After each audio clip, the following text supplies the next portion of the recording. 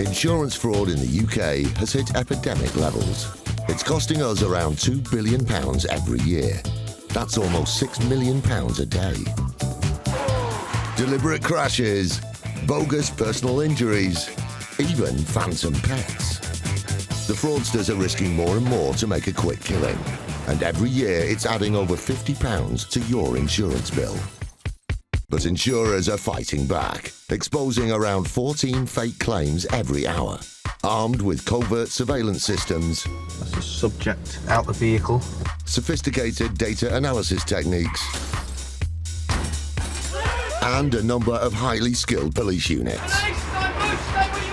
They're catching the criminals red-handed. Just don't lie to us. All those con men, scammers, and cheats on the fiddle are now caught in the act and claimed and shamed.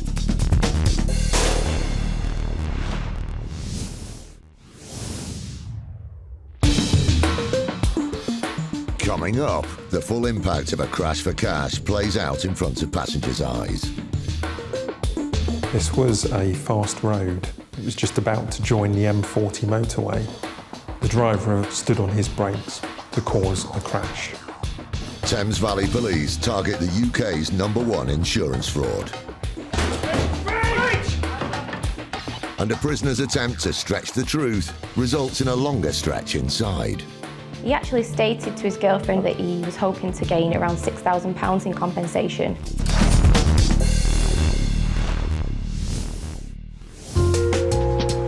Crash for cash is the #1 insurance fraud in the UK. As its name suggests, criminals deliberately create crashes for huge insurance payouts targeting innocent drivers. It's often described as a victimless crime, and that the only people who pay are insurance companies. But not anymore. Crash for cash, in its simplest form, is where you will have a driver of a car, and they are part of a criminal gang. They're determined to make a crash and for you to drive into the back of them because it's recognised generally through the insurance world that if you drive into the back of someone, it's your fault. Scams like these are costing up to £400 million a year through fake claims. Inspector James Upton was the leading investigator of a horrific car crime. The first fake accident which had fatal consequences. The worst is where innocent victims are targeted. That's only going to lead to one thing. That's someone being killed or very seriously injured. In June 2011, 34-year-old Baljinder Kaur Gill was driving home along the motorway when she was involved in a crash for cash scam. The accident happened around 8:30 p.m. Two cars were working together, aiming to cause a crash. One car pulled in front of the other, hoping for a van behind to collide into one of their vehicles. This was a fast road. It was just about to join the M40 motorway. It was a 3-lane stretch of road at 70 miles an hour. The driver stood on his brakes to cause a crash. Baljinder was driving behind the targeted van. Actually, the victim that they chose was Mr. Fallon in the green transit van, and was a sign-written transit van. It would have been clear to most people that it was a business-related van that probably had insurance. But Baljinder was immediately behind Mr. Fallon and was caught up in the plan. She probably would have just thought everything's going to be fine. She was at the car, she was in a safe place. So when she leapt back in to grab a jacket because it was cold, that the second collision took place. Baljinder had crashed into the back of the targeted green van. She managed to get out of her car, but it was so badly damaged from the first collision that she had to stay on the hard shoulder. Then events took a devastating turn. Within a short period of time, another vehicle came along in the third lane, and unfortunately he was unable to stop in time and drove into Miss Gill and her car, and she died at the scene. The devastating impact of the second collision can be seen in the reaction of passengers on a passing coach. This footage was so compelling, it was used in court. My dad's come up to me and said, oh, the police were outside, coming up in the door to see what they want. come downstairs and I've opened the door and I've spoken to the two officers out there. And they've suggested that they come in and we all sit down and they can speak to us properly. I remember crying. It was just difficult. We were just numbed. We have no idea what they said, what we hear. Up to about 6 or 7 in the morning, we were talking, crying, and just realised what they have said. Luckily for me, the last thing I told my sister, I think it was the day before the accident, I spoke to her on the phone in the evening, probably about 7 o'clock. And I was just wishing her happy birthday. And the last thing I said to her on the phone was, I love you. Mr. Lee, who hit Baljinder and drove into the back of her car, was arrested at the scene. Mr. Lee was not a member of the gang, but was sentenced to a year in prison for causing Baljinder's death. He was investigated, charged and found guilty of causing her death by careless driving at Reading Crown Court. But it should be recognised he was not part of that gang. On the roadside, the members of the gang had been treated as innocent bystanders. It was only when the police started to investigate the accident further that they realised it was anything but an accident. Bye. At the scene, a passenger had given officers a false identity. It turned out the owners of 2 of the vehicles lived yards from each other and were in contact at the time of the crash. We had seized their mobile phones at the point of arrest. Most of them denied any involvement in what had happened and certainly had said that they had no plan to create a crash or claim fraudulently for insurance purposes. What developed through the investigation into the mobile phone evidence was that they clearly were all in communication with each other before, during and after the collision. By April 2014, the gang had been tried at Reading Crown Court. 4 members of the gang of 5 were sentenced for 9 years and above, and the 5th member was given 6.5 years. It should really send a message out to anybody that's thinking about committing such frauds that it's taken very seriously and there's a high price to pay. No sentence that any judge ever issued would ever be enough. It's never going to bring my sister back. There's no, in my opinion, there's no punishment that's suitable enough to give them after what they did.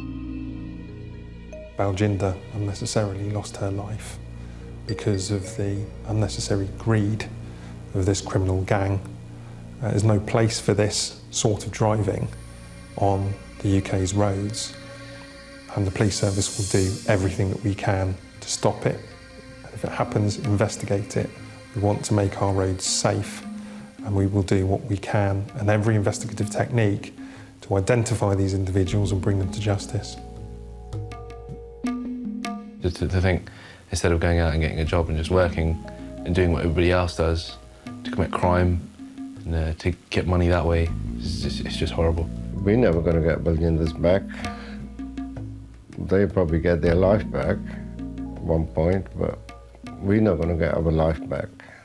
We got no life because we lost our 2 children. We have breathing and walking, but we got no life.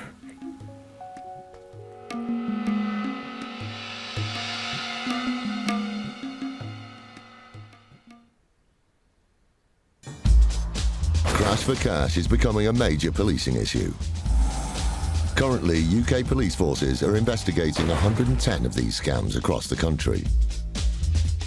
Reports claim that 1 in 7 personal injury claims are linked to deliberate crashes.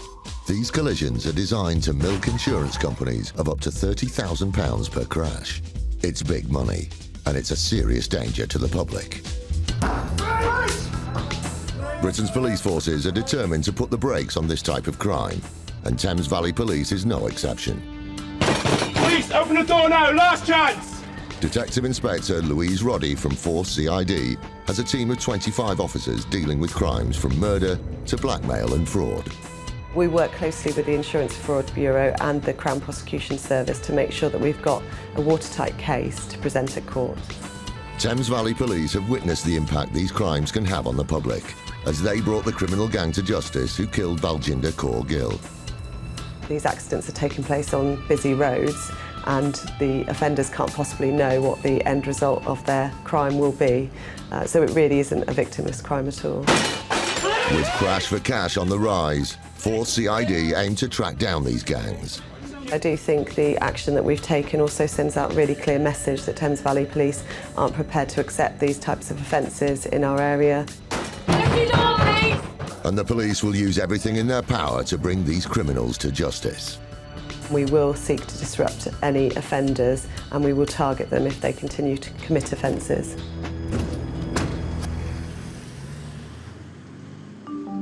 It's 7 a.m. Today, Thames Valley Police are getting ready to raid another suspected crash for cash ring. So Operation is basically an operation that's focused on a series of frauds that have happened as a result of some induced or fake road traffic collisions. So the aim today is obviously to disrupt these offences, to stop them happening, to arrest the suspects and to prosecute them. Police teams from CID, road policing and immigration have been working together, investigating a series of crash for cash crimes. It's a police issue because of the scale of the offences. This is a series of crimes and it does involve criminals that work together, and we believe that they're an organised group of criminals. So if we can have the sergeants back in the office over there and we'll look to go out in the next 5 or 10 minutes. Thank you. Sergeant Nigel Scarrett is preparing to head out with his team on today's raid at a company address, where it's believed that the suspected criminal gang planned the crashes from. It's a first floor business premise. We're looking to arrest for suspicion of conspiracy to defraud and damage property and suspicion of dangerous driving. 3 subjects at the address, so we're not really sure numbers-wise how many's going to be there. Nigel briefs the officers, directing them on how they will tackle the raid. We'll try and park up short so you can go in first. Because of the time of day, we're not sure if anybody's going to be in or not. So likelihood is we're probably going to have to force it. So if you want to lead, follow Roger, all right, and then we'll come behind you in the van. Ready, sir? Let's do it. Quebec Sierra 50, test call. Raids have their risks. The officers have to be ready for any eventuality. It's a big crime, really. You know, a lot of fraud, worth a lot of money. They're making a lot of money from it. Yeah, they get quite upset and want to fight you. So that's why we always go in quite strong, really.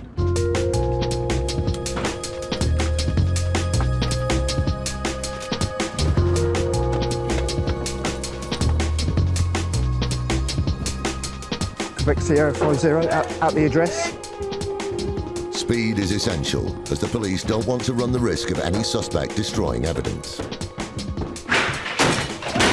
Breach! Got a second person in here. Another one. How many got? 2 in here? 1 in there. Is that it, yeah? There's a few startled people on the premises. We've got a warrant, okay, to search this address, which is what we're going to do, okay, so we're going to be here for quite a long time. Conspiracy of fraud is what we're looking at. It's essential the officers contain the situation quickly. That's how it is, you know, it needs to be quick. We didn't know what were behind the doors. But with the size of the premises and the amount of possessions, the team could be here for days searching through the property's contents. It's a massive place here. I think there's going to be loads we've got to go through, so if when any officers come free, if they could come and help, that'd be appreciated.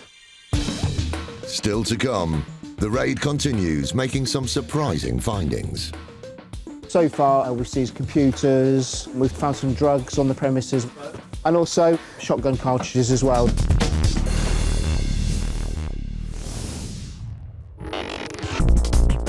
For most people, ending up on the wrong side of the law means spending time inside. Some inmates see it as a time for rehabilitation. But for the most cunning criminal, being locked up doesn't necessarily stop them from attempting to break the law. Personal injury prison payouts have become a new source of income for some inmates, as criminals see it as an easy way to cash in from their cells.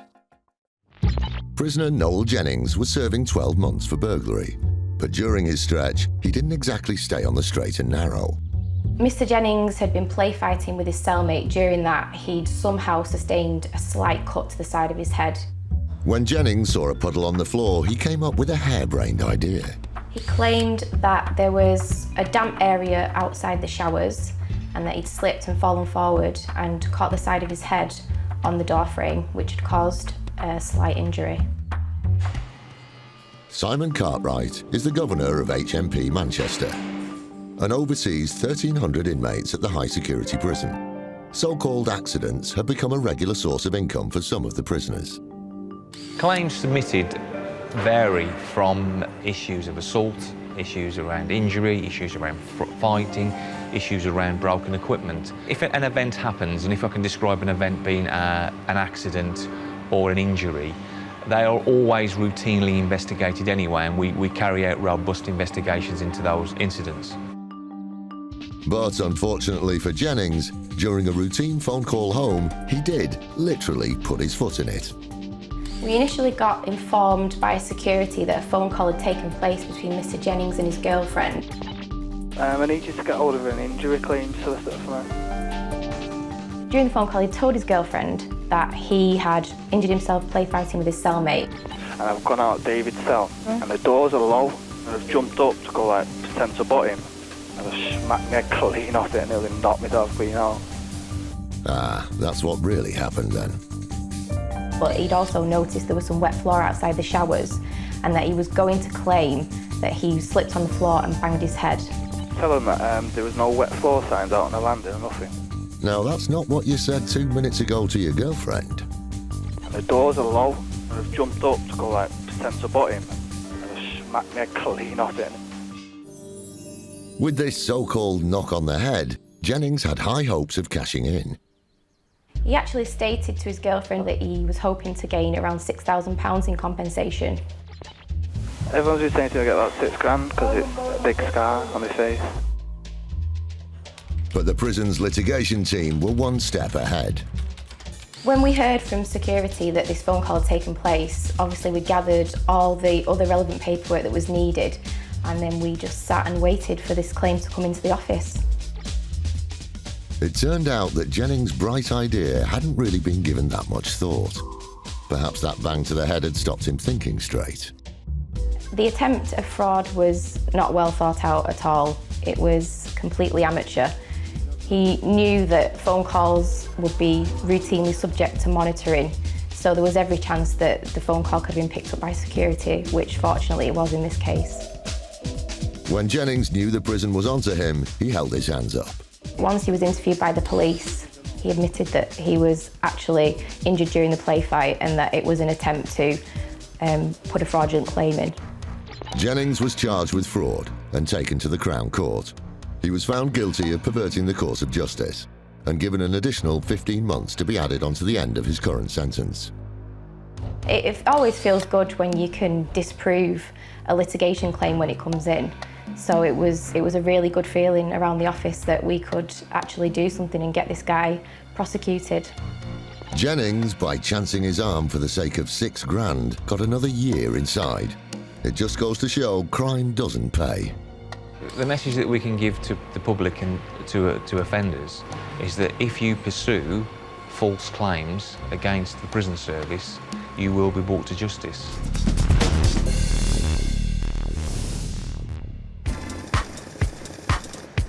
Royal Mail delivers thousands of letters and parcels every day, from birthday cards to gifts. But sometimes that long-awaited package just doesn't arrive. Thankfully, Royal Mail offers insurance for such events. But, yep, you've guessed it, where there's insurance, there's fraud. In June 2011, when one particular package was claimed to have gone astray, two bungling fraudsters gave a rather wet interpretation of this type of fraud. We received a call from one of our post office counter staff who told us that she'd taken a package in, a special delivery package, insured for £2,500, but later on that day she'd realised that there was water coming out of the package. It seemed that the customer was about to post a package that wasn't all that it was wrapped up to be. I don't think the lady in the post office was at all suspicious of the individual who brought the items in. What she was suspicious of was the fact there was water draining down her counter half an hour later. The fraudsters thought they came up with a brilliant scheme to make £1 or £2. They decided to post several iPads to the value of £2,500 via special delivery. But instead of iPads, they packed it with ice cubes. Hold on, ice packs, not iPads. But what they thought was a watertight plan disappeared before their very eyes. The counter assistant opened up the package and found inside a bag of melting ice cubes. We assumed this was probably going to be a compensation scam, so we warned our colleagues in customer services to let us know as soon as they'd had a compensation claim with regard to that parcel. Of course, it wasn't long before Royal Mail received a claim for £2,500 for iPads being lost in transit. To the best of our knowledge, the iPads never existed. When we checked the packaging, we found there was nothing inside it but a bag of melting ice cubes. It turned out the swindlers weren't as clever as they thought and had got in a muddle over how the postal service works. No real understanding of how the postal service or our claim service works because we'd never dispose of a parcel. If a parcel is damaged in some way, we will always try to reconstitute it and we'll deliver it to the addressee. The two fraudsters were Nathan Mensch and Nigel Bennett, obviously a lover of packaging as he turned up to court with a bag on his head. In July 2013, at Shrewsbury Crown Court, they were found guilty of fraud and received a 12-month community order and had to undertake 150 hours of unpaid work. From time to time, we do see fraudulent claims. The point is we do have an investigation team, so we will never leave these uninvestigated. We will always try to get to the bottom of it. Was this a first-class fraud or just plain stupid? Ice cubes themselves are unusual. I've heard of it happening in other areas. We've never seen it before. It certainly wouldn't work because the ice has got to go somewhere. So it was a fairly poorly thought out scam, really.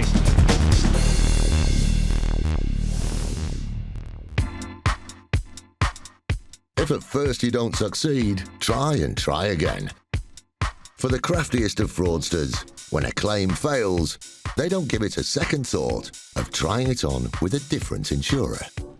We received a call from the policyholder who reported accidental damage to his bedroom carpet caused by spillage of hot hair removal wax. For this particular claimer, chancing his arm got him in a sticky mess. Part of a routine inquiry would be to make database checks, and we very quickly discovered that the policyholder had a very similar claim only 4 months prior with another insurer. On checking the previous claim in a little bit more detail, we'd identified that that claim hadn't actually been paid, but also was accidental damage to the bedroom carpet caused by hot hair removal wax. He denied all knowledge of the previous claim. The policyholder insisted that there'd been no previous damage to the carpet and he'd been in that property for some time. What the claimer hadn't counted on was that the insurance companies talked to each other and Allianz could easily get its hands on the details of his previous claim. The similarities were beyond coincidence. One of our very experienced investigators listening to both calls using voice analysis techniques, and he was able to determine that both calls were indeed made by the same individual. Again, the trickster denied all knowledge. We gave him an opportunity to provide a further explanation, and he still insisted at that point, even confronted with the evidence we obtained, that it was all a misunderstanding. We went back to him and gave him an opportunity to confess. He didn't. Still insisted that it was all a misunderstanding. Even though it was a small claim, it was referred to IFED, the Insurance Fraud Enforcement Department. The specialised police unit takes a dim view on any form of fraud, and the claimant lost more than his claim. The policyholder, we believe, was concerned about us referring to IFED because he was worried about his job. We found out he'd worked for another insurance company, and I think he was fearful of the consequences of that. It really wouldn't have gone down too well with them. You're right. They didn't look too kindly on that, and he lost his job. And to top it all, he received a formal caution. But however small or large, no fraud will be tolerated. The value of the claim submitted by the policyholder was only £245. But this really does go to show that insurance companies now take it seriously, have a zero tolerance towards fraud. This wasn't the most sophisticated attempt at fraud we've seen. He was easy to catch.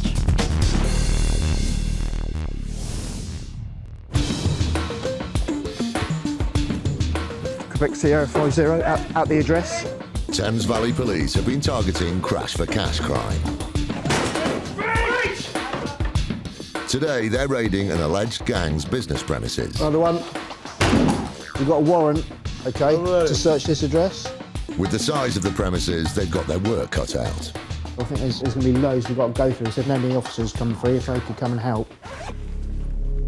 The officers need to be thorough in their search and can't leave any stone unturned. We found it before we've been searching. There's one place that hasn't been searched, or one suitcase, or one briefcase, and you're just going to find that small bit of key evidence that could prove the case. No matter how small the area. PC Roger Gilbert is a traffic investigator for Thames Valley Police. This is the culmination of months of hard work for Roger, who investigates traffic collisions, identifying possible links and patterns. Every piece of paperwork here relates to different accidents at different times on different dates. There's probably a lot of unsuspecting members of the public out there who've been victims in these accidents who probably don't realise that they're induced collisions. To build the strongest case possible, it's vital Roger gathers all the relevant paperwork to help bring the suspected offenders to justice. We found various sets of car keys, another prepaid credit card. They basically go, we believe they go online and buy insurance, and they use the prepaid card, so they're harder to trace. But obviously, we found them in the drawers.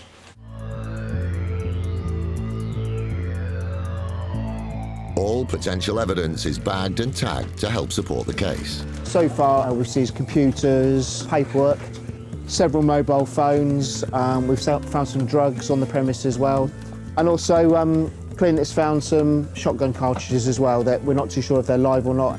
We're just keeping them safe. We're going to take them back to the police station and they'll be put into a safety cabinet, and the armed response vehicle, they'll just come to check that out. There's still a lot of stuff here. It's still possible we can find more paperwork, more mobile phones, maybe more firearms, you never know. The drugs, cartridges and paperwork have been gathered as possible evidence and are being brought back to Thames Valley Police for further investigation. All in all, the officers think the raid has been successful.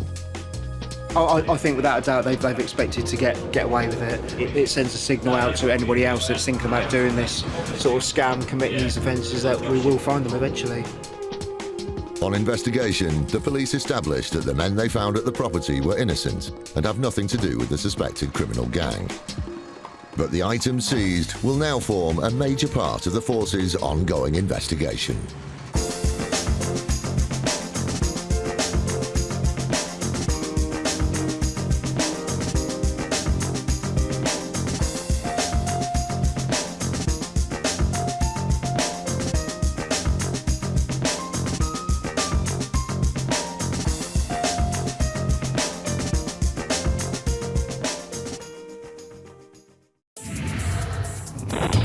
Insurance fraud in the UK has hit epidemic levels. It's costing us around £2 billion every year.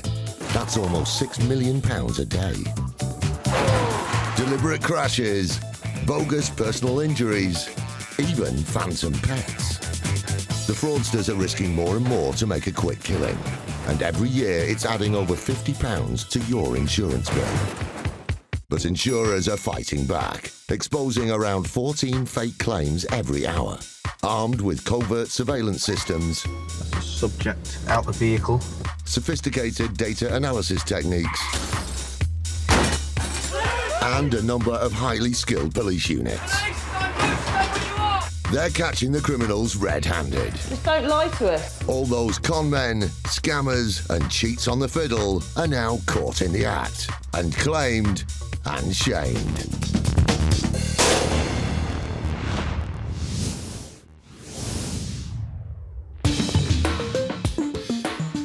Coming up, a firefighter feels the burn as his car is torched in an insurance scam.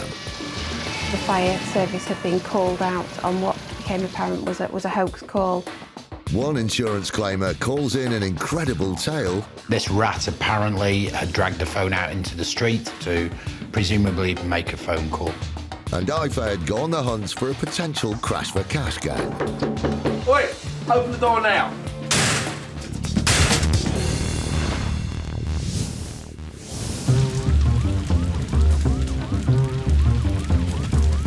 Firefighters risk their lives on a daily basis in order to protect us. They bravely put other people's safety before their own. It's a high-risk, high-pressure and highly respected role. One such hero was highly decorated Anthony Murray, who worked for the Lancashire Fire Service. Mr Murray has received two what we call Chief Fire Officers commendations. This is for action he's taken at incidents that are particularly important or dangerous. In 2009, Anthony Murray saved the life of a 77-year-old woman when he pulled her from a burning building. But 3 years later, Mr Murray was the victim of the cruelest irony, when his car was torched while he was out on a 999 call. The incident actually took place in the early hours of the morning of the 5th of October of 2012.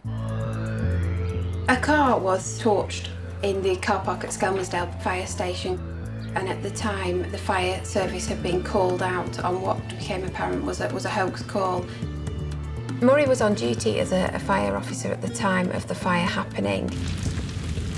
The police started to investigate who was responsible for the fake call. The police investigation quickly revealed that the hoax call had been made by a gentleman called Gareth Collier, who was connected to Anthony Murray by virtue of them both having been employed as doormen at various licensed premises in Wigan. The police then checked Collier's phone and made a surprising discovery. The police looked into the telephone contact between Murray and Collier, and it very quickly became apparent that this was a planned offence that they had spoken about by text message on a number of occasions in the weeks leading up to the fire. There were text messages to show that Mr Murray had told Mr Collier exactly what to say in the hoax call, in that he'd told him to say that there was a road traffic collision at an area which is the furthest area that Skelmersdale Fire Station cover, knowing that that would have sent both fire engines, one of which contained Mr Murray, to the furthest point of the area that fire station covers, thus making the coast clear for the fire to be set in the fire station car park. With Murray now firmly in the frame, he came up with his own version of events. He believed that someone had a grudge against him and Mr Collier as they were suspected to have assaulted someone during the course of their work as doormen. The police then received a series of threatening letters, which suggested that someone else was responsible for the arson attack. Letters were received by various people which purported to establish that somebody had a grudge against Mr Murray. But there were clues in the letters that would spell the end for Murray. Those letters were recovered by the police, and a number of them were assessed by a handwriting expert. That expert was able to compare the letters from this case with documents written previously by Mr Murray. It showed that those documents shared similar spelling mistakes and handwriting style. The plot thickened when forensic evidence implicated Murray's mate, Gareth Collier. Mr Collier's DNA was found on a cigarette lighter that was recovered next to the burnt vehicle, and he also went into the hospital the next day with quite a significant burn to his hand. Gareth Collier had literally got his fingers burnt by the crime, but the stakes were high. After all, Murray's claim was worth tens of thousands of pounds. Mr Murray purchased the vehicle in June 2011 for £47,400, and within the space of a year it had depreciated in value by half. He had taken out normal car insurance and also gap insurance, which is to make up the difference between the market value at that point and the original price of the vehicle. So in the immediate aftermath of the car having been burnt out, he claimed on both of those insurance policies. Murray was in so much debt that he thought torching his car was the only way out. He offered Collier £1,000 for his part in the botched burnout. Whilst there was clearly a degree of planning to this offence, I certainly wouldn't describe either of the men as criminal masterminds. The police did a very good job investigating this case, but the evidence was certainly there for them to find. Along with his own car, the fire had burnt 2 other station vehicles to the tune of more than £20,000. Murray had wanted to get minted, but what he got was a court summons instead. The result was that Mr Murray pleaded guilty to conspiracy to commit arson, 2 counts of fraud, 1 in respect of each of the 2 insurance policies, and perverting the course of justice. He received a total sentence of 60 months imprisonment. Murray's plans to get rich quick turned to ash. Mr Murray received a lengthy custodial sentence, which, in my opinion, reflected the seriousness of the offence, the amount of money concerned, the fact that in the aftermath of the offence he made positive steps to try and deflect the police investigation away from him. In addition to that, I think the most serious aggravating feature to this offence is that Mr Murray used his knowledge gained as a firefighter to assist in the commission of this offence, and that will have been taken very seriously. The twisted firestarter's ruse was finally snuffed out, and he was unceremoniously locked up. Worse still, he had soured the good name of the Lancashire Fire Service. This could have actually damaged our reputation quite badly, but I think people are sensible enough to realise this was a rogue activity by an individual.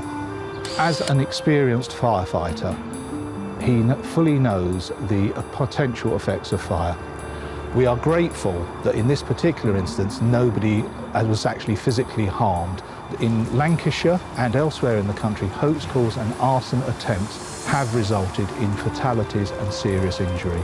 I'm appalled at the actions of Anthony Murray. I think as a fire service we feel betrayed by his actions.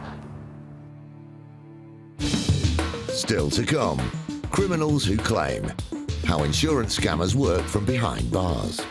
One of the witnesses had actually seen Kirbishley fall over quite dramatically in a very controlled manner. And IFED call in for some backup. Yeah, we're going to need method of entry because there's no way we can get through here.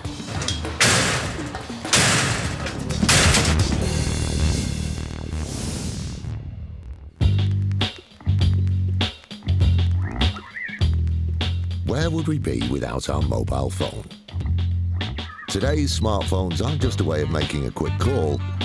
They're an online, emailing, music playing, texting, diary planning device. And that's just the basic models. So imagine how upset you are when you lose it. Thankfully, there are people like Andy Morris at Assurance Solutions on hand to insure us against such eventualities.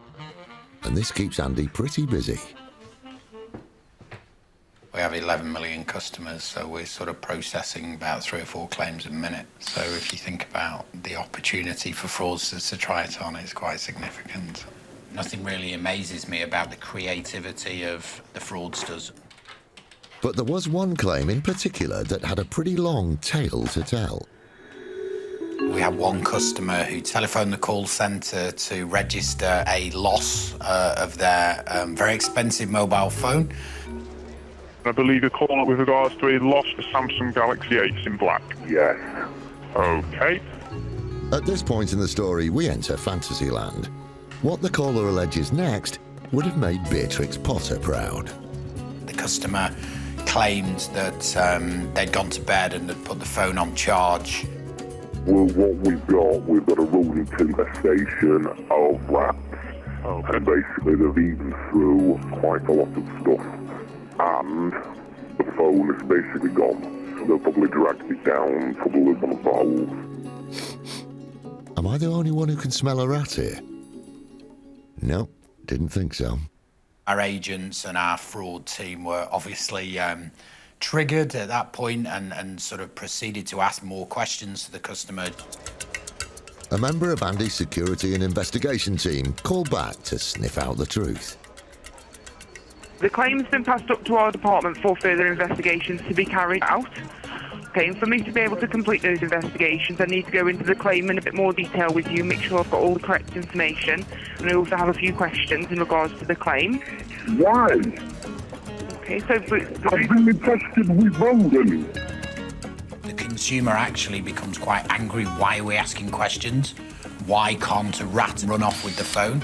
And that we're a silly organisation actually making it difficult for them to pursue their claim. Basically, from what I can gather, I had it on charge. We've had an infestation of rats, and obviously they've eaten through the skirting board, right? It will have dragged, you could have dragged the phone outside. I find that very hard to believe. The customer continued to stick to their story, and this rat apparently had dragged the phone out into the street, presumably play games on the phone or make a phone call. Why do you find it hard to believe? Because I find it very hard to believe that a rat has taken the phone from your desk. They're very good at what they do. They're very good at what they do? Yes. It's no one going to believe me or what? Rats may be clever creatures, but Andy's team were not going to be trapped. We looked at the data records, and to our amazing surprise, the telephone was being used the next day. Did anybody else have access to the handset? No. The reason I'm asking... Why? The usage of the handset that I'm looking at in front of me shows that that handset was used on the day that you called us. Fortunately, the caller had a perfectly rational explanation. The way the rat is obviously seeing the entry point of getting out is into the street. So your phone has been on charge on your desk. A rat has come and dragged your phone through your skirting board. It's then taken the phone outside and somebody's picked it up to use it. Well, it could do. Each phone has a unique identification code, and that's called in the industry the IMEI number. What that allows us to do is to effectively track when and where calls are made on that phone. Using data analysis and interview techniques, Andy's team were able to catch this rat. Our agents are trained using police interview technique, which is an approved process to prove beyond reasonable doubt that the phone was being used and this individual was probably making up a ratty tale.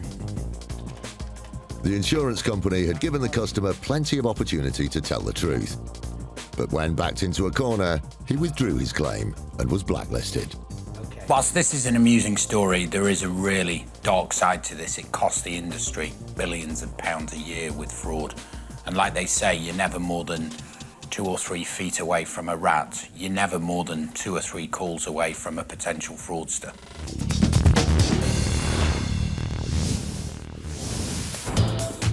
In January 2012, the City of London Police joined the fight against insurance fraud by forming an elite squad known as IFED, the Insurance Fraud Enforcement Department. I would say to anyone who's considering committing insurance fraud that now this is no longer a crime without consequence that it may have been in the past. There is a dedicated 40-strong unit known as IFED that work 24/7 hunting down insurance fraudsters.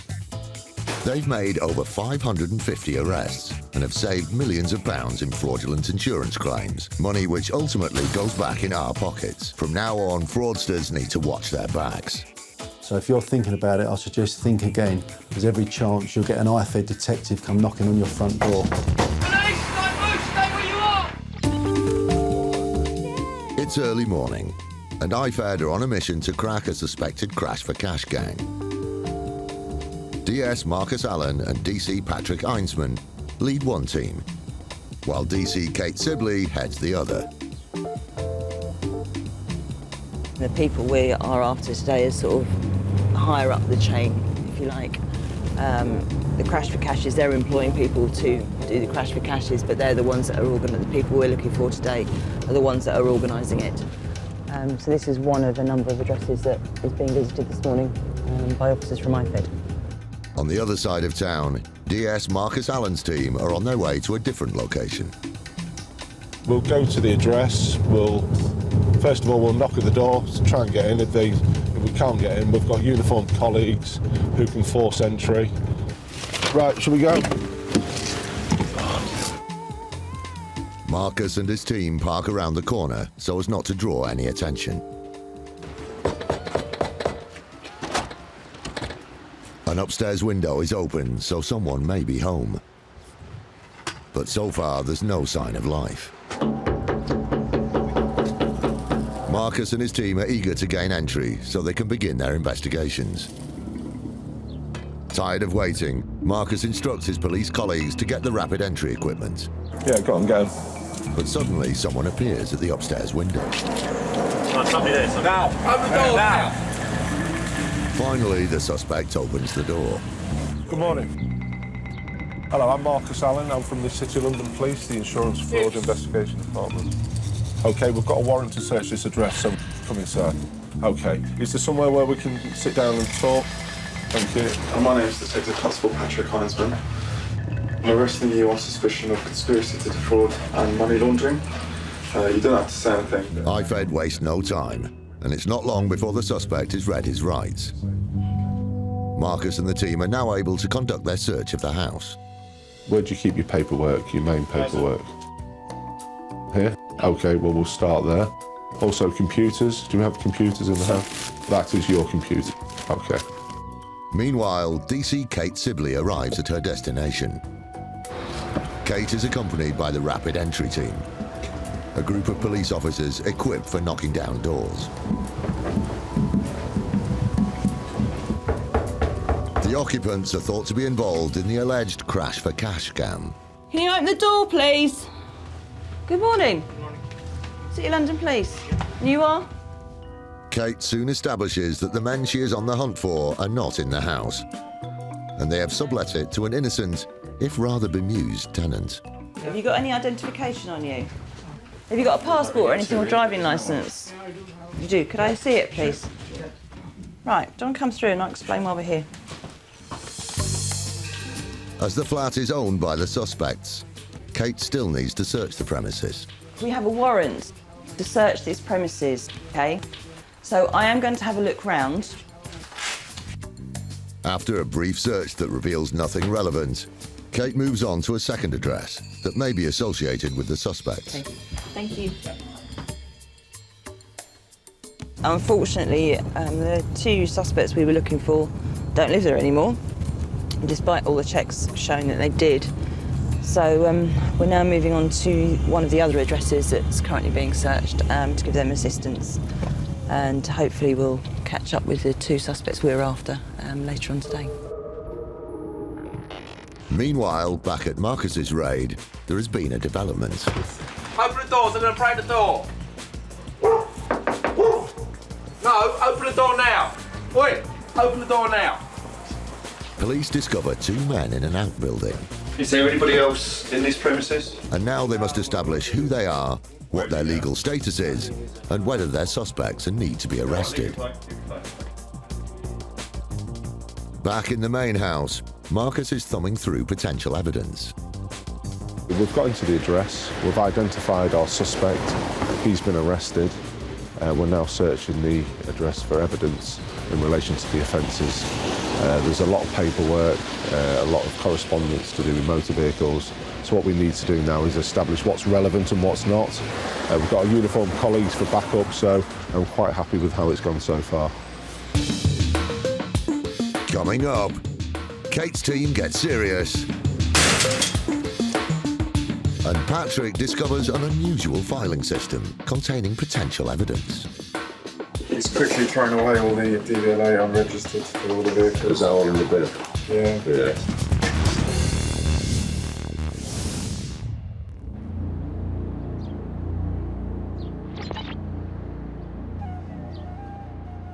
Some fraudulent insurance claims come from the strangest of places.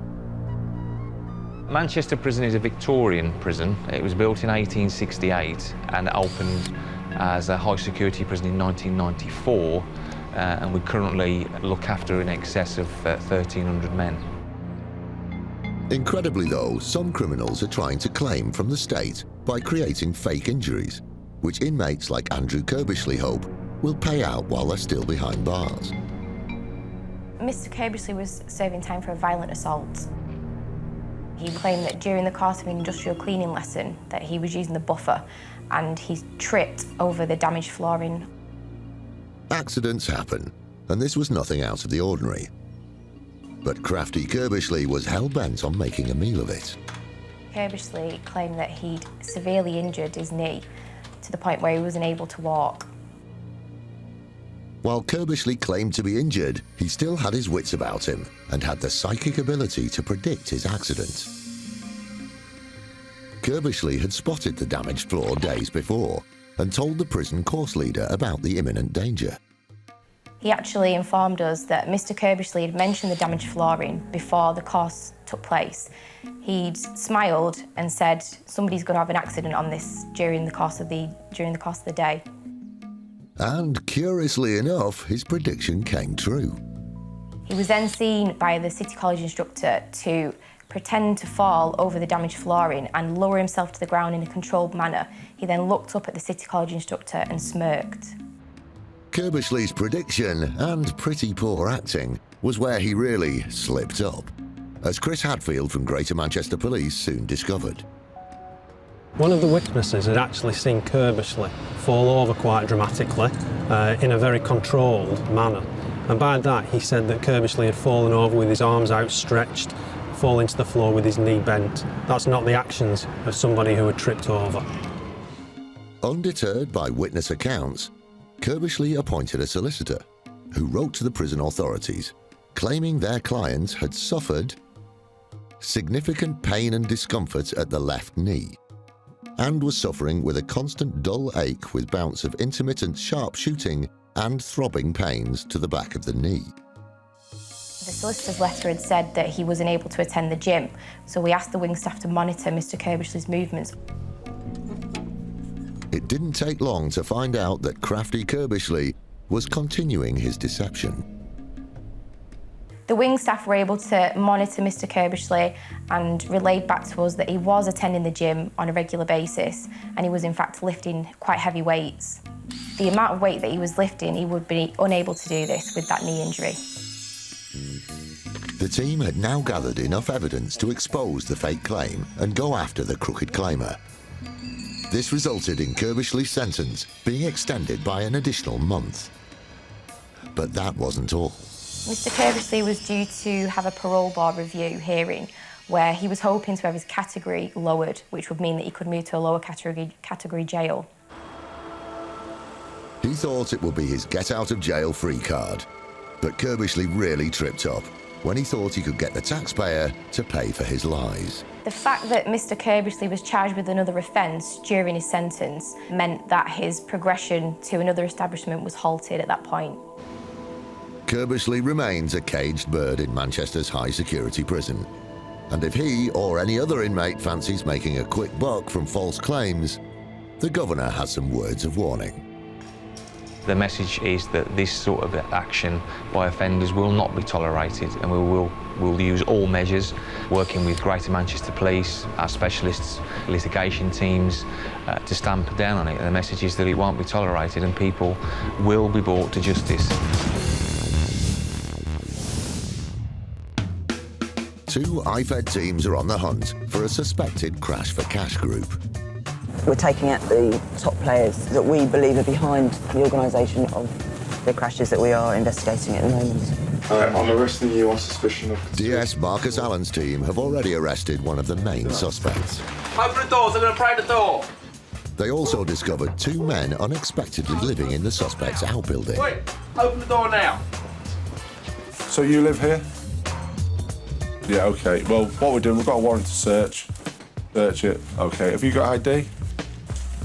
Marcus takes photographs of their identification and emails their identities to Police HQ to check their legitimacy. We're happy with the identity of the two men in the outbuilding and we've checked their immigration status and we're satisfied with them at the moment. Elsewhere, DS Kate Sibley has arrived at a second location as part of the investigation. The second address we've come to, we've arrested one suspect who's just been taken off to custody. This address is currently being searched, and we're now going to go off to the yard, which the rear of it is rented to the suspects, which is where all the vehicles are kept and taken after the accidents. But gaining access is going to be tough. So Kate calls in the Rapid Entry Boys. Yeah, we're going to need method of entry because there's no way we can get through here. Well, we just arrived at the yard. The main gates are locked, padlock. We need to go to the rear of that, which again is locked. There's no sign of life, so we've got to get assistance from our support group, who will be able to gain access using bolt croppers. The Rapid Entry Unit don't mess about, and a padlock and chain are no match for them. They're in. Kate and her team need to explore further. We were expecting to find vehicles in relation to the crashes that we're investigating. Unfortunately, that's not the case. We found a new business that's obviously taken over the site in the form of skip hire. So unfortunately, we've drawn a bit of a blank here, but it had to be done and we had to cover all bases. Meanwhile, Marcus and Patrick make a potentially important discovery in the case. While searching an upstairs room, Patrick finds something very interesting. It's a bin containing a number of insurance documents. Paperwork that is often helpful in cases like these. He's quickly thrown away all the DVLA unregistered scrap letters for all the vehicles. Is that all in the bin? Yeah. Yeah. What I'll do, I'll just seize the contents of the bin, I think. The suspect finally emerges from the house and is led to the waiting police van. The time's now 9:25. We've finished at the address, we've searched it thoroughly, we've arrested the suspect. We're now going to the custody at the police station to interview him.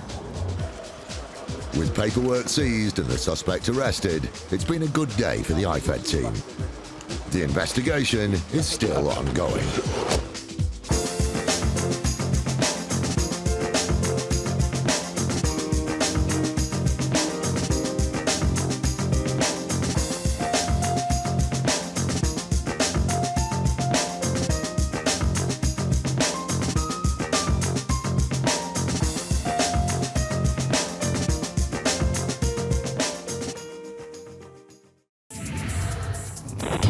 Insurance fraud in the UK has hit epidemic levels. It's costing us around £2 billion every year. That's almost £6 million a day. Deliberate crashes, bogus personal injuries, even phantom pets. The fraudsters are risking more and more to make a quick killing. And every year it's adding over £50 to your insurance bill. But insurers are fighting back, exposing around 14 fake claims every hour. Armed with covert surveillance systems, Subject out the vehicle, sophisticated data analysis techniques, and a number of highly skilled police units. They're catching the criminals red-handed. Just don't lie to us. All those con men, scammers, and cheats on the fiddle are now caught in the act and claimed and shamed.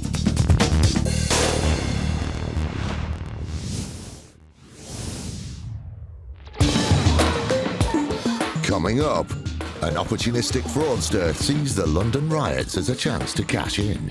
The rioters weren't anywhere near his premises, and Mr. Patel even managed to get the timing slightly wrong as well. One lady brushes up on her Italian from the comfort of her armchair. We strongly believe that the medical report was written utilising an online translation system. And Thames Valley Police break in on another suspected crash for cash ring. Right, go. Last chance. Please, open the door now, last chance!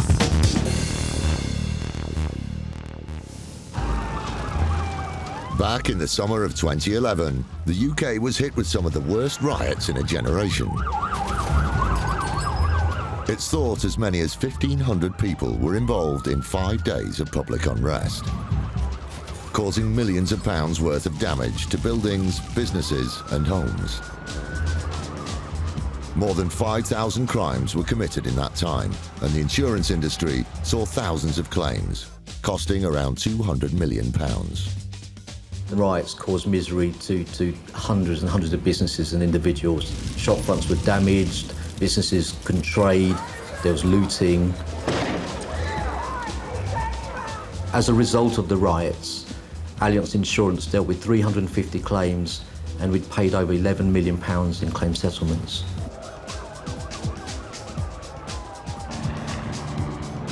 The burning shops of South London became the iconic images of the riots. Local business owner Abid Patel contacted Allianz after his premises were targeted by the rioters. Mr. Patel reported that in August 2011, his laundrette, shopfront and washing machines inside had been damaged by rioters during the London riots. Outnumbered by an angry mob, Mr. Patel had to witness firsthand the destruction caused to his premises. On the day in question, Mr. Patel decided to work late, and whilst working in laundrettes, he alleges that London rioters came, damaged the shop front and got inside. Being afraid, he retreated to the back of the premises, and subsequently the rioters ran amok within the laundrette and damaged 11 washing machines. After such a terrifying ordeal, Allianz was keen to get the claim settled, but the company didn't just reach for its checkbook. Despite the huge volume of claims, each one was still investigated, and the insurer discovered some dirty laundry. A number of concerns were raised. Mr. Patel had already previously submitted a claim for damage for washing machines in the laundrette only 6 months prior, which was never paid because Mr. Patel wasn't able at that time to produce documentation. This time round, when he was in the back of the premises and the rioters had left, he didn't actually call the police, and that concerned us. And there were other mistakes in the claim. There were some unusual aspects to the claim. The documentation that we received from Mr. Patel didn't add up. A lot of handwritten invoices, and when we tried to contact some of the companies, we couldn't do so. The insurers decided to send out an investigator to the claimant to delve further. While the investigator was there, he attempted to call one of the alleged companies that provided an invoice, and when he did so, the actual landline in Mr. Patel's laundrette rang out at the back of the premises. At the time, the investigator thought that highly unusual, so he did try that again, and he disconnected, rang again, and the landline rang out. At that point, Mr. Patel withdrew the claim. Realising Mr. Patel's fraud, the insurer thought it was time to hang him out to dry. We made a referral to IFED, the Insurance Fraud Enforcement Department. Subsequently, IFED raided Mr. Patel's home address and seized his computer. And on that computer, we found lots of evidence suggesting that Mr. Patel had actually created and falsified the invoices and estimates. By trying to get one over on the insurers, it seemed the claimant had got himself in a spin. I think the biggest mistake he'd made was that he'd got his location and timing all wrong. When we contacted the police, they were able to confirm to us that the rioters they weren't anywhere near his premises, and Mr. Patel even managed to get the timing slightly wrong as well. The claim would have cost the insurance company £16,000, but the fraudster's antics didn't stop there. As well as the claims submitted to Allianz, Mr. Patel had made claims to other insurers that they were near to settlement. That was for another £16,000. And when the police raided and took his computer, they found evidence that Mr. Patel was already in the process of making even more claims to more insurers. Mr. Patel was found guilty of 7 counts of fraud by misrepresentation. He was given a 16-month suspended sentence. Mr. Patel's attempt at putting in a claim as a result of the London riots was cynical, but it was quite amateurish as well. What we found particularly irritating was the time spent dealing with Mr. Patel's fraudulent claim could have been spent dealing with the genuine claims and getting businesses back on their feet.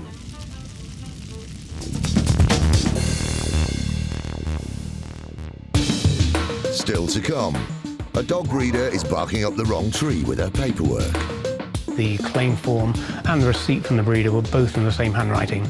And a couple of claimants try it on with a Whiplash claim. One of the guys has told the expert that it's been an effect on his dancing.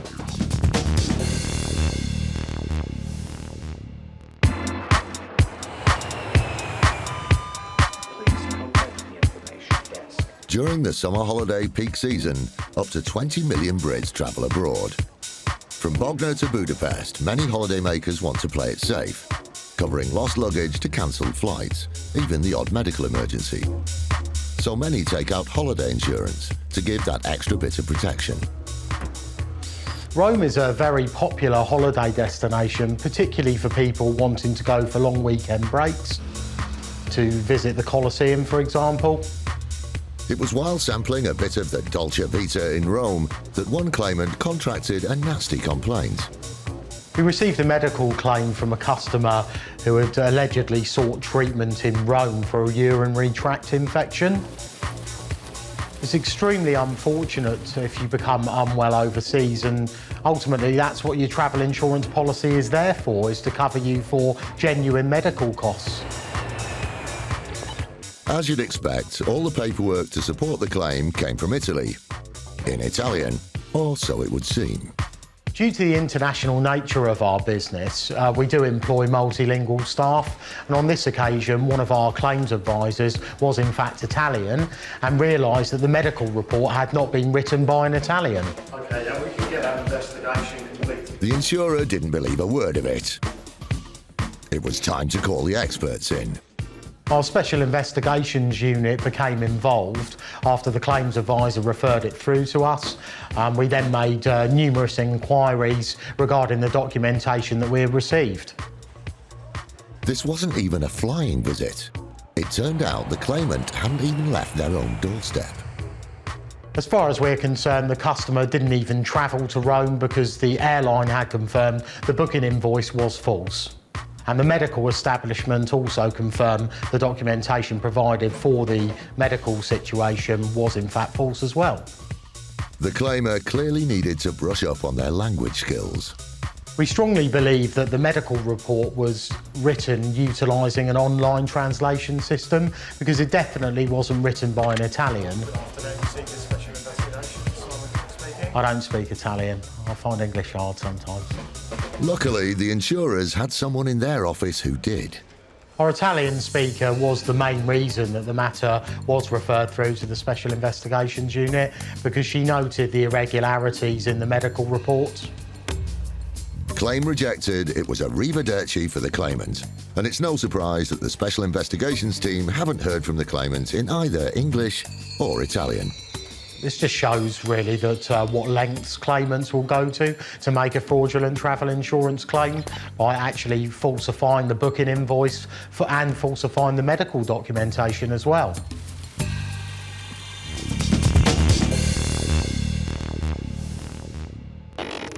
Crash for cash is becoming a major policing issue. Currently, UK police forces are investigating 110 of these scams across the country. Reports claim that 1 in 7 personal injury claims are linked to deliberate crashes. These collisions are designed to milk insurance companies of up to £30,000 per crash. It's big money, and it's a serious danger to the public. Britain's police forces are determined to put the brakes on this type of crime, and Thames Valley Police is no exception. Police, open the door now, last chance! Detective Inspector Louise Roddy from Force CID has a team of 25 officers dealing with crimes from murder to blackmail and fraud. We work closely with the Insurance Fraud Bureau and the Crown Prosecution Service to make sure that we've got a watertight case to present at court. That's our man, secure him! But it's not just costing the insurers thousands. These criminals are putting innocent lives at risk, and people are getting seriously hurt. These accidents are taking place on busy roads, and the offenders can't possibly know what the end result of their crime will be. So it really isn't a victimless crime at all. With Crash for Cash on the rise, Force CID aim to track down these gangs. I do think the action that we've taken also sends out a really clear message that Thames Valley Police aren't prepared to accept these types of offences in our area.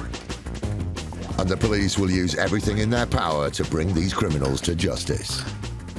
We will seek to disrupt any offenders, and we will target them if they continue to commit offences.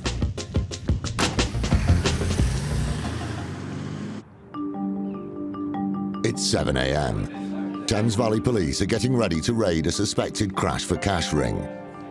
It's thought the group has been prevalent in the area for the last few years, forcing collisions and faking injuries.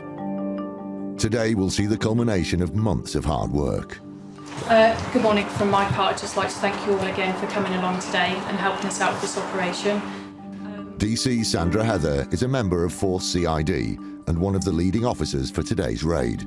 The ultimate aim is to confirm, identify and arrest suspects in relation to the offences in order to secure and preserve evidence, recover property, including documented communication and computer equipment. Police teams from CID, road policing and immigration have been working together investigating a series of crash-for-cash crimes. It's a police issue because of the scale of the offences. This is a series of crimes and it does involve criminals that work together, and we believe that they're an organised group of criminals. But equally, we want to send out a really clear message from Thames Valley Police that these offences will be dealt with robustly, that offenders will be arrested, and at any opportunity we'll prosecute them. Thank you. DC Heather is in convoy with a team of officers heading to raid the address of one of the suspected criminals involved with the crash-for-cash fraud. These officers are on the front line when it comes to the raid. We'll see what we get on the premises. Hopefully they'll open the door, but we've got the equipment necessary if we need to force entry. Method of entry officers are trained to knock the door down if the suspects don't cooperate. This method of entry officers, first thing we're going to be looking to do really is kind of just step out of the way, because if we've got the equipment in hand, then really we need to secure that and just make sure that everyone else gains access and entry into the building. Suited and booted to be on the front line. Once the officers have gained access, they then have to secure the property. But once we've got inside, it's basically just covering all of the areas, making sure that empty rooms are classed as clear, gather everybody into one secure area so that we've got the most effective way to search around the premises, and then let's begin the search. Speed is essential, and the police can't waste a second. Just pull in after this red car, mate. Right, go.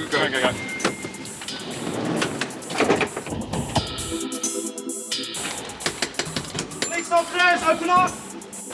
The suspected criminal could be destroying evidence or making a run for it, so they need to get in quickly. Police, open the door! There's someone at the window. Open up! There's someone inside, but the officers are running out of time and patience. Right, last chance. Police, open the door now, last chance! Oh dear. Right, let's do it. Go.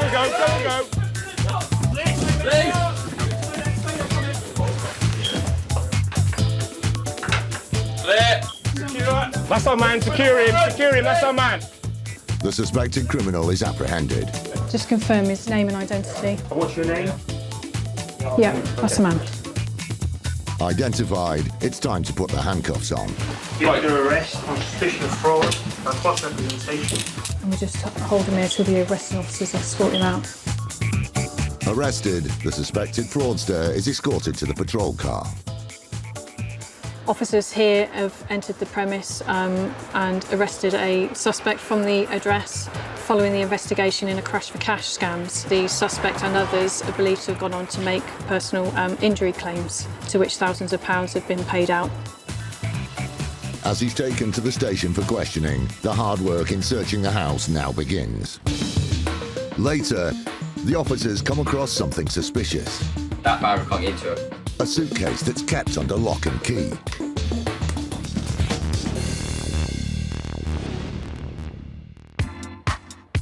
They say that a man's best friend is his dog. But having a pet can be an expensive business, and veterinary bills can run into the thousands. For peace of mind, many have insurance to cover the costs. But one crafty claimer who thought she'd try and get one over on her insurer was barking up the wrong tree. A claim came in for a very poorly mastiff with pelvic limb ataxia. Pelvic limb ataxia is a condition whereby you might find one or more of the legs or limbs paralysed, or difficulty in moving. There might be incontinence. So a distressing condition for the mastiff and a really distressing condition for the new owners. His name was Basil, and with the condition that it had, obviously we wanted to settle the claim as quickly as possible. Even though the owner had only had the dog for a few weeks, the insurer didn't think there was anything unusual about the claim. That is, until further inspection. One of the things that made us suspicious of the claim was when we investigated the claim form and the receipt from the breeder were both in the same handwriting. The insurer contacted the claimer to see if they could explain. When we probed the new owner and the breeder said the receipt had been written by her husband, and it was a bit of a fudge, which set alarm bells ringing. Okay, thanks. Bye-bye.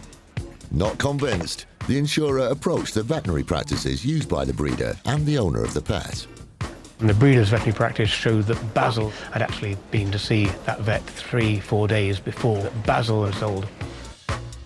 This showed that the dog had a pre-existing condition before it was sold. So the breeder knew there was a problem with the puppy. The breeder said, when we spoke to them, that the puppy had left completely healthily, but obviously it hadn't. It had seen the vet beforehand.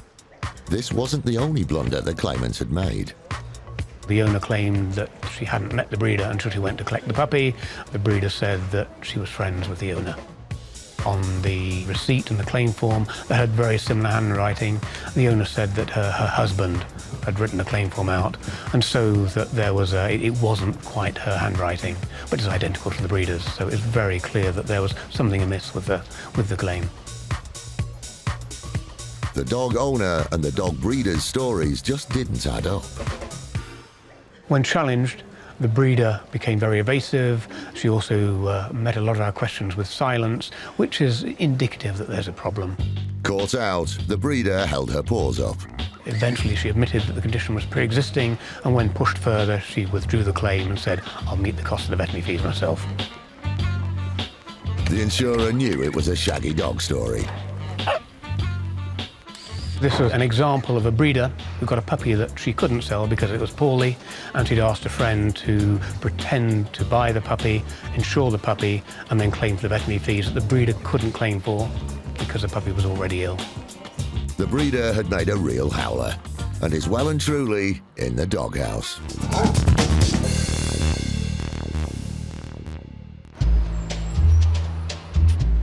Over 4.5 billion bus journeys are made every year in Britain, and almost 2/3 of travel on public transport is made on the Great British Bus. So it isn't very surprising that bus companies see their fair share of accidents. On the 20th of November 2010, at around about 4:30 in the afternoon, a van has overtaken one of our buses on the driver's side, and the wing mirror of the van has just come into contact with the side of the bus.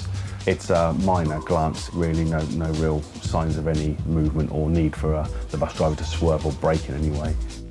It was just before rush hour, and there were a few passengers on the bus. On the upper deck, there are two chaps sat at the back of the bus. They're generally sitting there. One's on his phone, one's chatting away rather animatedly to his friend. Annoyingly, he's got his feet on the seat, but they both seem to be very relaxed at that stage. Thankfully, whenever there's an accident, Lee has an army of spies to tell him what really happened, in the form of onboard cameras. When you take into consideration that we're running both single-deck and double-decker buses in our services, you can expect there to be between 12 and 16 cameras on each of those buses, covering the inside and the outside of the bus. From looking at the CCTV, the accident really appeared to be a very minor one. This was certainly a very low-energy impact. There's certainly no jolt that you can see from the footage, and I wouldn't have expected anyone to be injured in this situation. Hold on, let's have another look. You do see some general swaying, but it's nothing out of the ordinary that you or I would experience in travelling on a bus on a daily basis. With no one hurt and very little damage, there didn't seem to be anything to worry about. The minor nature of the impact is actually borne out by the fact that there was only around about £132 worth of damage caused to the bus. The damage to the van was so negligible that the chap didn't even bother claiming for the damage. However, some passengers saw it as an opportunity to take First Group for a ride. We received 2 injury claims from each of the guys on the bus. They've both got soft tissue injuries. The 2 passengers persisted with their claim, but were in for a bumpy ride. All told, these claims would be worth in the region of around about £3,300 each, plus costs. And a medical expert has said they're going to take around about 6 to 12 months for both of those injuries to heal.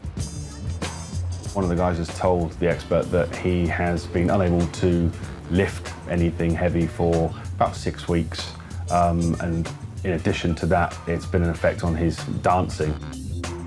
The claimants were obviously hoping to do a quick step to the bank. Naturally, when the claims handler is presented with these claims, the first thing he's going to question once he's seen the CCTV footage is how on earth could these two guys have even been injured? The camera never lies, and there was no footage to support their claim.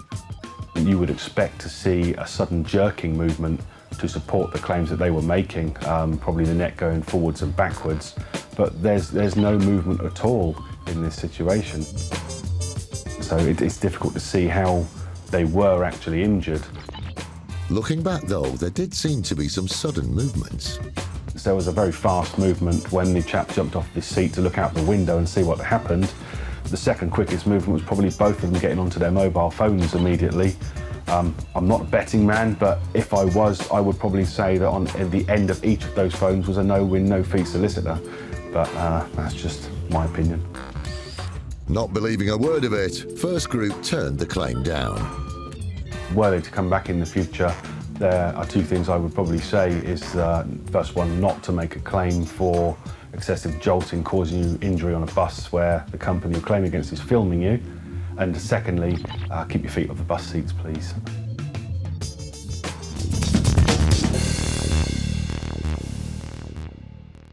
Right, go.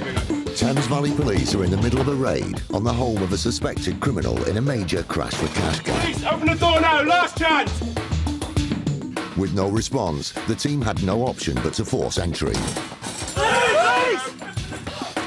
You're under arrest on suspicion of fraud and false representation.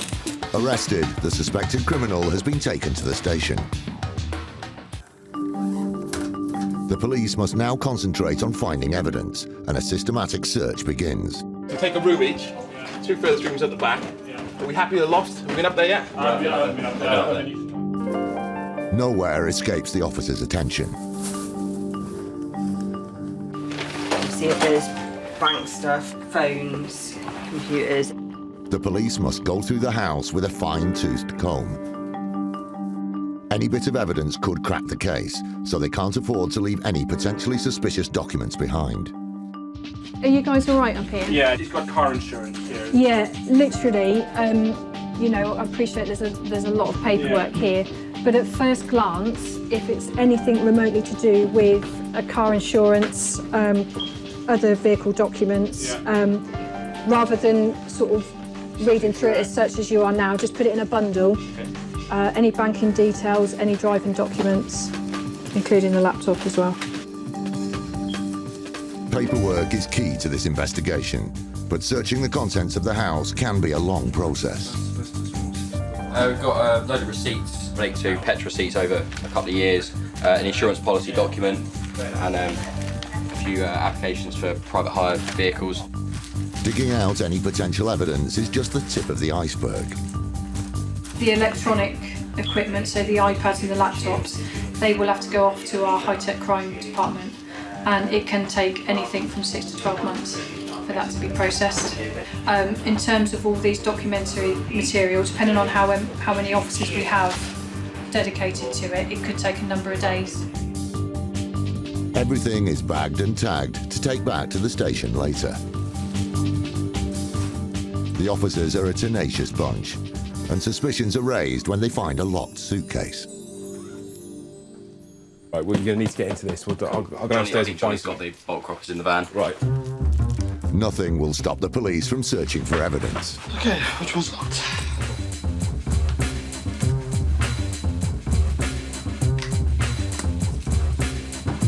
And their persistence usually pays off. 2 wedges of cash. So it's at least a couple of thousand in each pile. DC Heather is immediately informed of the cash find. 2 quantities of cash, which obviously will have away. Yes, yes, please. And a number of passports.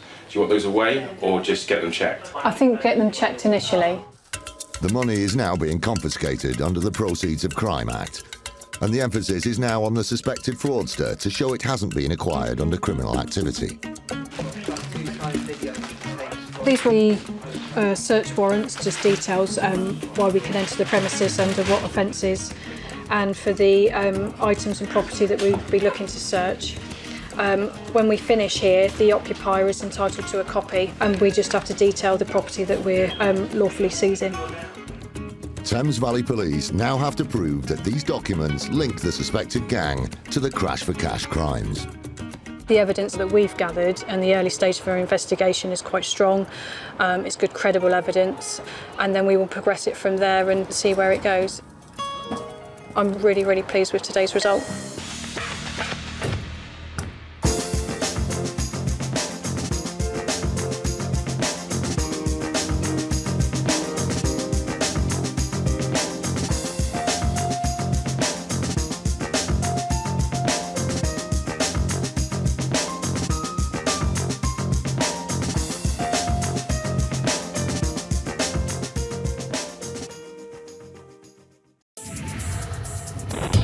Insurance fraud in the UK has hit epidemic levels. It's costing us around £2 billion every year.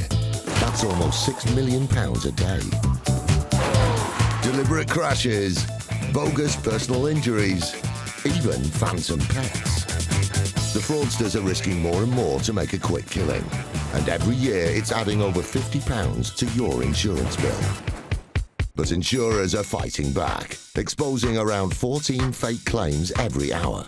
Armed with covert surveillance systems, that's the subject out the vehicle, sophisticated data analysis techniques, and a number of highly skilled police units. They're catching the criminals red-handed. Just don't lie to us. All those con men, scammers, and cheats on the fiddle are now caught in the act and claimed and shamed.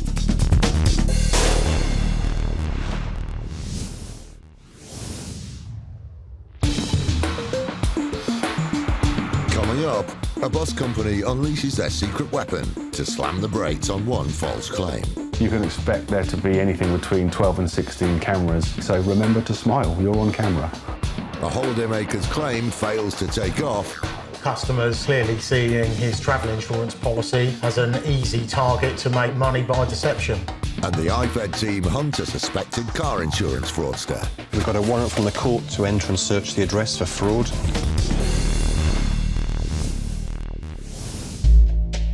Britain has been described as the whiplash capital of Europe. With almost 1,500 claims a day, it costs the industry nearly £2 billion a year. And fraudsters see this opportunity as a potential goldmine. A typical whiplash claim pays around £2,500 in the UK. Christian Worsfold is an expert in these types of injuries. So whiplash injury describes the mechanism of the injury, so the movement of the head and neck, usually in a low-speed motor vehicle accident.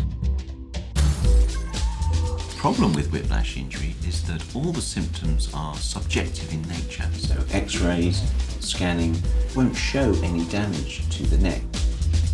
Claimants are acutely aware of this loophole. I have patients regularly coming back to me who I'm treating, saying that they weren't in the examination very long, it wasn't very in-depth. So it's very easy for a person to pretend that they have the injury. So it's not surprising that for public transport companies, fake whiplash claims can be a real pain in the neck. One man who has plenty of experience dealing with whiplash claims is Lee Ingram. On the 28th of February 2013, one of our buses was making a left-hand turn. They've misjudged the turning circle and they've squashed up against some railings at the side of the road. It must have caused more damage to the railings than the bus. Keep your eye on the bottom right of the picture. We were rather surprised sometime later to receive a claim from one of the passengers on the bus, bearing in mind that this was a rather innocuous sort of squeezing accident rather than a full-on impact. As always, the ever-present whiplash claim was put forward. We do see these sorts of claims presented quite often. People will claim they've received a whiplash injury from the most innocuous of incidents. And this claimant didn't stop there. We were a bit surprised later on, a further claim was submitted with the medical report for physio fees of £500 and a rather surprising care and assistance claim of over £2,000. These claims consist of 3 hours for general housework, 2 hours help with ironing, 6 hours help with laundry. It's added up to 29 hours a week. Care claims do tend to generally be inflated slightly, but 6 hours for laundry excluded ironing seems a little bit excessive. I think my nan could have done it quicker with a hand crank washing machine and a mangle. Luckily for Lee, he has a powerful weapon in the fight against such bogus claims. When you take into consideration the single-deck and double-decker buses that we're regularly running in service, you can expect there to be anything between 12 and 16 cameras covering the inside and the outside of the bus. So yeah, it's pretty good coverage. When she's gone to see her medical expert, she's actually told him that she's been thrown violently forwards and backwards. So when we watch the CCTV, this is what we're expecting to see. As the bus knocks into the railings, the claimant is sitting in the bottom right-hand corner of the picture. She doesn't move a muscle, she sits stock still throughout the whole thing. As you can see, she doesn't even move. I'm not a medical expert, but I'm pretty sure you cannot get a whiplash injury from sitting still. First group's response after reviewing the footage was to reject the claim in its entirety on the grounds that there was no movement or inconvenience to anyone on this bus really, other than some general swaying. Certainly nothing to suggest that there would be a whiplash injury or any sort of injury to any of the passengers. You would have thought that this would be the end of this particular claim once we'd sent the CCTV footage off to the solicitors, but they weren't prepared to give up without a fight, and they did want their day in court, so this case went to trial. Trial cases are inherently risky. A moderate-sized claim like this could attract costs of up to around £20,000. Travel companies like First Group self-insure, and so court fees like this are not taken lightly. We were extremely shocked to get a bill of costs in on this particular claim of £40,000. So that was a little bit of a worry, but we thought we've got good evidence, so there was no way we weren't going to run this one to trial, and we did. So she was off to court, possibly by bus. At the trial, the judges actually heard evidence from, amongst others, the claimant's mother, the claimant and her sister. The claimant's sister has said that she cannot lift her arms above her head. Her mother has said that she spends a lot of time in bed because her medication has made her drowsy. The judge just didn't believe that those levels of assistance were required, so he found issue with that. The biggest issue is probably the CCTV. We show the footage back and the judge sees her just sitting there with no movement at all. What else is he going to say? Yeah, we're pleased with the result, and in the end the judge dismissed the entire claim.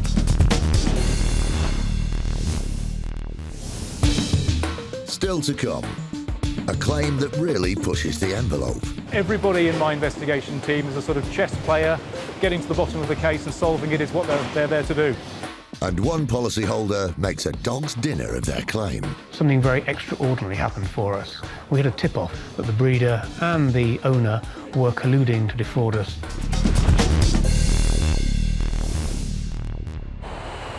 Holidays are normally a time to relax. But for a select few, these dreams can turn into a nightmare. A foreign country is the last place you want to suffer an injury or lose your personal belongings. Your holiday can't get off to a flying start if you've been separated from your suitcase. Unfortunately, this seemed to be the case for one traveller to the African country Cameroon.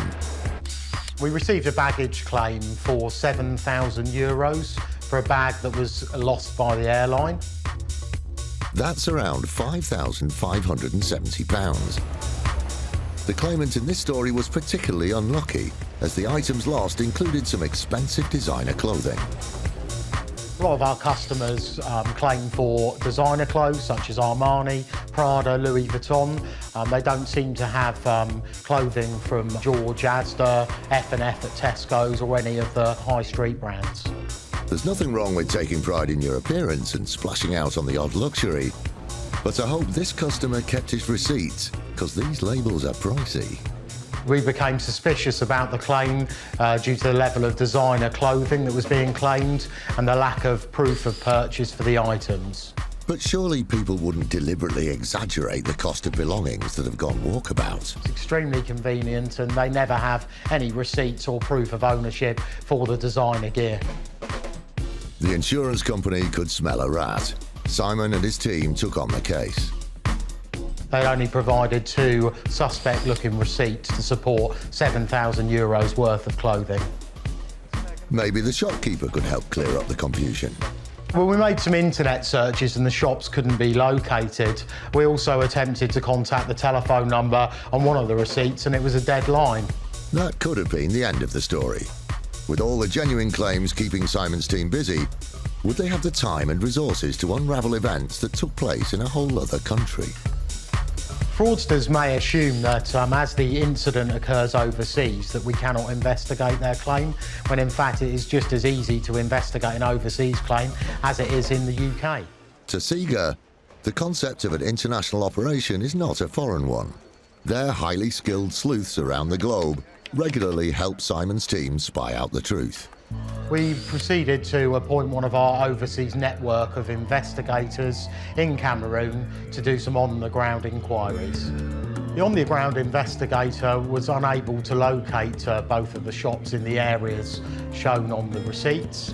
Also went as far as checking the local phone directory, and neither shops could be located. They also checked with locals as well, and none of the local people in the area had ever heard of the shops. At that point, we're thinking this is a fraudulent claim. Shops do not exist. But this international mystery became even murkier when the team looked into the customer's previous payout.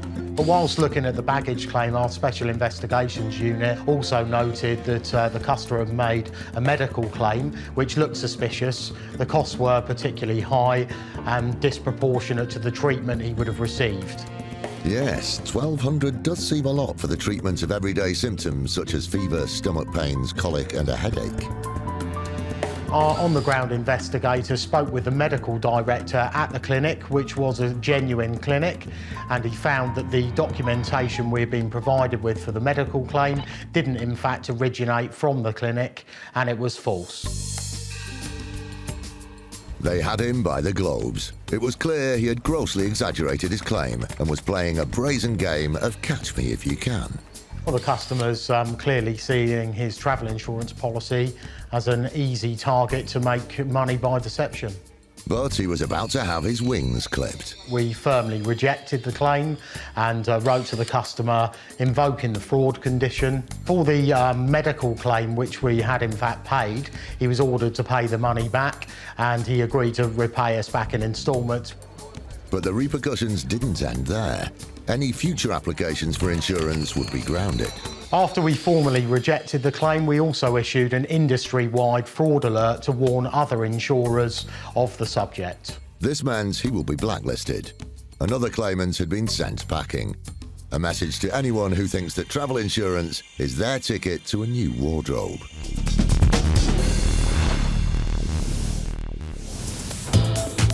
In January 2012, the City of London Police joined the fight against insurance fraud by forming an elite squad known as IFED, the Insurance Fraud Enforcement Department. The message I'd give to people that are considering embarking on insurance fraud is just don't do it. My team, day by day, are getting more sophisticated in tracking down the people that want to try out this type of crime. So really, if you want to go into insurance fraud, I would say don't do it. They've made over 550 arrests and have saved millions of pounds in fraudulent insurance claims, money which ultimately goes back in our pockets. From now on, fraudsters need to watch their backs. My team work tirelessly 24/7, so we know exactly what types of scams you're going to embark on, and we will come after you. Police, don't move, stay where you are! DI Dominic Parkin and DC Jamie Kirk had an early start this morning. It's 6:45 and they're on their way to raid the house of a suspected crash for cash criminal. As always, when we go out on these searches and warrants, we do as many checks and inquiries as we can. We never know all the risks that are involved, and so when we knock on that door, there is obviously an element of the unknown. Today's raid is the result of months of hard work and preparation. So this investigation has been going on for a number of months. The insurance industry, they spotted that the circumstances were suspicious, and they've referred the case to us to investigate further. This type of fraud can be big money for insurance fraudsters. But IFED hope to intercept the alleged group before they receive any payouts. This fraud is commonly runs into the tens of thousands of pounds. No money's being paid out as yet by the insurance company, but the attempt to obtain the money is into the tens of thousands of pounds. Today, Dom and the team are treading carefully. The element of surprise is an essential tool in the fight against insurance fraud. They got up at the crack of dawn for this wake-up call and hope their suspect is in. You just go back there and just watch that upstairs window.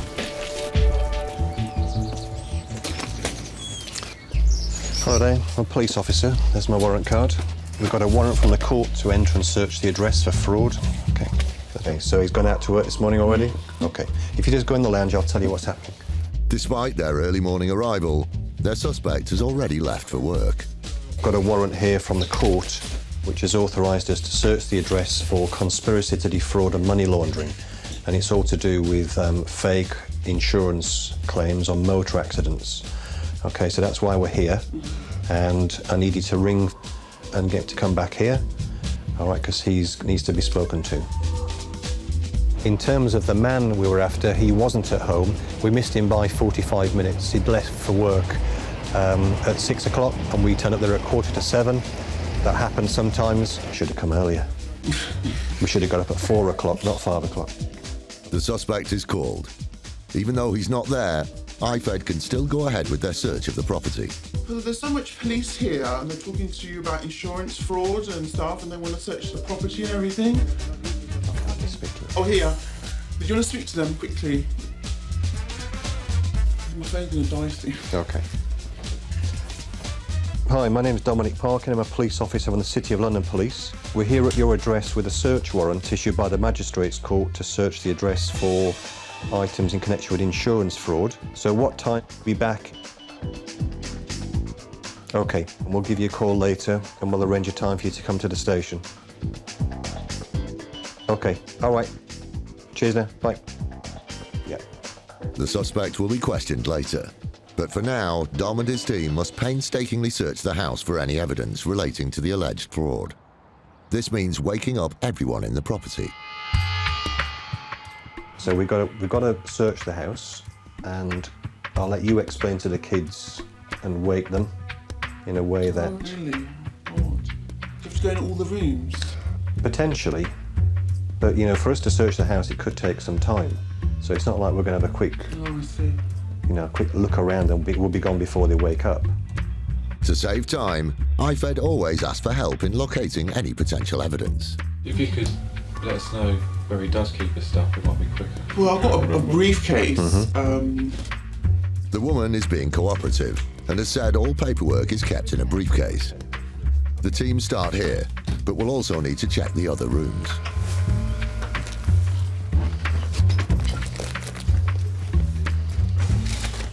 IFED leave no cupboard unopened, as evidence can be stored in the strangest of places. Okay, we're not going to take this. We're not going to take these banking documents, but we're just going to make a note of the account numbers. So our financial investigator just has a look at the accounts to see what's if there's any link with the investigation. Even old computers and laptops are seized, as they could contain vital evidence in the case. Everything is bagged up and labelled, ready to be taken away and examined by IFED's investigators. With the search complete, the items seized are taken back to the station for further analysis. But the most important thing now for IFED is that their suspect shows up at the station. Great, so we'll be in contact with him today and we'll make an arrangement for him to come and see us so he can just answer the questions that we've got. Yeah. Okay, so we're good. The team have uncovered lots of useful documentation, but are still waiting to speak to their suspect. So we've finished the search of our address. We've seized a number of items, those being some insurance documents and also some financial documents. We've also taken the computer tower from the address, so we'll be analysing that at a later date. In terms of the man we were after, he wasn't at home, but we've made contact with him by phone and he's agreed to come into the station later this afternoon for an interview. So all in all, a good day's work.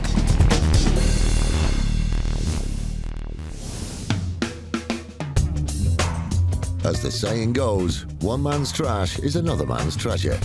Thanks to a boom in online auction sites, you can easily buy anything from antiques to flat-screen TVs without leaving the house.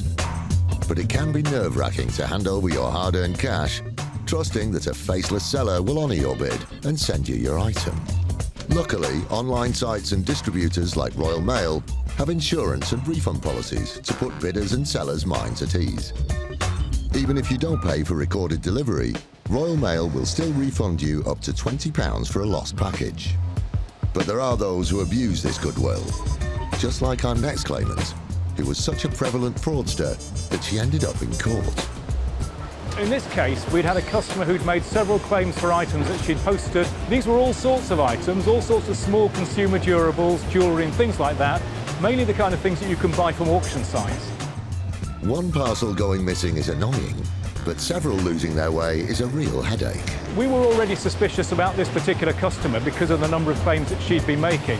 It was starting to add up to more than just bad luck. We eventually concluded that she'd had so many items that she'd sent go missing, we thought this was questionable, and we were instructed to pay one final large claim by the Postal Review Panel, and at that point we thought we'd hear no more from this customer. For Royal Mail, the sorting of parcels and packages never stops. Surely it will be easy for a fraudster to get lost in such a big system. Well, not long after we'd ceased to hear from this customer, we realised that we were seeing a lot of claims coming through from other organisations and from other customers, all of whom had posted items to her and all of which were claimed not to have been received. The claimant had switched from selling items to buying them. This time she was sending complaints to various sellers that her purchases had not turned up. But Tony suspected she had received the packages and lied to get a refund. At that point we decided we would undertake an investigation. And this is a very particular type of investigation. It involves looking at somebody's personal mail, so it requires a very high level of authorisation. They needed to bring on board one of their trusted colleagues, someone with local knowledge, close to the target and well positioned to do the legwork. We asked the delivery office manager to record details of all the parcels and packets that were delivered to this lady. What we thought we might see, if our customer was in fact dishonest, was that she was denying receipt of parcels and packets that we knew we'd delivered to her. Over a 4-month period, her scam was revealed. We found that we had 33 items that were claimed to have been sent to this address that we knew had been delivered and that were allegedly not received. Royal Mail have never lost 33 parcels to the same address. There is no customer that I have ever come across who is unlucky enough to lose 33 items of mail like that. It's got to be a fraud or a scam of some sort. We just don't lose that level of mail. For months, she was trying to claim from both her sellers and Royal Mail. Tony referred the case to the police. Eventually, this lady was prosecuted by the Crown Prosecution Service on behalf of Royal Mail and this other company. She received a 3-month prison sentence, suspended for 18 months. Tony and his team had stamped out this nonsense. It's incredibly satisfying to get to the bottom of a case like this. Everybody in my investigation team is a sort of chess player. They're playing a game of strategy against the criminals. They enjoy doing it, and getting to the bottom of the case and solving it is what they're there to do.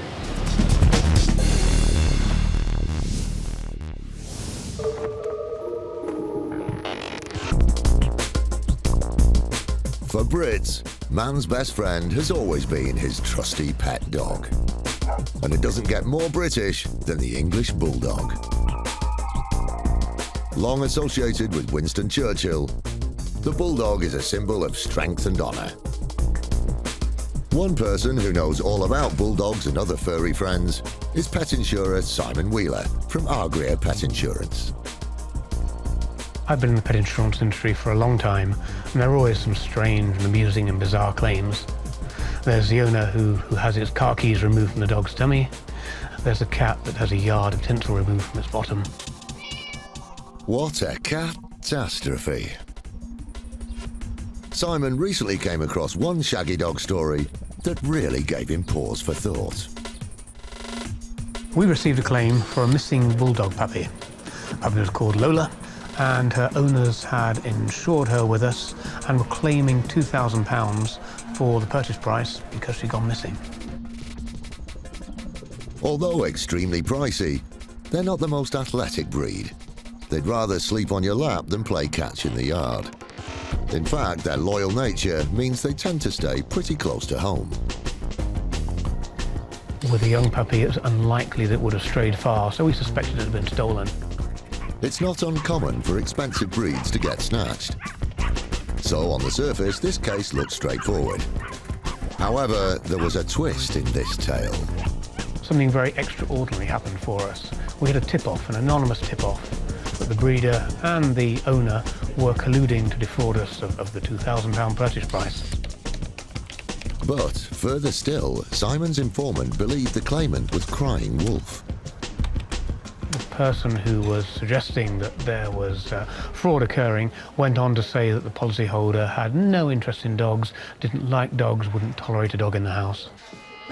Simon Wheeler, ace insurer, pet detective, delved into the case. Because of the tip-off, you never know whether there's some animosity, whether there's something else in the background and somebody is stirring up trouble, or whether actually there is some fraud occurring.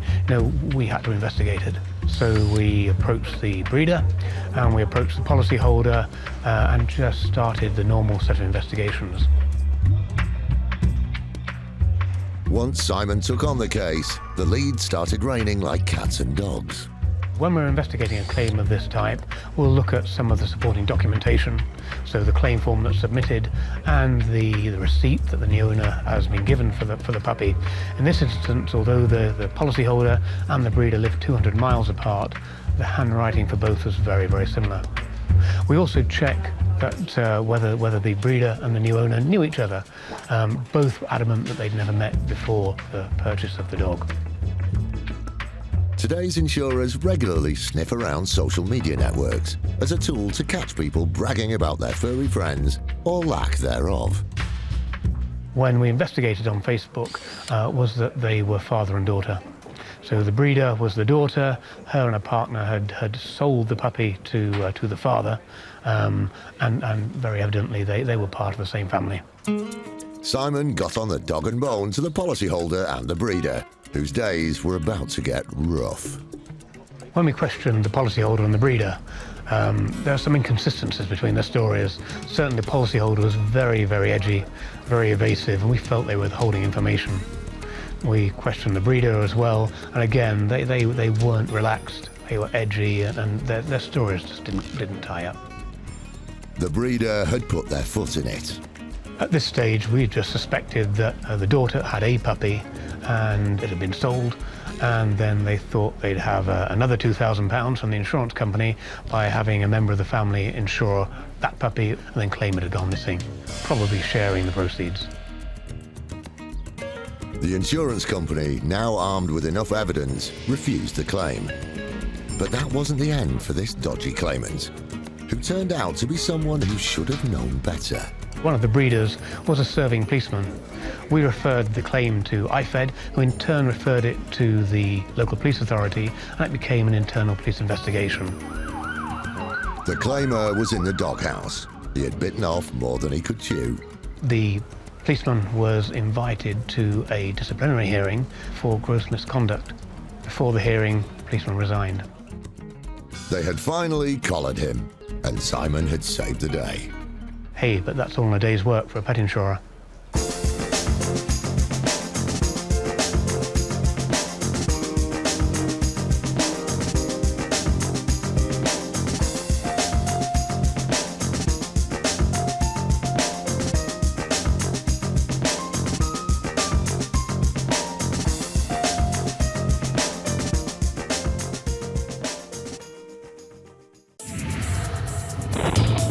Insurance fraud in the UK has hit epidemic levels. It's costing us around £2 billion every year.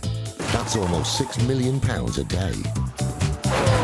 Deliberate crashes, bogus personal injuries, even phantom pets. The fraudsters are risking more and more to make a quick killing. And every year it's adding over £50 to your insurance bill. But insurers are fighting back, exposing around 14 fake claims every hour. Armed with covert surveillance systems, That's the subject out the vehicle. sophisticated data analysis techniques, and a number of highly skilled police units. They're catching the criminals red-handed. Just don't lie to us. All those con men, scammers and cheats on the fiddle are now caught in the act and claimed and shamed.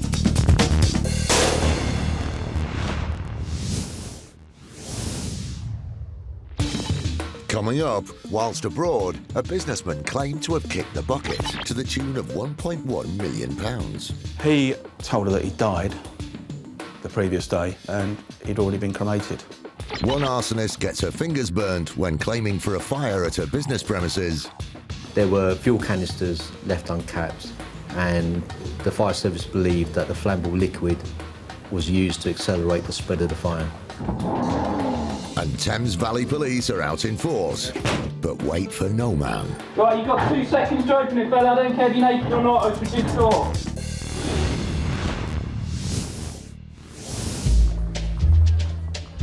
For peace of mind, many have life insurance to help out family and loved ones when they're gone. These type of policies can run into hundreds of thousands to compensate bereaved families. However, some cunning fraudsters like to try and cash in early. A particular fraudster was on a supposed business trip in the hustle and bustle of Delhi, where he contracted a fatal fever.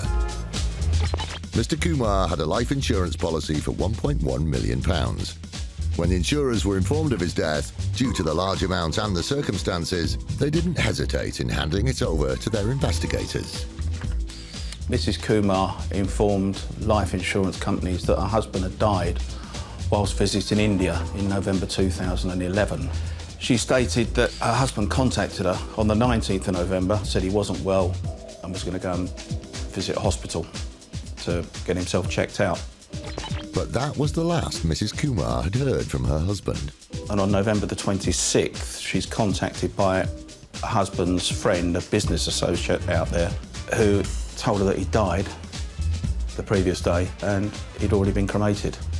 She said she was obviously very concerned and upset at this news and asked why she'd not been informed, and he said everything happened so quickly. To discover he had died was devastating news for Mrs. Kumar. A few days later, she flew out to India to stay with her husband's business partner. When she arrived in India, apparently she suffered a stomach bug and was bedridden for the duration of the stay. He allegedly gathered the documents for her from the hospital, from the cemetery. She was apparently so ill that she couldn't even make a phone call to the hospital and various people to find out what happened to her husband. Mrs. Kumar stayed in India for a week before heading home. I asked her when she returned to the UK if she'd made any further inquiries in respect of her husband's death, and she said she hadn't. She'd been too busy dealing with the insurance companies. When she returned home, the investigators interviewed Mrs. Kumar, and her story just didn't add up. There were a number of issues that caused us concern. She initially stated that he'd gone out there with a view to starting up a business to import rugs. Later on in the interview, she explained that he'd actually gone to India with a view to importing computers.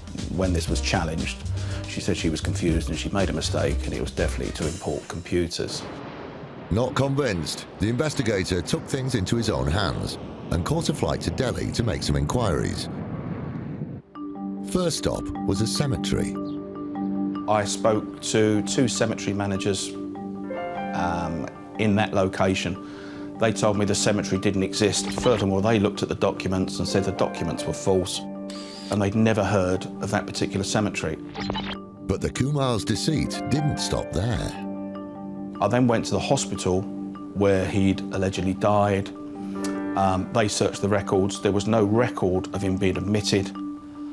And furthermore, I spoke to the doctor in charge of the medical records and showed him the letter that had been produced by Mrs. Kumar saying that her husband had died. He said that is not the format. He said in 14 years working there in charge of the records, he'd never seen a document like that. Before leaving Delhi, the investigators' final stop was to visit the family Mr. Kumar had stayed with on his visit. Spoke to his daughter initially, showed her a picture of Mr. Kumar. She said she'd never seen him before. Spoke to her father on the phone. He said he'd never seen or heard of Mr. Kumar. By now, the investigator had no doubt that this was indeed a fraudulent claim. When he returned to the UK, the insurer handed the case to IFED, the Insurance Fraud Enforcement Department, where Tom Hill was the leading investigator into the case. Mr. Kumar allegedly died of a brain fever. The crematorium didn't exist, and the witnesses that were listed as having attended the burial either didn't attend it or couldn't be located. Their initial inquiries threw up some significant evidence. Bizarrely, there were some really dubious money transactions. As part of the investigation, we found that Mrs. Kumar had transferred £1,500 to India to Mr. Kumar after the date that he'd allegedly died. This was fantastic evidence for us. The obvious conclusion was that Mr. Kumar was still alive, and he was either still in India or he travelled back to the UK and was living somewhere in the UK. It wasn't long before IFED were knocking at the family's door. We found some damning evidence in the form of a letter written by Mr. Kumar to one of his children, in which he appeared to be pouring out his heart as to why the fraud was done and the reasons for it. Mrs. Kumar was arrested on the spot. However, the news didn't end there. On the day Mrs. Kumar was arrested, I received information from certain intelligence checks we do that Mr. Kumar had flown back to the UK using a fake name and was somewhere in the Hertfordshire or London area. This was a breakthrough for IFED. The case was starting to unravel. And further investigation showed there was a motive behind their fraud. There's a history of failed business ventures and debt that unfortunately had overtaken the family. And I believe this was a way of starting afresh, possibly in India, but more likely, we believe, back in the UK under an assumed identity. The Kumars were clearly rumbled, and within a few days, Mr. Kumar handed himself in. But unbelievably, they denied faking his death. They were both interviewed on a number of occasions in which they denied the offence, and they were subsequently charged with 6 counts of fraud. They were in serious financial difficulties, and this was a way out. In June 2014, the Kumars were sentenced at Southwark Crown Court. Mr. Kumar received 2.5 years in prison, and Mrs. Kumar received a 5-month suspended prison sentence. Which goes to show, he may have had one foot in the grave, but he didn't exactly meet his maker.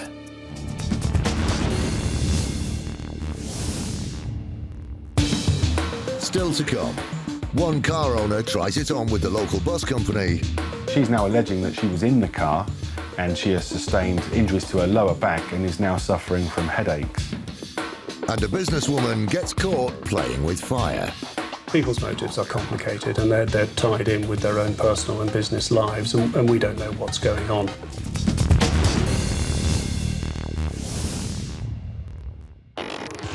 Crash for cash is becoming a major policing issue. Currently, UK police forces are investigating 110 of these scams across the country. Reports claim that 1 in 7 personal injury claims are linked to deliberate crashes. These crashes are designed to milk insurance companies of up to £30,000 per crash. It's big money, and it's a serious danger to the public. Britain's police forces are determined to put the brakes on this type of crime, and Thames Valley Police is no exception. Please, open the door now, last chance! Detective Inspector Louise Roddy from Force CID has a team of 25 officers dealing with crimes from murder to blackmail and fraud. We work closely with the Insurance Fraud Bureau and the Crown Prosecution Service to make sure that we've got a watertight case to present at court. For a second person in here! But it's not just costing the insurers thousands. These criminals are putting innocent lives at risk. and people are getting seriously hurt. These accidents are taking place on busy roads and the offenders can't possibly know what the end result of their crime will be.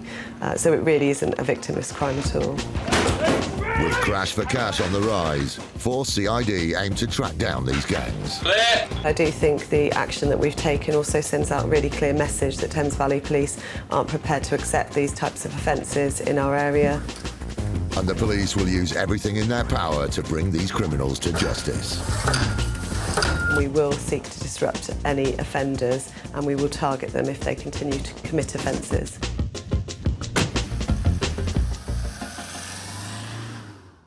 Today, the police are getting ready to raid the home of a suspected criminal who is thought to play a key role in another Crash for Cash gang. Our main suspect at the moment, if he's there, he needs to be arrested.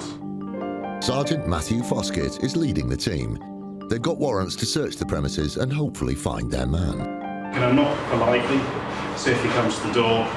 There's intelligence that this may be a multi-op premise. With a multi-occupancy property, it sounds like they might have their work cut out. If it is multi-occupancy, then there may well be several people there that are completely unassociated with this whole scam. So therefore, we need to respect the people that are present. Briefed on today's op, Sergeant Foskett and his team don't waste any time in making their way to the location. I understand that we might be looking at people that are using a range of different identifications to try and avoid detection. In addition to that, we're looking for any information that would relate to collisions that they've had, any paperwork that they've received from insurance companies that they've been filling out to claim for this.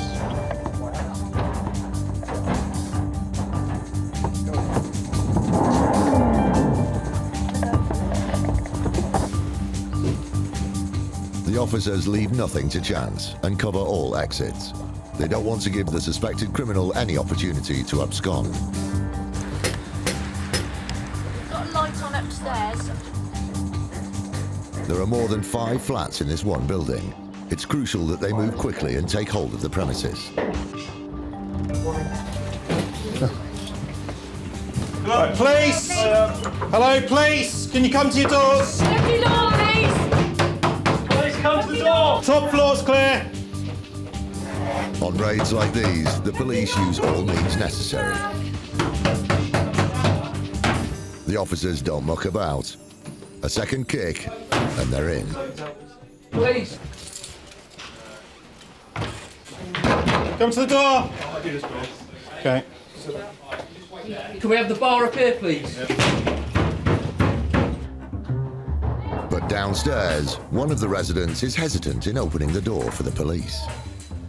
Fella, if you don't open the door, I'm going to be kicking it in. No, now. What are you doing in there? Please, can you open the door? Pardon? Oh, shower? Right.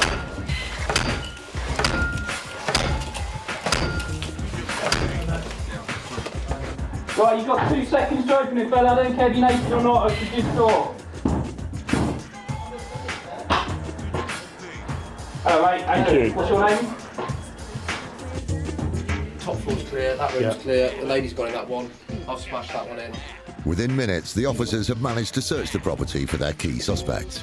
We just need to check you out to certain individuals we're looking for today. So once this officer's happy that you're not one of those individuals, we'll take you downstairs and we'll explain to you what's going to go on.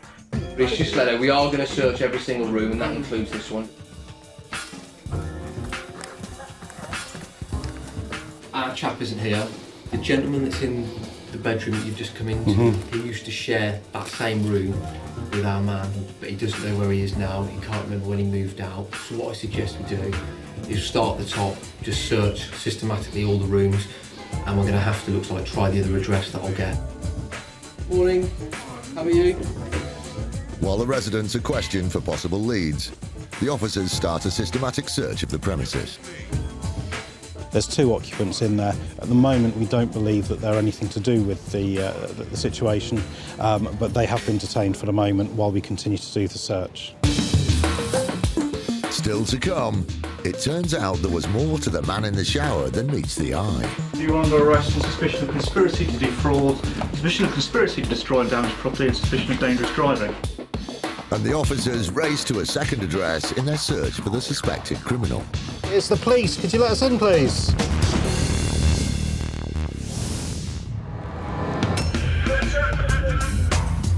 In Great Britain, there are nearly 200,000 fires a year. The majority are accidental, but a staggering 1 in 8 are started deliberately. For the most basic of fraudsters, they think they'll just set a light and they'll get a big check. But not when fire forensics play a part. Hawkins are a firm of forensic scientists which carry out fire investigations for the insurance industry. Our task for insurance companies is to establish what happened in any given incident. A certain number of fires that we investigate are started deliberately.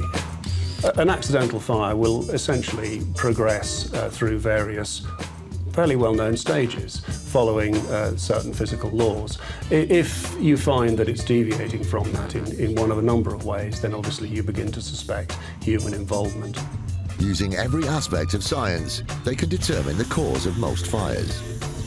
If we bring equipment back from the scene of a fire, we can examine it, take it apart in controlled conditions. However, the reason behind why arsonists start a fire is not always straightforward. One of the primary motives for committing arson is financial, and it could be for any number of reasons. And in fact, what we try very hard not to do is to second-guess people's motives, because people's motives are complicated and they're tied in with their own personal and business lives, and we don't know what's going on. One such arson case landed on the desk of Allianz Insurance. But as this fraudster found out, if you play with fire, you'll get burned. In June 2013, Amanda Bryant reported that there'd been a fire and had damaged the warehouse at the business premises. She'd claimed there was extensive damage to the warehouse, also a roof had collapsed and there was damage to a wall. In addition, there was a lot of damage to a number of items within the warehouse. At this point, it looked like the value of the claim was going to be in the region of £150,000. But Amanda's claim about the fire wasn't all it was cracked up to be. Early indications from the police and the fire service suggested that the fire had been set deliberately. There were fuel canisters left uncapped, and the fire service believed that the flammable liquid was used to accelerate the spread of the fire.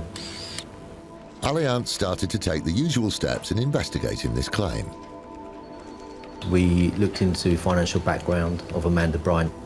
There was suggestion that she was in financial difficulty at that time.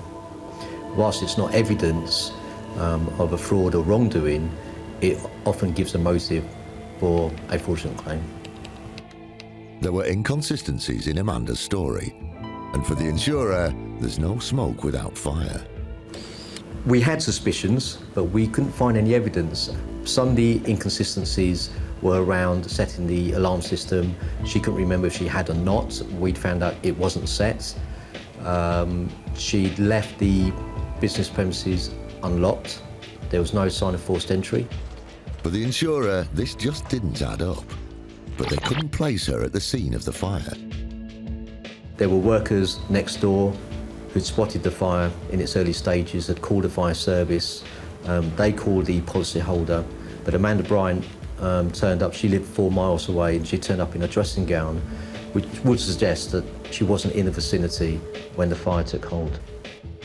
When Allianz were looking to settle the claim, something unexpected was thrown up. It became apparent that the property had actually been underinsured. Had the claim been successful, Amanda Bryant would only been eligible for a third of that value, and we would have ended up paying only £50,000.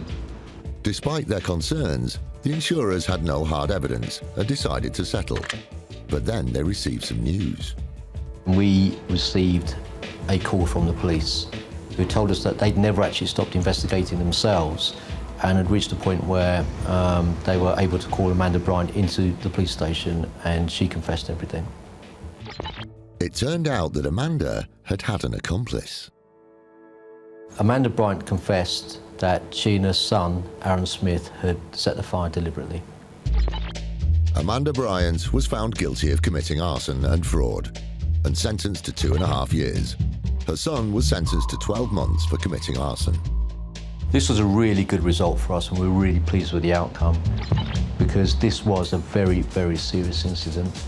Not only was she trying to get a financial advantage, her actions and her son's actions could have seriously injured or even caused death to an innocent person.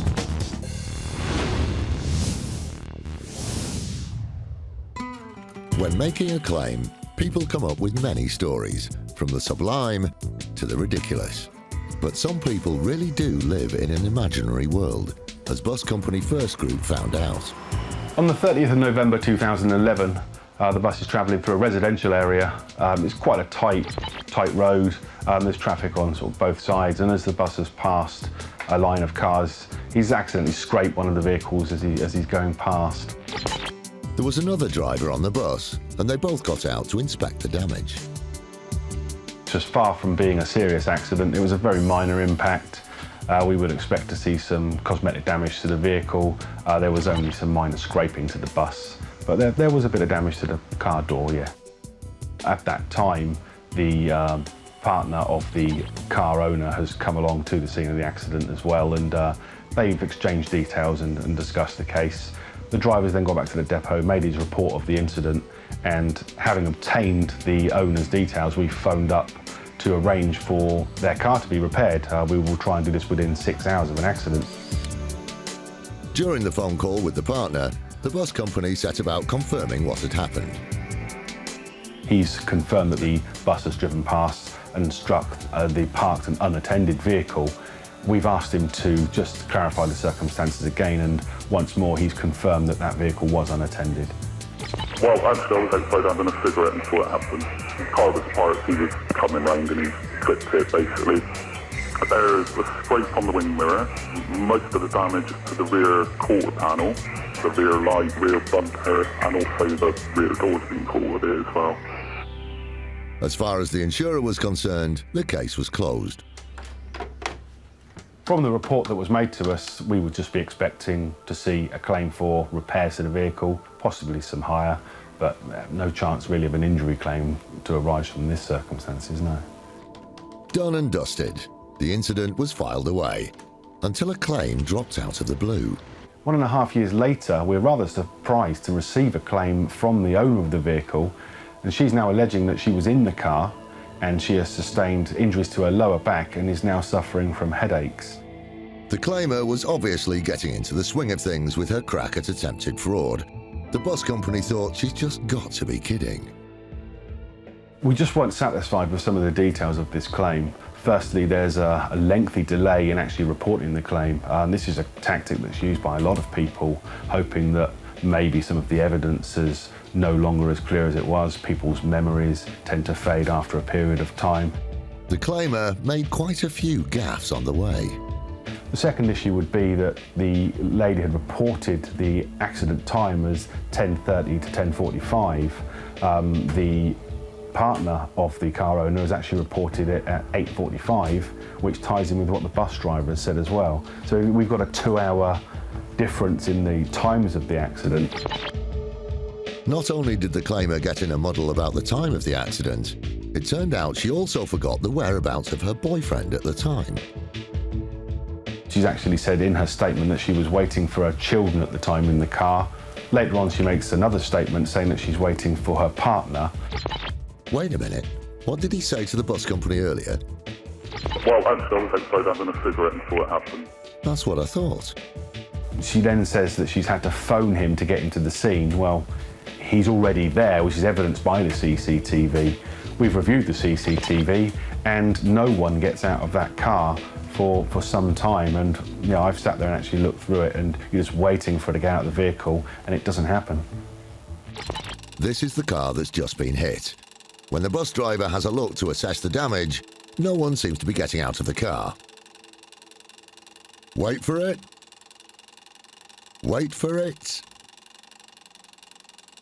Even when the bus parks up, still no one gets out of the car.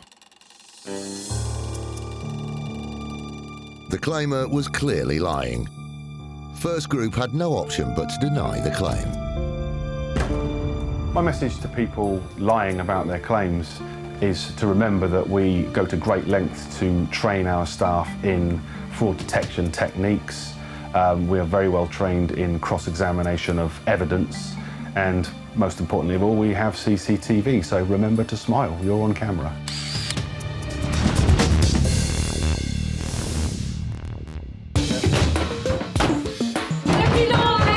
Top floor's clear.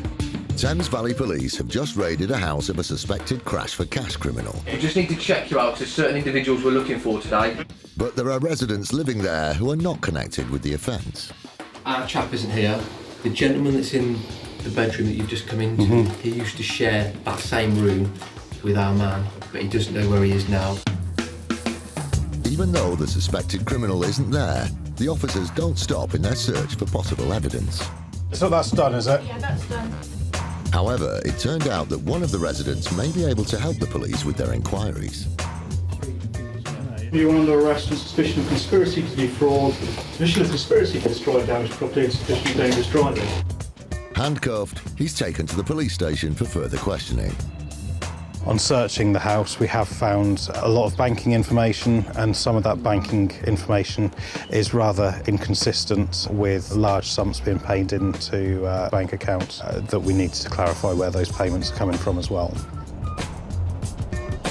The police have found evidence to suggest their suspect is at a different address. The officers don't waste a minute and are already on their way.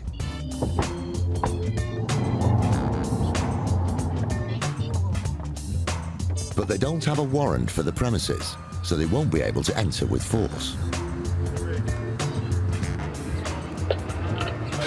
Oh, hi, it's the police. Could you let us in, please?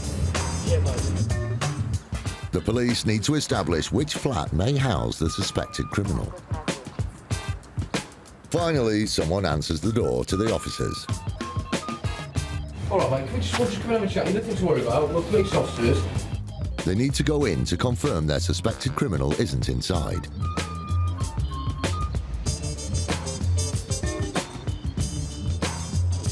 Unfortunately, they didn't find their suspect at this property.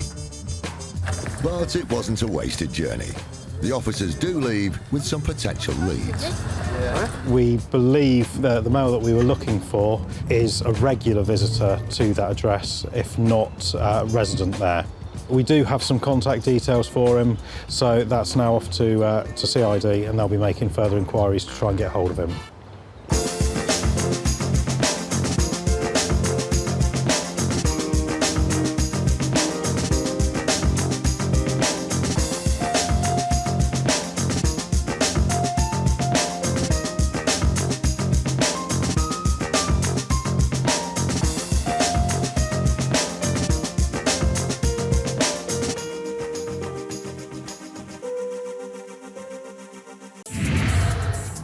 Insurance fraud in the UK has hit epidemic levels. It's costing us around £2 billion every year. That's almost £6 million a day. Deliberate crashes, bogus personal injuries, even phantom pets. The fraudsters are risking more and more to make a quick killing, and every year it's adding over £50 to your insurance bill. But insurers are fighting back, exposing around 14 fake claims every hour, armed with covert surveillance systems. That's the subject out the vehicle. Sophisticated data analysis techniques, and a number of highly skilled police units. They're catching the criminals red-handed. Just don't lie to us. All those con men, scammers, and cheats on the fiddle are now caught in the act and claimed and shamed.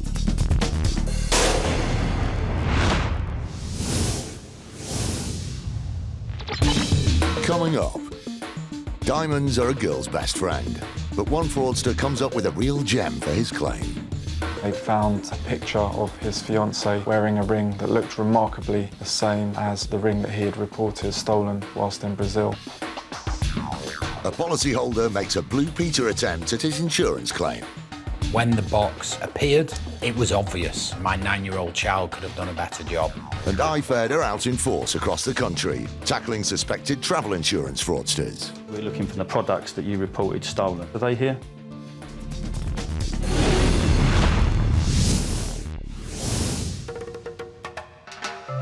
For sun, sea and a bit of romance, you can't beat jetting off to an exotic location. Up to 250,000 Brits visit South America each year, but levels of crime are high in this part of the world.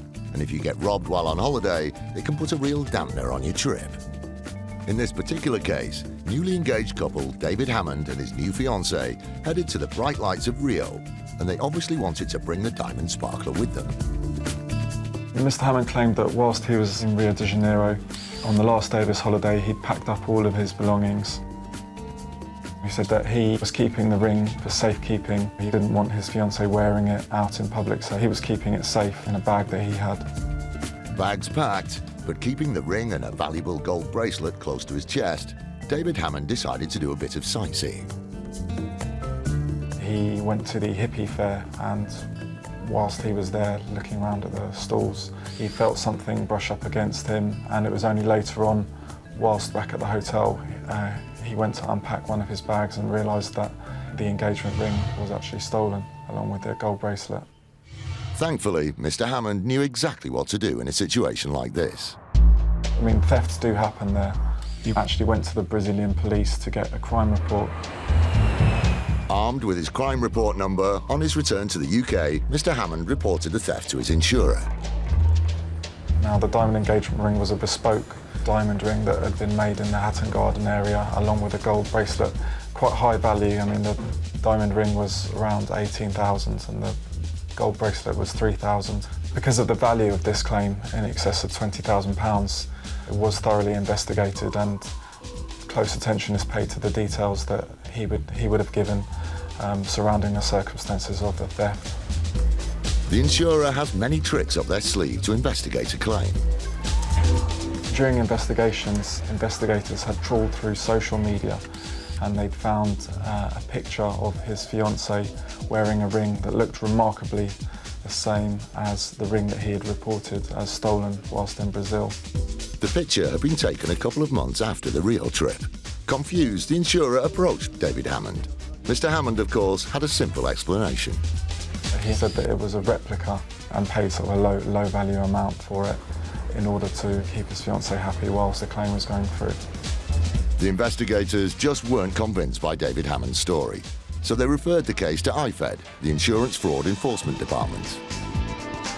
He couldn't back up what he was saying, didn't have a receipt for the replica, couldn't say where he'd bought the replica from, had no other information to offer, couldn't actually give us the replica. You know, all those things lead to just lies, really. He admitted that it was fraudulent from the outset. David Hammond pleaded guilty at the Old Bailey, where he received a 6-month suspended sentence and 200 hours of community service. This type of opportunistic fraud we see day in, day out here in this unit. It is unusual in the fact that it's quite unique, a bespoke diamond ring, and because of that value it's going to be investigated thoroughly. I think when it comes to motivations for fraud, it's always down to one thing, and that's money and greed. Oh, it's two things then, isn't it?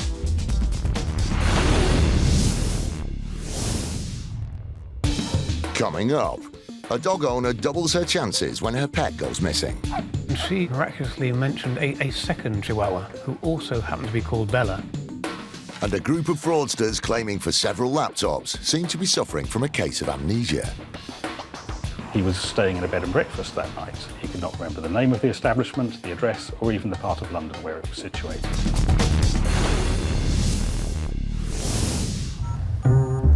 Mobile phones. They're not just an accessory, they're a necessity.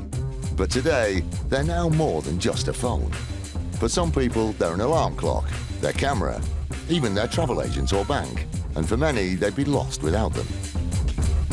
An investment in a smartphone is £400 or £500, plus in many cases people will sign up to 2 or 3 years contract with their mobile phone provider, and that's a big commitment. Andy Morris from Assurance Solutions has heard it all. He's come across many claimers who found themselves in deep water. We had a customer who rang up who claimed that they'd lost a high-end smartphone. They'd said they were on a boat on a lake. We went out on my boat and we was going around the bay. My mum keeps having something going on her phone. So I said, well, chuck my SIM card in there, see if it solves it. And without realising or even thinking about it, I put my phone on the side of the boat. And then the boat went past, my boat rocked and the phone just slid straight off the side. But just before the phone fell into the lake, the claimant had removed the SIM card from the device before it fell in to swim with the fishes. But accidents do happen. It's quite believable because a lot of our customers lose their phones or damage their phones, dropping them in the toilet or dropping them in a river or a lake or when they're in a boat. Following the claim, the insurers went about their usual checks.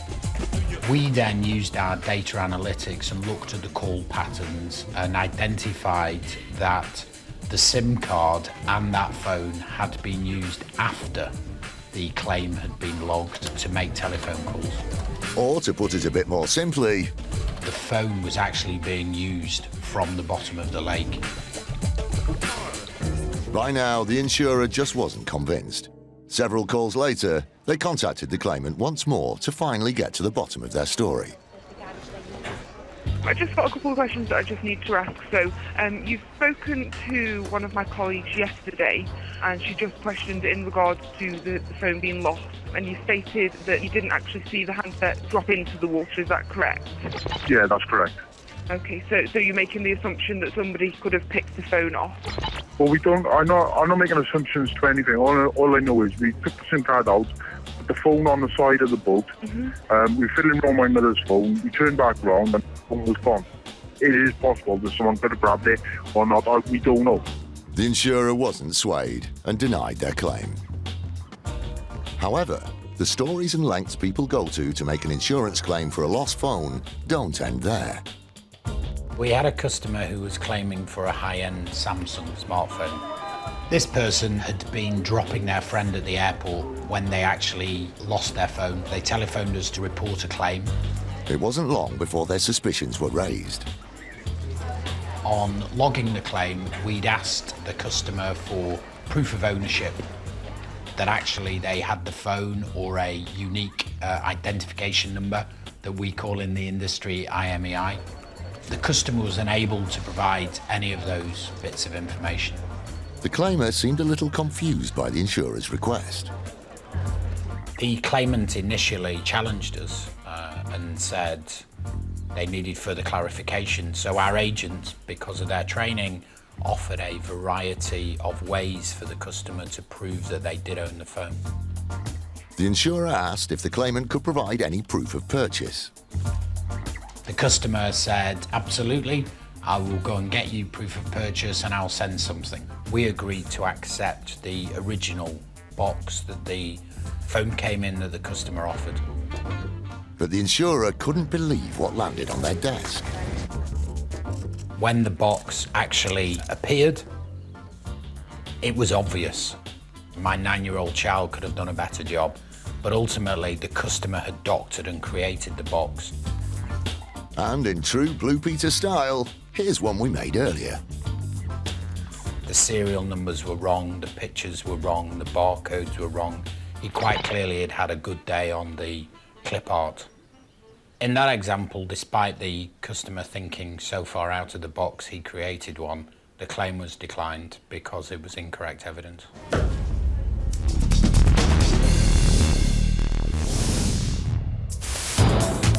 In January 2012, the City of London Police joined the fight against insurance fraud by forming an elite squad known as IFED, the Insurance Fraud Enforcement Department. IFED combats all sorts of insurance fraud across the board, ranging from opportunistic jewellery thefts to crash for cash.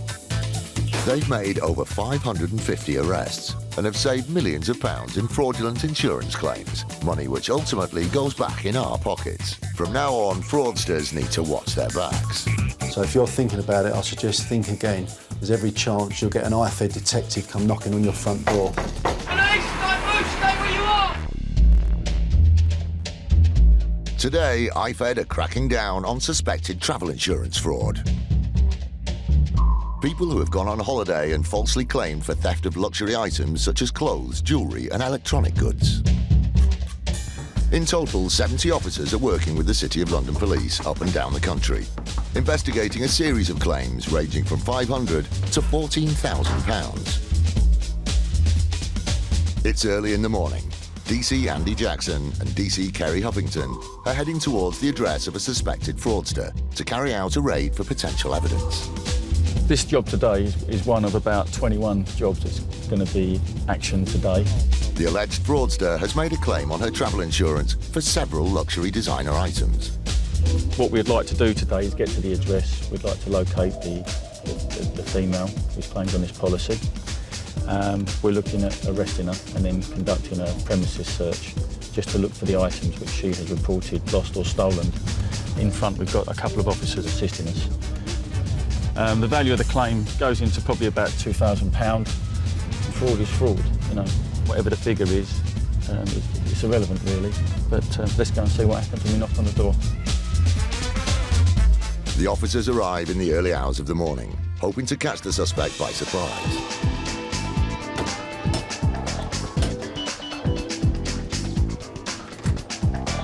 Good morning. Sorry, my name's DC Jackson from City Police. Is it right if we come in and I can explain what it is I'm doing here? It may seem like a small case, but the officers treat all suspected fraud the same. We're here because we suspect that you've made a fraudulent claim. OK, so what we're going to do, we're going to be arresting you now on suspicion of fraud. OK, we're going to take you down to a local police station and we're going to be interviewing you on this matter. But while we're here, we're going to search the premises because we're looking for the products that you reported stolen. We'll search every room, OK? But if you want to give us those items now, are they here? The woman has denied that the goods are at the property, so IFED now have to carry out a search of the house. She's arrested by the local police and led away. The local officers will be taking her back shortly to the station, which she will be interviewed on this matter later. She'll be given her opportunity to account for the validity of her claim regarding these items. This is a multi-occupancy house. She has one room in this house. We'll be searching that room to see if we can locate any of the items that we're after. A thorough search of the suspect's room begins. The officers can't afford to miss anything in their pursuit of possible evidence and leave nothing unturned. They find a number of electrical goods that could prove to be important in the investigation. We've seen some laptops. We'll have a look to see if we can find any of the other articles. The officers delve a little further and come up with an interesting find. Yeah, under the bed, just found a box containing a set of very similar in name to the item that we're looking for as one of the items reported in this claim. DC Jackson and his team have finished their search and hope they've found the potential evidence they were looking for. We've seized a number of items very similar to what it is that she's claimed for in her policy. Also in the bedroom was a box which had the same serial number matching that of the item that she's attempted to claim for. We're going to make our way now to custody and we'll be interviewing her very shortly. It's a small part of a big day. Travel insurance fraud, yeah, it's a big thing. It's something that needs to be looked at, and hopefully today, by what we've done here today and up and down the country, this might deter people from making fraudulent claims. Later, IFED continue to target travel insurance fraud. The items we're looking for are a telephone. Do you still have that?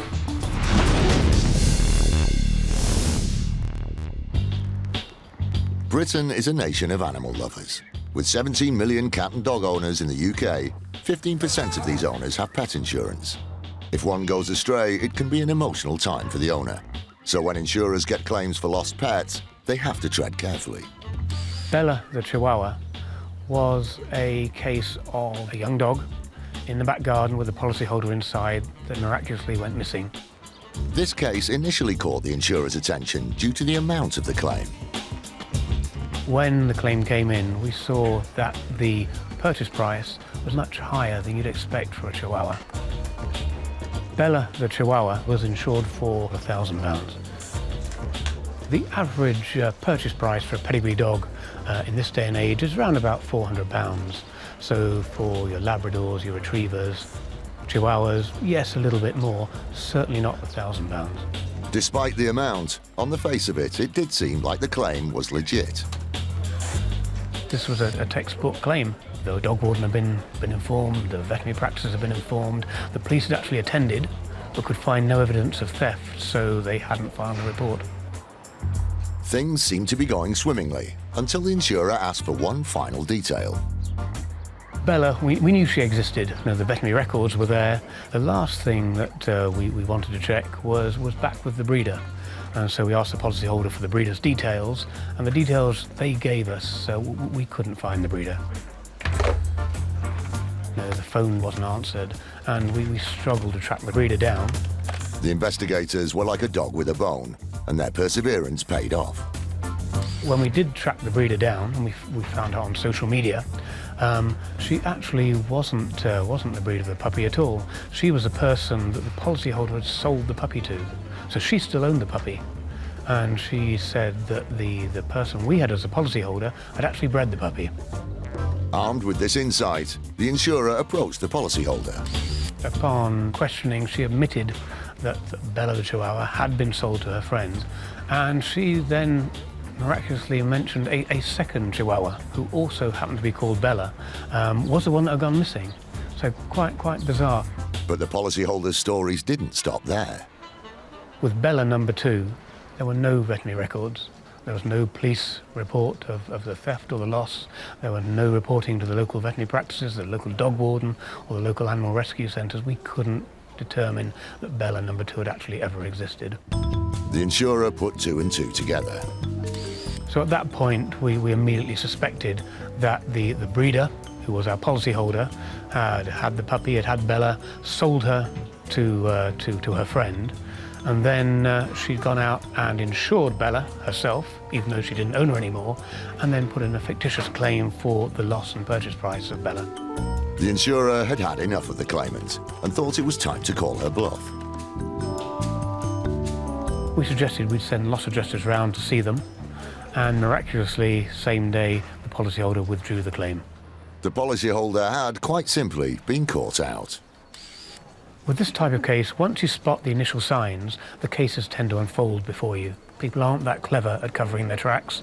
Social media is a godsend for the insurer who uses it properly.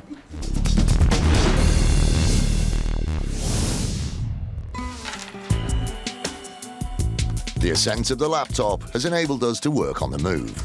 Around 2/3 of us use a laptop, and the latest models can cost anything up to £3,000. But for some, they see this as a chance to use their contents insurance as a nice little earner. One group of crafty fraudsters got a little greedy when they submitted 3 claims over a 3-month period. All 3 were claiming for laptops costing several £1,000s and presented to us documentation in the form of purchase invoices, eBay documentation, bank statements. But the documents supporting their claim set off alarm bells. The fraudsters went to considerable lengths to falsify documents, using the correct letterheads, using the correct fonts and terminology. However, when our investigators in the office and in the field examined these documents in more detail, we found significant discrepancies. If you look closer, you can see the figures don't quite add up. These numpties clearly failed their maths test. They've forgotten to add on the pence. Right, let's do some basic maths. 5 plus 3 is 8. Oops, they've got that wrong. 4 plus 2 is 6. And not 0. Wrong again. But to be fair to them, they've got the total of the pounds right. Not convinced, the insurer interviewed all 3 claimants. We found numerous discrepancies in their versions of events. One of the claimants claimed that he purchased a rail ticket on the day for a return to London from Coventry for £41. Our inquiries showed that actually a cash ticket bought on the day would cost £138. One claimant seemed to suffer a severe case of memory loss about the particular details of his visit to his sister. He could not even remember where she lived, her address, or even the part of London where she resided. He went on to state that he was staying in a bed and breakfast that night. Again, he could not remember the name of the establishment, the address, or even the part of London where it was situated. The insurer wasn't having any of it and thought it was time for their investigator to pay one of these fraudsters a visit. When our claims inspector arrived at the address, he found the property to be unfurnished. Mr. de Cory claimed he was still living there, but there was not even a chair for our inspector to sit on, and he had to take a statement while sat on the floor. But then came the real gaffe made by the scammers. The same address was used by one of the other claimants, purporting to be his mother's address, and claimed she had lived there since 1999. Unbeknown to him, our claims inspector had been at the same address 1 week before, where he'd had to sit on the floor. For the investigator, this was more than just a coincidence, but a serious slip-up by the fraudsters. One or two discrepancies in a case would be understandable. However, when we encountered more than a dozen discrepancies and inconsistencies, along with significantly falsified documentation, it led us to only one conclusion, and that was that this was a serious attempt to defraud the insurance company. However, one of the swindlers seemed to be getting cold feet and wanted to withdraw his claim. Shortly afterwards, we received a text message from Mr. Sejal saying miraculously he had found his laptop and now wished to withdraw his claim. However, he had already submitted false documentation, false bank statements and a false invoice from Apple. Regardless, Direct Line passed all three claims on to the police.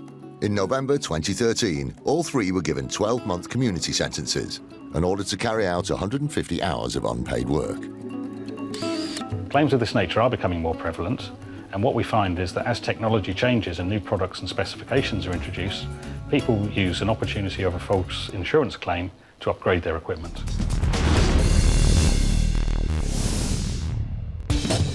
Today, IFED are knocking on the doors of multiple addresses, targeting suspected travel insurance fraud. This is part of IPED's clampdown, with zero tolerance of fraud, no matter what the claim. We see some laptops. We'll have a look to see if we can find any of the other articles. It's believed that over 7,000 travel insurance claims a year are fraudulent. Even though the individual claims may be small, it's the sheer quantity that's causing the travel insurance industry a real headache, to the tune of £7.5 million a year. IFED are targeting all suspected fraudulent claims from £500 upwards. One travel insurer is Seeger, who has come across cases where people have taken it to the extremes. We always see customers claiming for designer clothing such as Prada, Louis Vuitton or Armani. They don't seem to have clothing from high street brands. But insurers have seen a dramatic increase in the number of medical claims on travel insurance. Customers will travel on holiday and then claim for cosmetic surgery procedures and try to disguise those as medical emergencies. We've recently had a case where a gentleman suggested he was involved in a road traffic accident, but the only injuries that he sustained was to his nose. When we completed the on-the-ground inquiries at the clinic, it then transpired that the customer had in fact had a pre-planned nose job. And don't assume that because it happened abroad, that it's out of sight, out of mind for the insurer. Fraudsters may assume that as the incident occurs overseas that we cannot investigate their claim, when in fact it is just as easy to investigate an overseas claim as it is in the UK. As part of a national crackdown on travel insurance fraud, IFED are taking this battle to the doorstep of alleged travel insurance fraudsters. While his colleagues are down south, DS Marcus Allen and financial investigators Simon Stiles have headed north to investigate another suspected case. She'd been on holiday, and at some stage whilst on holiday she stated that her purse and handbag was stolen, and subsequently she reported it to the police and made a claim in relation to the contents of the purse and handbag. These included a camera, some cash, some euros, credit cards and a mobile phone.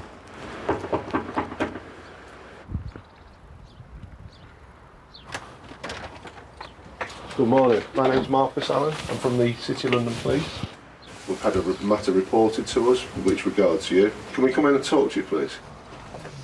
Who else is in the house? Oh, okay. All right, fine. We work for the Insurance Fraud Enforcement Department. We've had an allegation made against you by an insurance company regarding a claim for when you went on holiday. So we're here today to arrest you for that on suspicion of fraud by false representation. Is that clear? Yeah.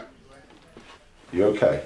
Right, good. Just shocked. Yeah, well, like I say, it's been reported to us, we're going to investigate that, but the first stage is to speak to you. The items we're looking for are a telephone. Do you still have that? Nope. Okay, where is that? That was actually stolen. The woman claims she had some items stolen just days before going on holiday. The suspect goes and gets dressed in order to help DS Allen with his inquiries. I'm just going to have a quick look in there, and also in your purse, but you can watch me do it. DS Allen starts his search for any possible proof of a fraud. Is this one of the cards you reported stolen?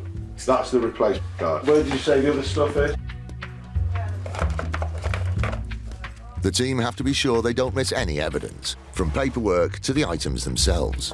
I just need to confirm that this camera was not the one that you reported stolen. The police have to carry out a systematic search of the house, searching every room. Right, just so you know what we're going to do now, we're going to go to the police station, you'll be checked in with the custody officer, and then you'll be dealt with today.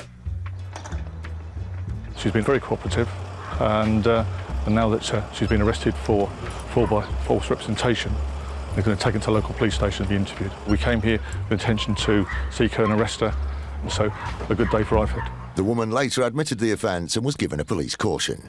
The suspect arrested earlier in the programme is still under police investigation. In total, 13 people were arrested during IFED's raids, targeting suspected fake travel insurance claims.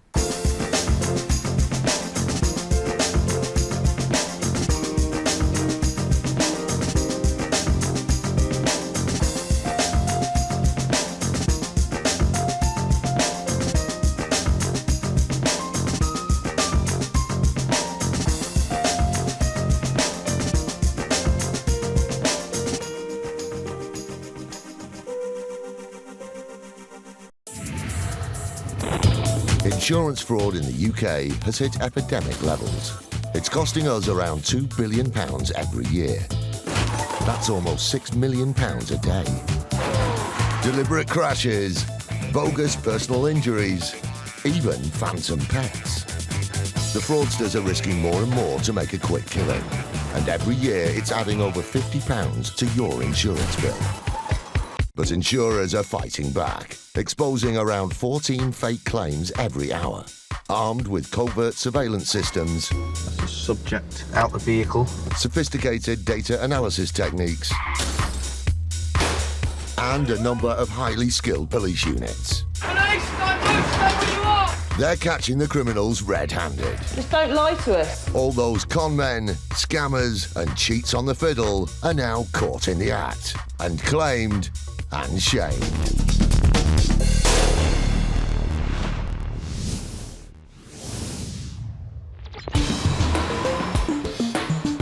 Coming up, a bus company puts the brake on a personal injury claim from a car full of passengers.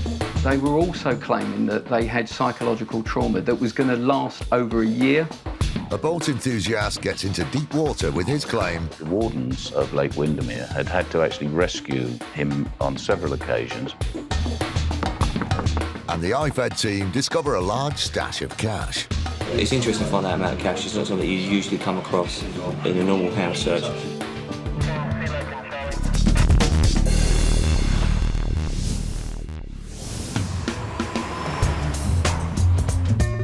London's iconic red buses have changed a lot since the early days of horse-drawn wagons. They're now fast, efficient and high-tech. And London is chock-a-block full of them. In London, operating on behalf of TfL, there's over 7,600 buses. And there are 2.4 billion passenger journeys a year. Abellio operates 600 of these buses, and out of a whopping 140 million passenger journeys, the vast majority run smoothly. But on the rare occasion there is an accident, Abellio investigates any insurance claims thoroughly, as they did with one received in July 2009. The claim came off the back of our 350 service, which runs from Hayes Station up to Heathrow. In the summer, 11 o'clock at night, our vehicle was trying to park on the bus stand, and there was a VW Charan taxi cab that was just in front of the bus stand, and our bus clipped it as it was parking. Despite only nudging the car, it wasn't long before a Balliol were contacted by its occupants. We received in claims from 5 individuals. These claimants were claiming for back and neck injuries of a whiplash type nature, but they were also claiming that they had psychological trauma that was going to last over a year. That was supposedly backed up by medical evidence. All in all, this mounted up to £27,000 worth of claim against us. Hang on. That seems a lot of money for a minor incident. Alan's team began investigating the claim. When the claim came in, we knew something was wrong. As part of their investigations, Alan's team used state-of-the-art technology. We've got kit on our buses that enables us to tell the G-forces of any incident. The G-force was measured as extremely low, meaning there must have been very little contact between the bus and the taxi. The slow impact nature of this incident, there wasn't going to be psychological trauma, there wasn't going to be back and neck injuries. Fortunately, on Abellio's buses, there are up to 16 CCTV cameras covering both the inside and outside of each bus. Alan and his team scrutinised the footage from the date in question, only to discover something very surprising. When we looked at the CCTV, we could see that only the driver was in the cab. In fact, we see the driver get out of the cab, lock it, and go and walk to our driver. And that looks like a suspiciously empty car to me. Clearly, the claimants weren't present at the time of the incident. It became apparent to Alan that the insurance claim was simply a pack of lies. As a result of this, we immediately contacted the police as part of Operation Catcher. Operation Catcher is a department within the Metropolitan Police that hunt down organised insurance fraudsters. If we weren't on top of this and we simply accepted it, first of all, it would snowball and get thoroughly out of hand. And if we were paying off claims like this, not only would fares go up, bus companies would go out of business, and in the end you wouldn't have a public transport system. So there is only one choice for the bus operators, and that's to take a very robust approach and work hand in glove with the police. Alan and his team now had enough evidence for the claimants to be brought to book. The individuals were taken to court and found guilty of fraud. 3 individuals received 9 months suspended sentence and 200 hours community service, as well as having to pay costs. The driver, who was at least there at the time, received a 12-month suspended sentence and 300 hours community service, as well as paying costs. The dodgy claimants were banged to rights, and justice was served. But for Alan, it was a bittersweet victory. While they were found guilty of fraud, which was satisfactory, I would hope that they would actually receive more robust sentences, because they're premeditated. This isn't a spur-of-the-moment thing. It takes time to think about putting in such a claim, and they were trying to extort nearly £30,000 from the company. But it's not just the shifty claimants that Alan has a problem with. It's those who represent them as well. I think what would help it is if third-party solicitors actually looked at the credibility of claims that come to them. If you looked at this incident and the circumstances of a slow-speed collision, to claim psychological trauma that would last for more than a year, to claim whiplash, back and neck injuries, just really wasn't credible. This case was closed, but to Alan's frustration, other chancers continued to try it on with his bus company. I don't think in any way bus companies are a soft target. Maybe some individuals out there still think that's the case. Given the technology we have, given the amount of effort we go to, and given the approach we take, which is very robust, and our working relationship with the police, anyone who still thinks that is very much mistaken.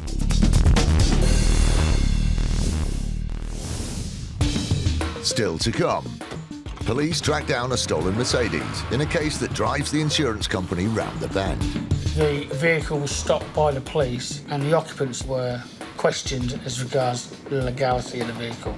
And Royal Mail encounter first-class scammers. The total value of claims made was £25,000 and we paid out over £15,000.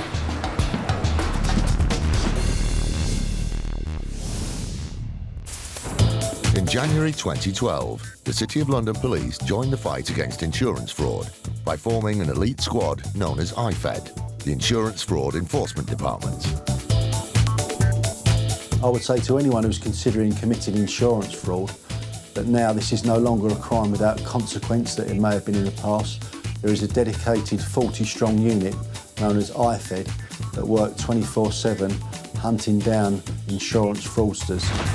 They've made over 550 arrests and have saved millions of pounds in fraudulent insurance claims, money which ultimately goes back in our pockets. From now on, fraudsters need to watch their backs. The message I'd give to people that are considering embarking on insurance fraud is just don't do it. My team, day by day, are getting more sophisticated in tracking down the people that want to try out this type of crime. If you get caught, you're likely to get convicted, and then that is going to affect the rest of your life. Today, IFED are cracking down on suspected travel insurance scammers. People who falsely claim for the loss or theft of luxury items, such as clothes, jewellery and electronic goods whilst away on holiday. In total, 70 officers are working with the City of London Police up and down the country. One team is led by DC Armand Taylor and head of IFED DCI Dave Wood.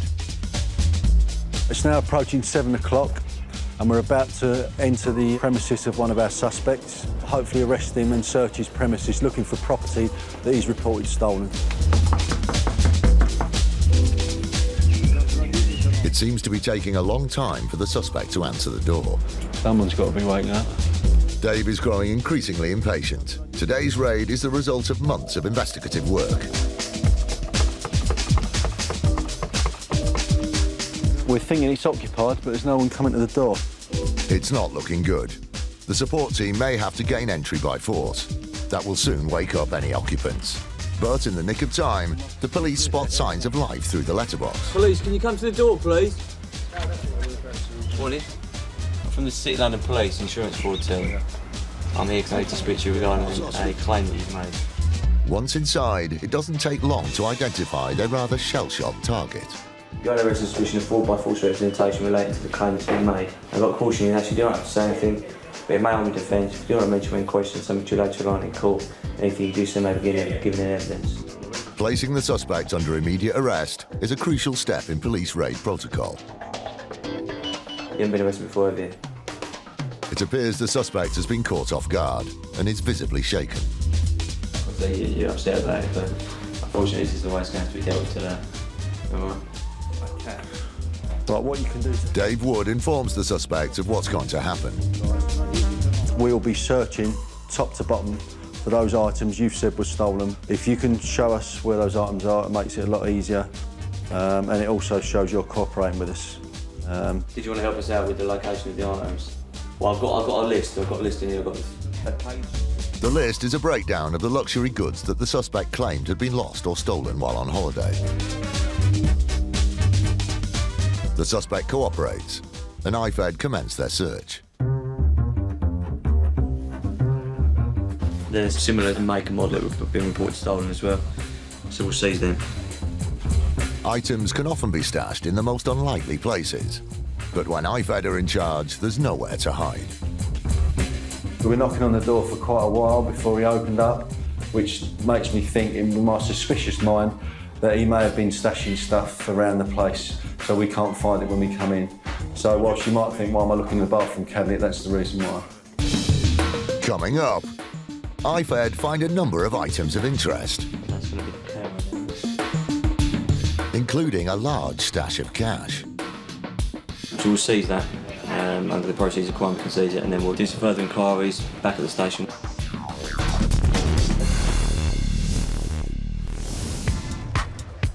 For many, insurance provides peace of mind.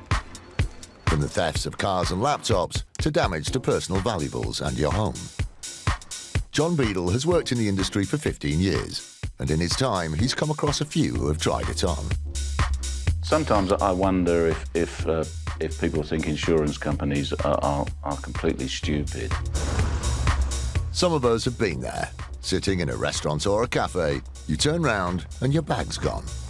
Unfortunately for one of John's customers, an impromptu visit to a restaurant ended in disaster. This gentleman had been shopping when he decided that he would pop into a branch of a well-known restaurant chain for his piri-piri chicken for lunch, and he left his laptop by the side of the table. The claimer was clearly gutted by his stupidity. Losing a laptop, of course, can be very upsetting in the sense that you've got a lot, potentially, of precious information on there, so he was clearly upset. On receipt of the claim, the insurer set about making their usual inquiries, which sparked their suspicions. It transpired that he hadn't reported this to the restaurant itself, and indeed hadn't reported it to the police either. They investigated further, and it transpired all wasn't what it seemed. When we looked at the CCTV footage at the restaurant, he'd never actually even been in the premises that day, let alone with or without his laptop. The insurer confronted the claimant with their findings, and the claimant admitted that he had in fact made a bogus claim.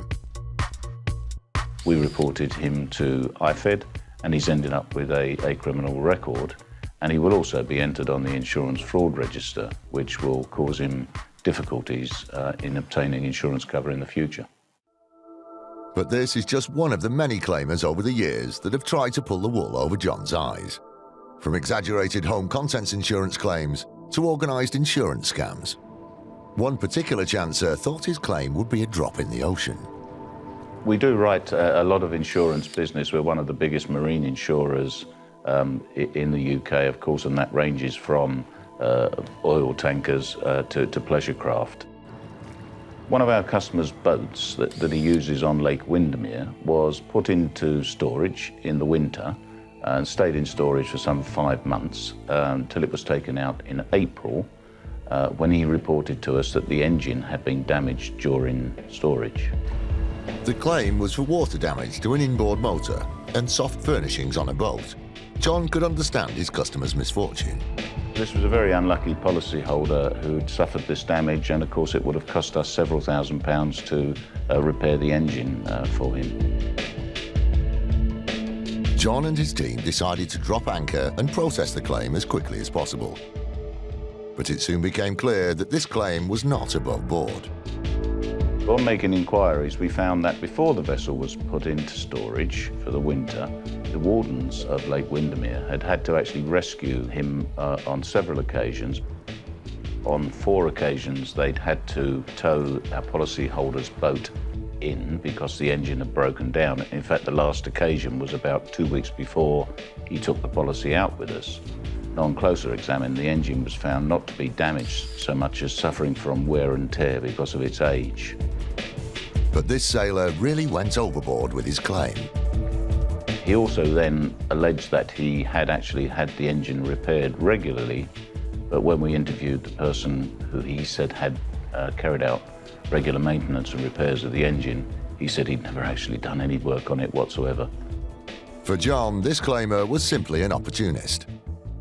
I think he knew that the engine was shot to pieces and was no good, and so thought he would take a policy out with us and wait a decent period and then make a claim, and that we wouldn't investigate it. Unfortunately for our sailing enthusiast, his fake claim was heading for the rocks. The outcome of this case is that we clearly didn't and aren't going to pay this claim, and we voided the policy, so this gentleman is no longer insured with us. His claim had sunk without a trace. John and his team weren't going to be taken for a ride. Absolutely a blatant lie, and a gentleman that thought that we would just pay up, I guess, without investigating this. People need to realise that insurance companies aren't a soft touch.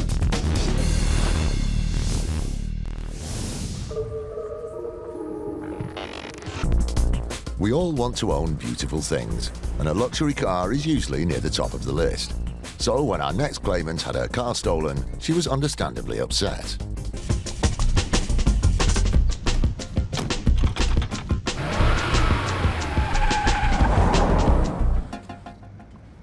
The original claim was for the theft of a Mercedes 180 motor vehicle. Motor theft is a multi-million-pound business in the UK, so police take it very seriously. Luckily, the car was insured by Direct Line's sister company, Privilege. So the customer reported her vehicle stolen to the Met Police, who issued a crime report, which she then submitted with her claim. The claim was then processed and it was subsequently paid. So the road ahead was finally looking clearer for our customer. Her beloved car had been snatched, but the compensation meant she could park her distress, for now. In March of the following year, 2013, the vehicle was stopped by the police and the occupants of that vehicle were questioned as regards the legality of the vehicle. The culprits had been caught red-handed, cruising around in our claimant's beloved Mercedes. But the case was about to change gear. As a result of the vehicle being stopped by the police, Privilege reviewed the existing claim and identified that at the time that the claimant made their claim, it was not in fact a stolen vehicle. During questioning, police were surprised to find that the driver not only possessed a set of keys for the vehicle, but was also carrying authentic documentation, proving that they owned the car and that our claimant no longer did. But if they weren't dealing with a stolen car, what were they dealing with? Someone who didn't want to pay their congestion charge penalties. In this case, the claimant, who lives in London, had accrued a number of unpaid congestion charges. Each time she ignored a congestion charge, she was fined £130, and the amount owed racked up to around £4,000. The vehicle was subsequently repossessed legally through the courts in lieu of monies owed for in respect to the congestion charges. Not content with that, the claimant reported her vehicle stolen the day it was repossessed. Worse still, the real victims in this were the new owners of the car. Unfortunately, the vehicle was then sold through an auction process in an effort to recoup monies. The proud owners of the Mercedes 180 had just bought their new car at auction. Unbeknownst to them, their car had been reported stolen by its previous owner, our charge-dodging claimant. Matters were then referred to the Insurance Fraud Enforcement Department, where the claimant was then arrested and interviewed in respect of offences of fraud. They admitted their guilt and received a formal police caution in respect of that finding. They have since been ordered to pay monies back to Privilege. It's hard to imagine what possessed our cavalier claimer to rack up so many fines. Perhaps her hobby is collecting penalties, or maybe she'd zoned out. This is not an unusual type of fraudulent activity. In the current economic climate, claimants will claim for virtually anything. This motorist clearly had a blind spot when it came to respecting the law of the roads. She deliberately deceived the police and the insurance company in a blatant attempt to benefit from a false insurance payout. I think this is an example where insurance fraud isn't victimless. Here we have innocent members of the public driving their vehicle which they believe is theirs, when in fact the police have stopped them. So psychologically, this would have been quite distressful for those members of the public.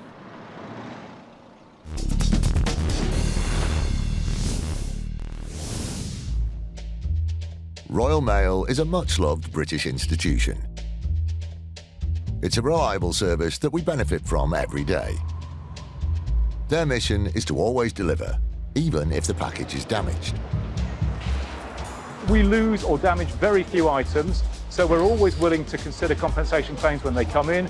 We make every effort to investigate them, and that's to say, to investigate them in terms of what may have gone wrong. But in March 2012, one particular case sparked a large investigation when several claims from a number of different people cropped up in the Midlands area. In this case, we'd had a number of claims. They were sending the packaging to pawnbrokers, the gold dealers, but the jewellery had gone missing. The packages contained extremely valuable items of gold jewellery and large sums of cash. When the parcels arrived empty, It looked like they'd been opened and resealed. Well, the total value of claims made was £25,000, and we paid out over £15,000. Royal Mail began an internal investigation. Firstly, looking at their own postal staff to establish if the packets could have been opened while in transit. Tony's team investigated the logs of the deliveries. We then started to look for similar names, similar addresses, and we discovered that we had a web of people, at least 4 of them, and a web of addresses, and that we had compensation claims for items going back and forth between people and between addresses. This strongly suggested fraudulent activity. The plot thickened when Tony received a tip-off. But we received a call from a pawnbroker's where somebody was trying to cash several cheques to the value of several £1,000s, drawn against Royal Mail. The pawnbrokers themselves were suspicious because of the size of the cheque. The pawnbroker turned the fraudster away. However, the dodgy scammers continued to claim for parcels allegedly meddled with. This time, Royal Mail refused to pay. Meanwhile, Tony's investigation team delved deeper and began to join up the dots. The links were obvious. It was reasonably sophisticated in that some attempt was being made to hide through the use of aliases and a web of addresses. Tony's team had uncovered the gang's plot. They were padding out empty parcels to try and frame innocent postal workers in a bid to get rich. The investigation led to search warrants being executed at 3 addresses, and 3 individuals were arrested. They appear to have been operating for just under 2 years, and we became aware towards the end of that period. I think in this case, one of the gang members was a career criminal. The story that was told in court, that we probably believe, is that he was putting pressure onto the others to help him. So I think one person was benefiting, 4 people at least were involved, and 3 people actually were sentenced as a result of this. The fraudsters appeared at Nottingham Crown Court for their roles in the fraud. Lee Wally received a 10-month suspended prison sentence, and Kevin Newton was sentenced to 12 months in prison. The other fraudster, Stacey Haining, was ordered to pay over £3,500 in compensation, as well as completing a 1-year community order. Tony had stamped out the scam, and the fraudsters were in a royal mess. And for any other customers contemplating making a false claim, Tony has these words of warning. My very simple message to anyone considering this sort of fraud is don't do it. Don't do it because not only do Royal Mail investigate, but the police investigate, and most other companies now investigate, but computers make this sort of crime increasingly difficult to commit. Once you start to lay some tracks, once you start to do the same thing 2 or 3 times, we will spot you and we will catch you.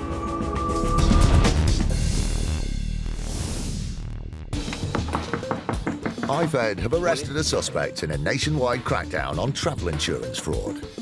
You're under suspicion of fraud by false representation relating to the claim that's been made, all right? I can see you're upset about it, but unfortunately this is the way it's going to have to be dealt with today, all right? They are midway through a house search for items of interest.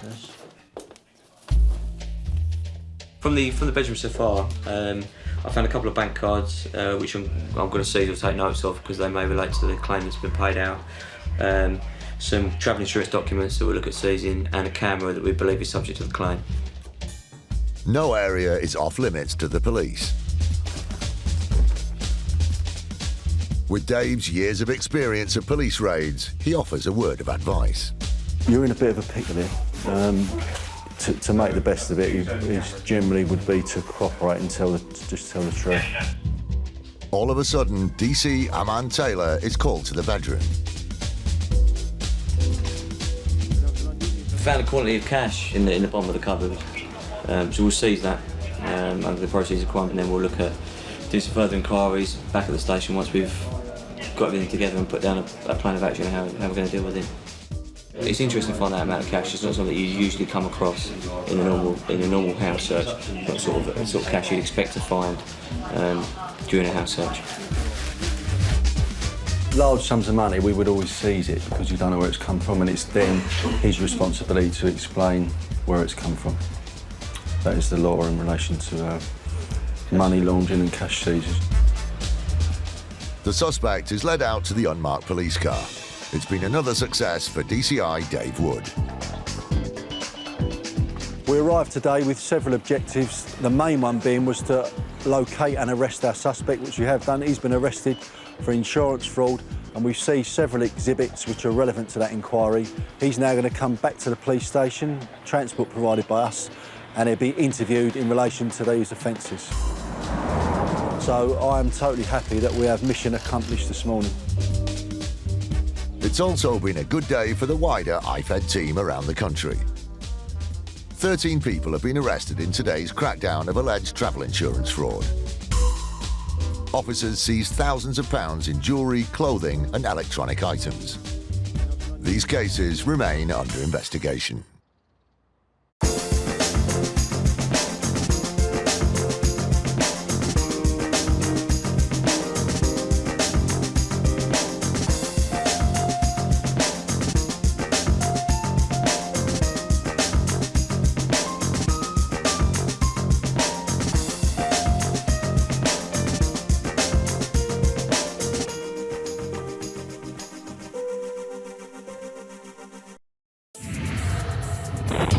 Insurance fraud in the UK has hit epidemic levels. It's costing us around £2 billion every year. That's almost £6 million a day. Deliberate crashes, bogus personal injuries, even phantom pets. The fraudsters are risking more and more to make a quick killing. And every year it's adding over £50 to your insurance bill. But insurers are fighting back, exposing around 14 fake claims every hour. Armed with covert surveillance systems, Subject out the vehicle. sophisticated data analysis techniques, and a number of highly skilled police units. They're catching the criminals red-handed. Just don't lie to us. All those con men, scammers and cheats on the fiddle are now caught in the act and claimed and shamed.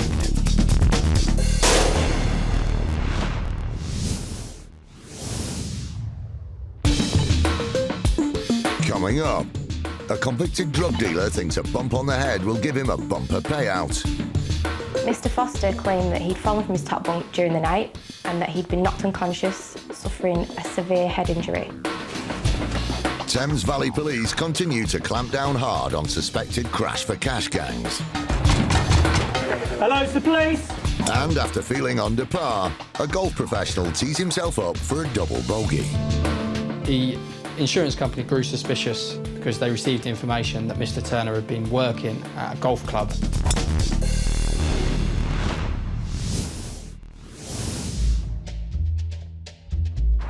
Some criminals just don't know when to stop.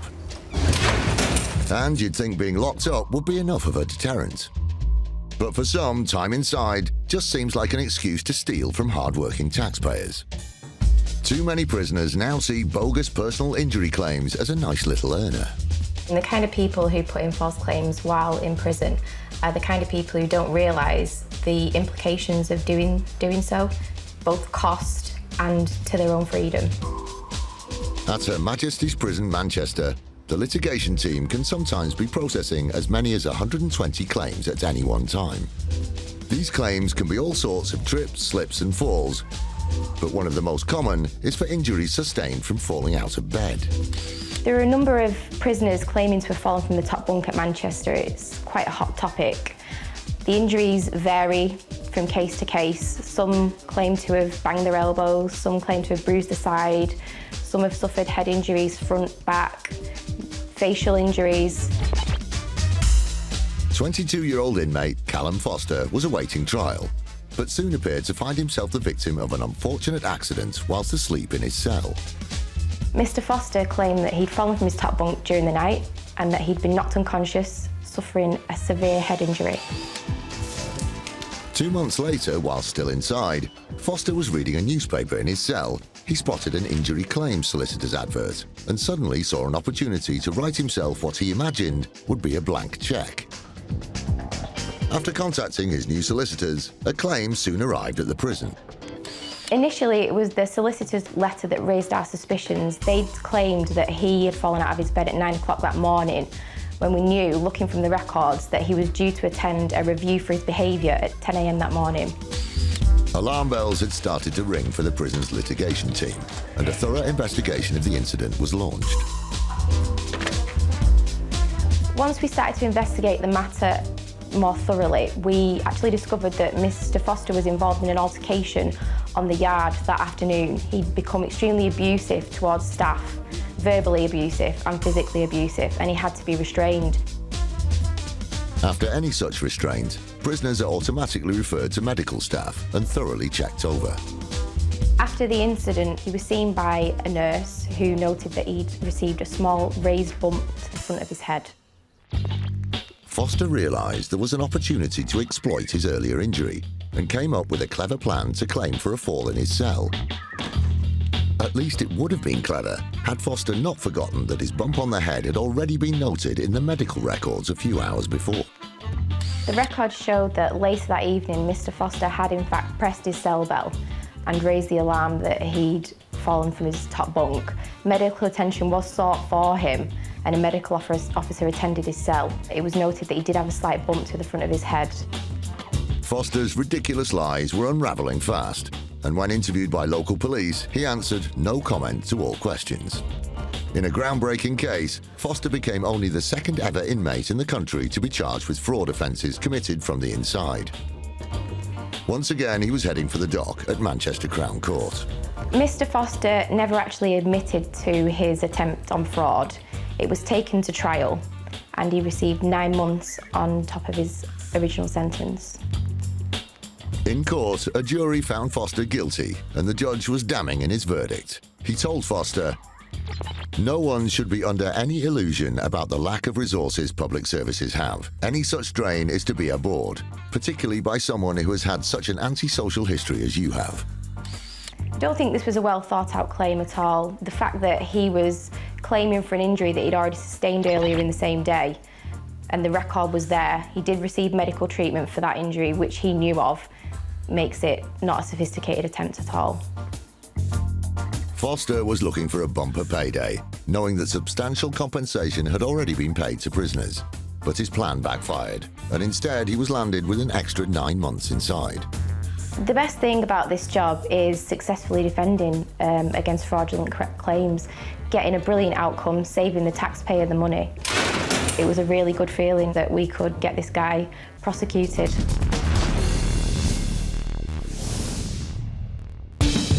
Still to come, the Asset Protection Unit play cat and mouse with an evasive customer whose borrowed car has crossed the point of no return.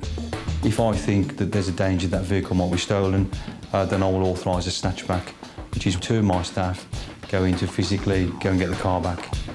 And an insider trader on the fiddle gets an unexpected visit from the IFED team. And it wasn't long before Mr. Clegg received the famous knock on the door from IFED, and his skullduggery was uncovered.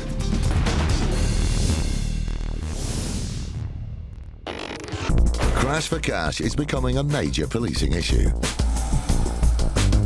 Currently, UK police forces are investigating 110 of these scams across the country. Reports claim that 1 in 7 personal injury claims are linked to deliberate crashes. These crashes are designed to milk insurance companies of up to £30,000 per crash.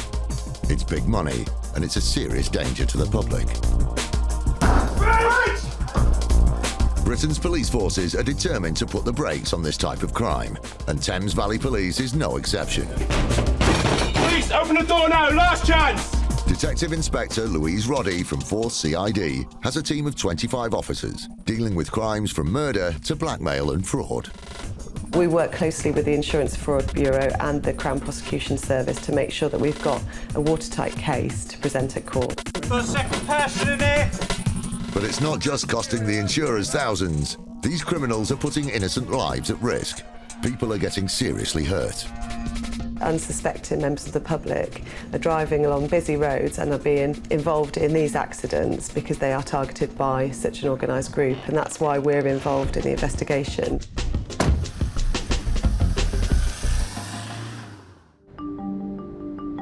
It's early morning at HQ.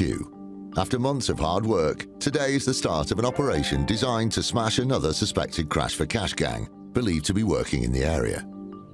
We want to send out a really clear message from Thames Valley Police that these offences will be dealt with robustly, that offenders will be arrested, and at any opportunity we'll prosecute them.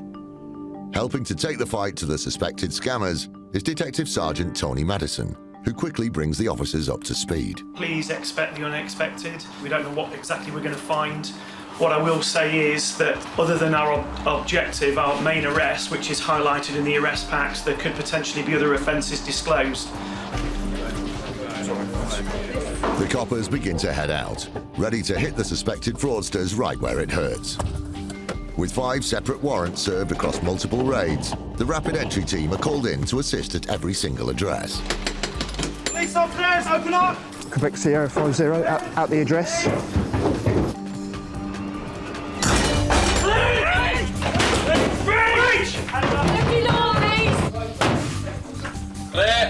That's our man. Security, that's our man.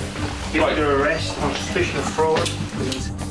3 suspects have already been arrested and taken away for further questioning. Evidence has been seized at various premises during 4 multiple raids so far. With just 1 address left to target, the team are hopeful that another suspected fraudster is about to be brought to book by the police. Sergeant Alex Clough is leading the raiding party into action.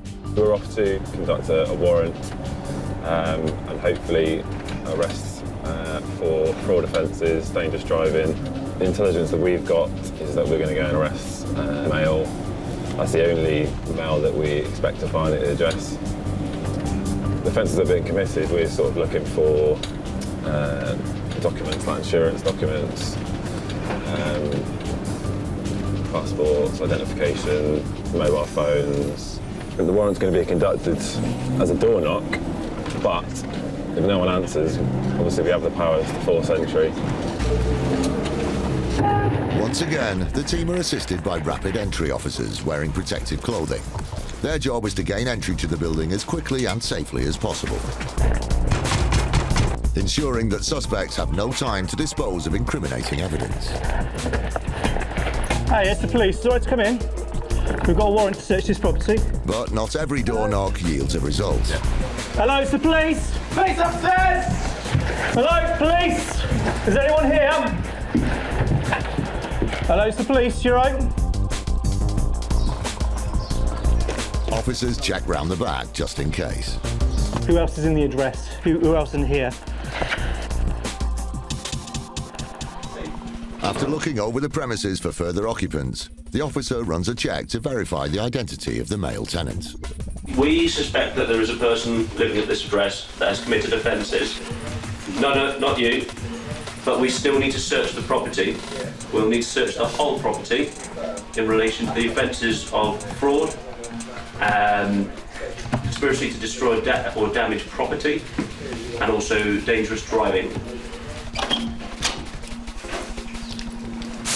A thorough search is carried out across the house.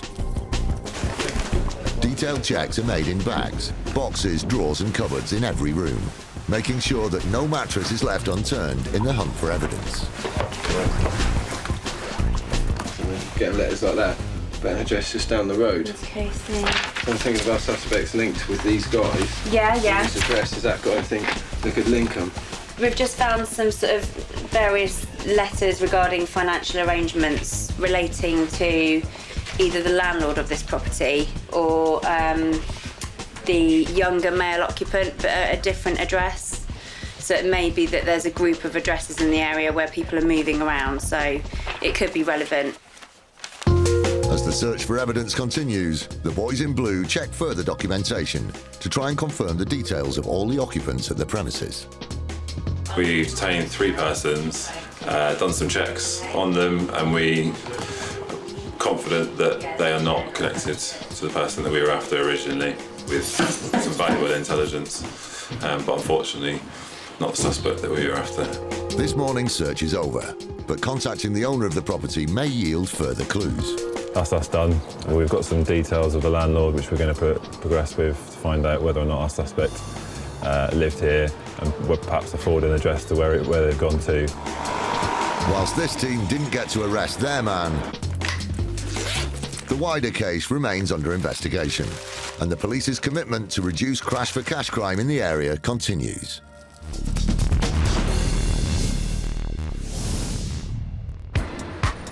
In times of financial hardship, as the bills start piling up, people begin to worry about keeping a roof over their heads. Thankfully, for a relatively low sum each month, income protection insurance is there to cover up to 70% of earnings should you fall ill. Especially useful if your job is more like a hobby, but relies on you being fit and well.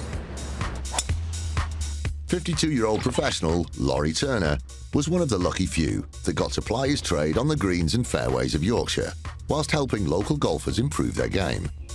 Unfortunately for Mr. Turner, a debilitating knee problem threatened to put paid to his ideal vocation and saw his golf career heading straight for the bunker. The claim was that he was unable to work, which involved teaching golf and also playing golf on the pro circuit. Luck was on his side. Turner had done the sensible thing and already had income protection insurance. Very soon after notifying insurers of his injury, he started to receive monthly compensation payments. The insurance company grew suspicious because they received information that Mr. Turner had been working at a golf club and giving lessons to members of the public. The insurance company called in a private investigator, who promptly dusted down his clubs, picked up the phone and booked himself in for an actual lesson with Mr. Turner. Despite the fact that Laurie Turner had a knee injury, you can see that he's able to stand, swing a golf club, and it shows him receiving money at the end of the lesson. With the lesson ended and his golf swing vastly improved, the investigator passed the conclusive evidence directly to IFED, the Insurance Fraud Enforcement Department at the City of London Police. It was found that Laurie Turner was playing golf on the Professional Golf Association Northern and Yorkshire tours and receiving money for entering and playing in tournaments when also claiming on his insurance policy. With the weight of the evidence stacking up against him, Turner was well and truly in the rough. IFED arrested Laurie Turner at a golf shop he was working at, and he was prosecuted and charged with fraud by false representation. Pleading guilty at Leeds Magistrates Court, he was ordered to carry out 140 hours of unpaid work and to repay over £8,000 that he had fraudulently claimed. This type of insurance policy, income protection, is really important for people if they should fall ill and be unable to work, if they can't pay their mortgage. But unfortunately, Laurie Turner abused this policy by continuing to work and play golf and give golf lessons whilst receiving money from the insurance company.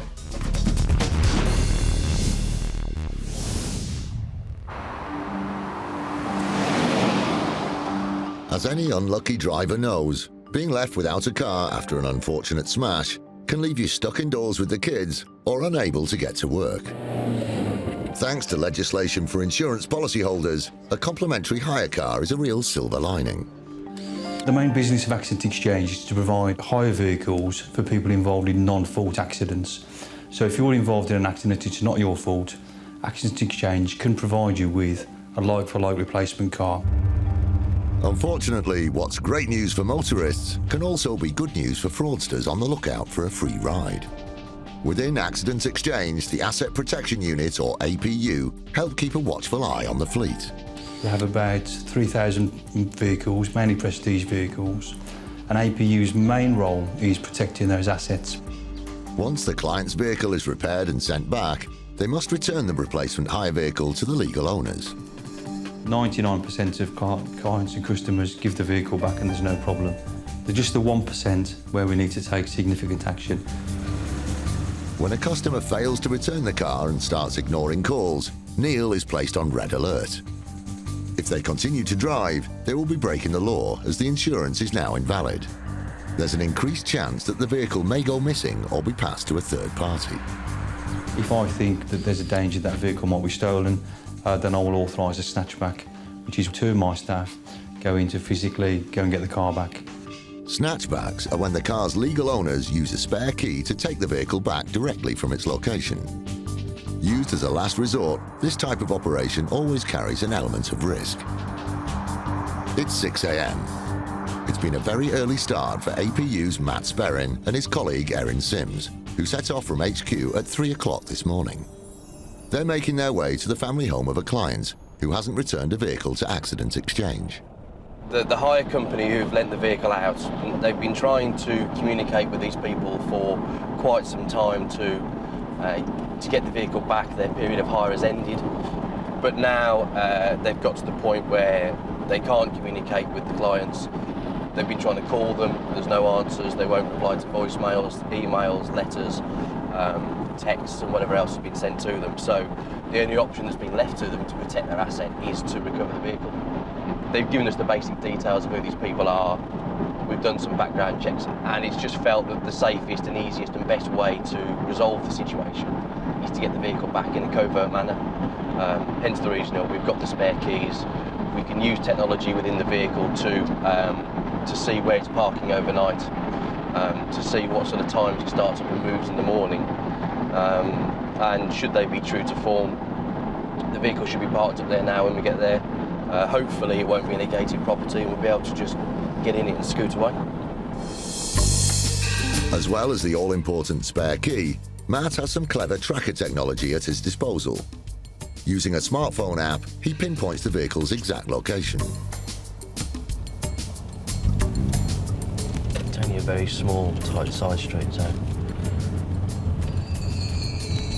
Matt doesn't know what to expect when he attempts to snatch the car back from the client's drive. It's this right here, just behind this van. With an eyeball on the vehicle, it's important they position themselves for a quick getaway. Go in there, turn around, and you can just sit in the entrance here, facing out, ready to go. And you can see down there as well. I can see the vehicle there. You'll be able to see me getting into it. There. Matt's finally located the car, and snatchback is go, go, go. So the vehicle's parked up on side street opposite us now.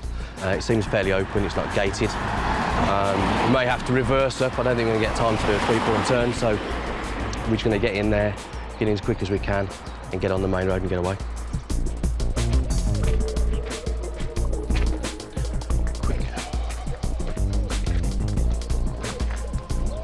Time is of the essence. Now he's in, the last thing he wants to do is stall it.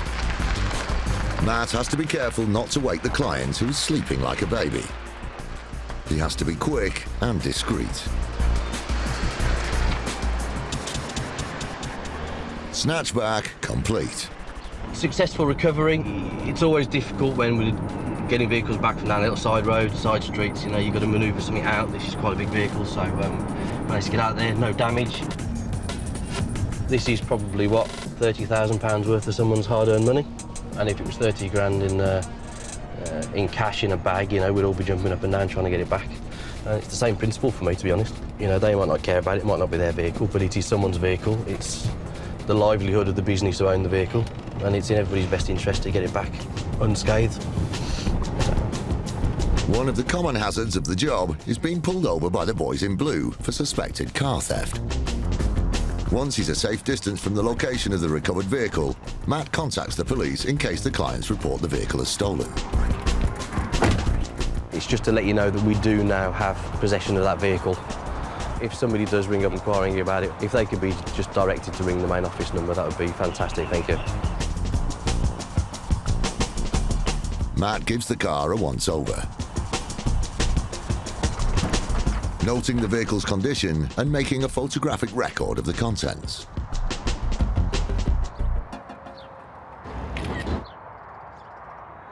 The car itself is in a complete state. There are sweet wrappers everywhere, drinks bottles, crisps. It obviously hasn't been cleaned inside or out.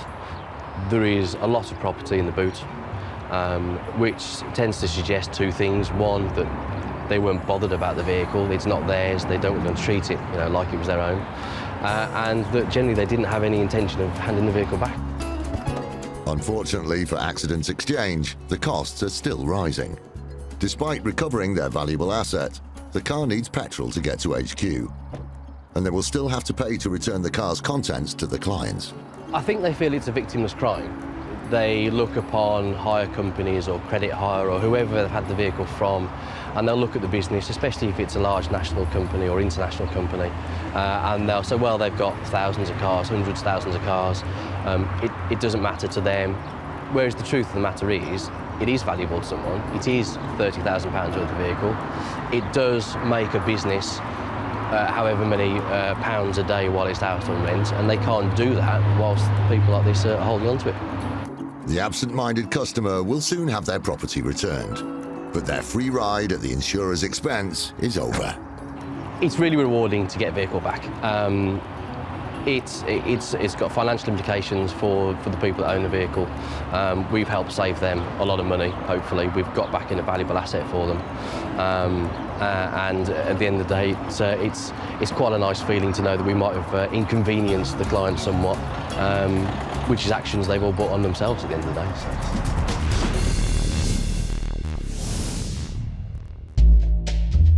Insurance fraud comes in all shapes and sizes. It's committed by a whole variety of people, regardless of background or profession. From labourers to doctors, and from lawyers to footballers, it's always surprising to hear who's on the take. Even more shocking is when it happens from within the very area of business trying so hard to stamp it out. The insurance industry. Mr. Clegg was employed by one of the main insurers as an insurance claims manager. So his day-to-day role would have been examining claims that come into the company and sorting those out, ones that should be paid out and ones that perhaps require a bit more scrutiny before they get paid. Now firmly established as the head of the claims team, it didn't take long before Michael Clegg abused his position of trust. He was soon turning his daily toil in the office to his own financial advantage. Mr. Clegg recruited 3 of his friends and got them to submit 3 separate fraudulent claims, each for medical disabilities and instances. He oversaw each one through the system and made sure that that claim was paid out back to his friend. Fraudster Clegg cooked the books so that 3 separate claims were paid out over a 5-month period. The whole scam depended on Mr. Clegg being in the position within the company that he was and him overseeing the checks and balances that would have kicked in and making sure the claims were paid out. This happened once, twice, 3 times.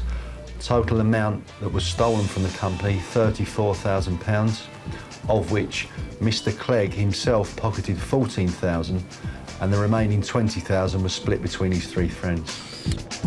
His employer soon noticed the irregular payments and got on the phone to IFED, the Insurance Fraud Enforcement Department at the City of London Police. And it wasn't long before Mr. Clegg received the famous knock on the door from IFED and his skullduggery was uncovered. Within weeks, IFED made in-depth inquiries and began to investigate the fraudulent claims. The inquiry quickly uncovered the motive behind Mr. Clegg's criminality. Mr. Clegg clearly found himself in a vulnerable position in the fact that he had £10,000 worth of gambling debts, and rather work out a plan to pay them back as any normal person would, he thought differently and invented this scam, roping in 3 of his friends to ultimately defraud his own employers of £34,000. As Clegg soon found out, fraud is never the easy solution to clearing a string of bad debts. Unfortunately for Mr. Clegg, this grand plan fell flat on its face and led to Mr. Clegg being arrested along with his 3 friends. Michael Clegg and his accomplices soon found themselves on trial at Manchester Crown Court. Clegg pleaded guilty to fraud and was given a 2-year suspended sentence.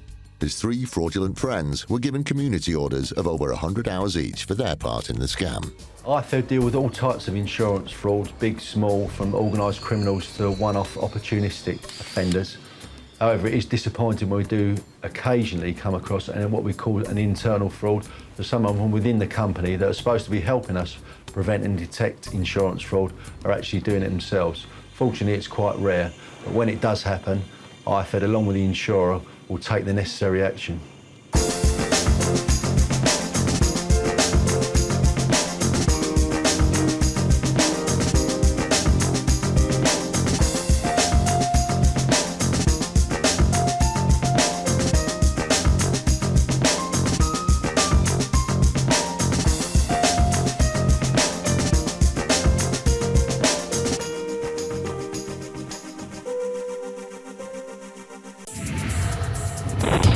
Insurance fraud in the UK has hit epidemic levels. It's costing us around £2 billion every year. That's almost £6 million a day. Deliberate crashes, bogus personal injuries, even phantom pets. The fraudsters are risking more and more to make a quick killing. And every year it's adding over £50 to your insurance bill. But insurers are fighting back, exposing around 14 fake claims every hour, armed with covert surveillance systems, Subject out the vehicle, sophisticated data analysis techniques, and a number of highly skilled police units. They're catching the criminals red-handed. Just don't lie to us. All those con men, scammers, and cheats on the fiddle are now caught in the act and claimed and shamed.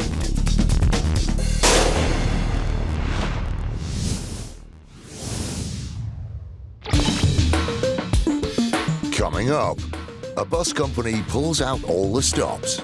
A blue Nissan Almera pulled out in front of it, and then the driver slammed on the brakes in front of the bus. A claimer goes completely overboard with a personal injury claim. The claim was a substantial figure in excess of £500,000 for his ongoing losses. And IFED are on the trail of a suspected crash for cash criminal. Well, they've got an intercom with a camera on their door, which isn't really fitting with the area or the premises, is it?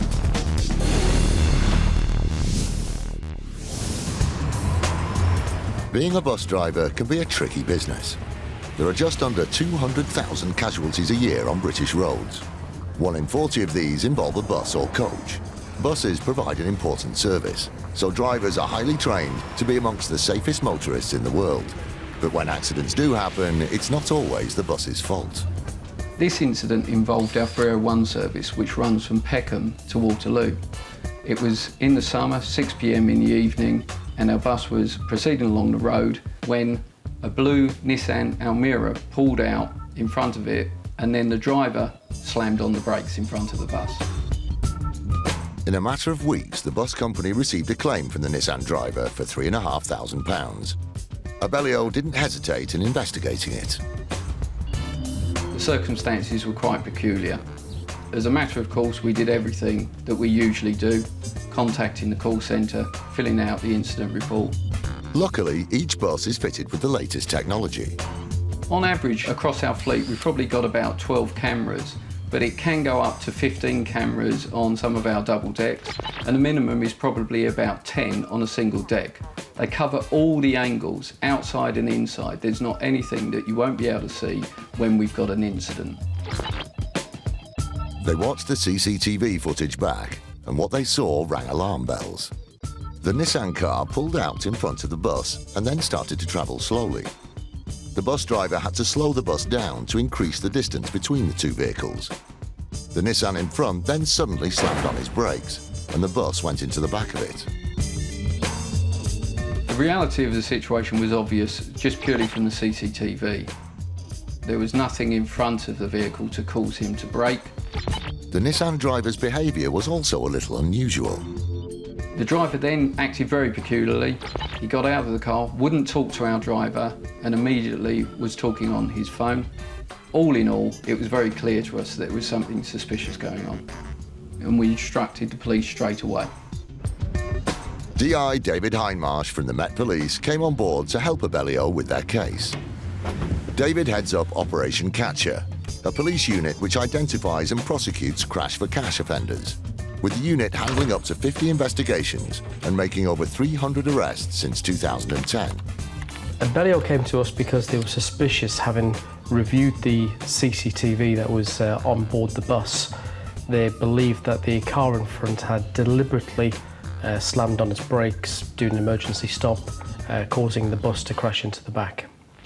The bus had around about 30 passengers on board that day, some of which may have been standing, but even the simplest of braking of the bus could have caused them to fall over, injure themselves seriously. The cops could clearly see what had happened and put two and two together. Having reviewed the bus CCTV, And having the experience of these type of incidents, we decided that this was a potentially induced collision. It had been deliberately induced so that the car in front of the Nissan Almera driver could defraud the insurance company, i.e. get some compensation. Suspicious that this was an attempted crash for cash accident, the Nissan driver was called in for questioning. He was interviewed under caution and on tape. The allegation was put to him that this was a deliberate act for the purposes of claiming off the insurance companies. He denied this. He simply said the bus had been driving too close to the back of his car and had actually collided with him. The fraudster was convicted at Woolwich Crown Court of dangerous driving and fraud by misrepresentation. He was disqualified for 12 months and given 100 hours of community service. This result was a good result for us. It's good that the jury recognised that this was in fact a cash for crash and believed the bus driver, because they are difficult to prosecute. There were 30 passengers on board that bus. Any one of those could have been seriously injured or even killed. I'm happy that he's actually now got a criminal record and will think twice about doing this thing in future. A lot of thought goes into making the claim after the incident. People sometimes think they can get away with it, but given the equipment and given the investment that the bus companies have put in, it's highly unlikely that they will ever succeed. Coming up, a claimer doubles his chances with his insurance claim. The photographs that were supplied as proof of the damage that were caused looked remarkably similar. And a claim for a piece of jewellery loses its glimmer. Either he had lost 2 bracelets or the bracelet that was lost on this occasion actually didn't exist.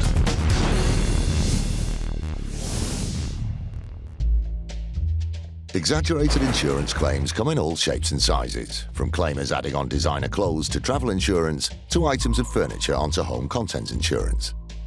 But top of the list is exaggerated personal injury claims, especially those related to motor insurance. And they're on the rise. It does appear that these types of claims where gross exaggeration in order to obtain financial gain is becoming more common, and insurers are finding more of them and investigating more of them on a year-by-year basis.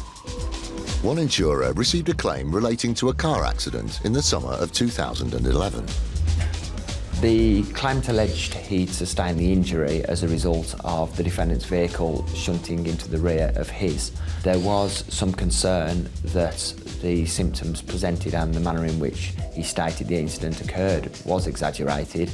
He alleged it was forcible, but the defendant was actually disputing that, stating it was only a very minor incident that had occurred in a 20-mile-an-hour zone. An accident can be traumatic, especially serious car accidents, with those injured suffering both physical and mental injuries. The claimant was alleging that he was unable to stand or sit for any longer than 20 minutes without the onset of pain. He was also alleging he wasn't able to carry anything heavier than light shopping bags. And in addition, and most importantly, he was unable to work and had actually had to give up his job as a direct result of the injuries he suffered.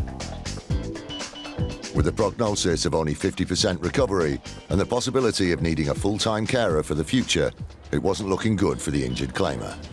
The claimant's claim was a substantial figure which was reserved in excess of £500,000 for his ongoing losses. With the prospect of paying out such an enormous amount, the insurer called in their lawyers, BML. Following receipt of the instructions, we immediately started to investigate the claim, questioning the extent of the symptoms that the claimant was suffering, and also putting him to strict proof that the losses were suffered as a direct result of the road traffic accident. When the lawyers contacted the claimer's employer, they couldn't believe their ears. His employers actually provided us with a statement to the effect that he was able to drive his van. He was able to actually lift and carry significant crates and containers which weighed approximately the same as a washing machine, and he was able to undertake all of this whilst he was reporting to the medical experts that he was unable to work. The plot thickened when further clues were uncovered online.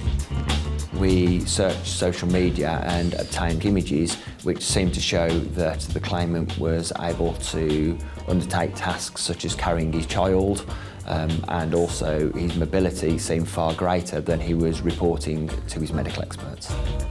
The insurers had no doubt that the claimer had blown his personal injuries out of proportion.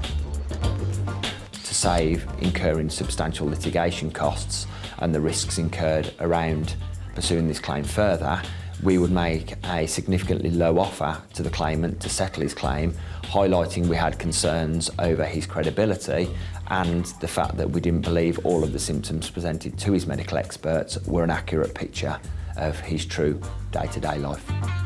Realising that he'd been caught out, the claimer was willing to negotiate his claim. The case actually concluded at a very significantly low figure, approximately a few £1,000s, which was against a case reserve of over £500,000. So there was substantial savings made. He ultimately accepted our very low offer and walked away from the claim at that point in time.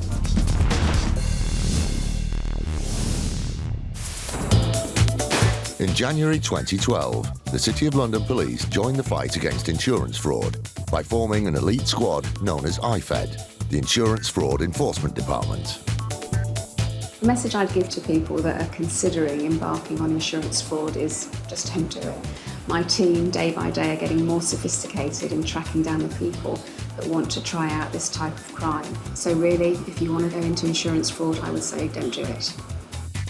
They've made over 550 arrests and have saved millions of pounds in fraudulent insurance claims, money which ultimately goes back in our pockets. From now on, fraudsters need to watch their backs.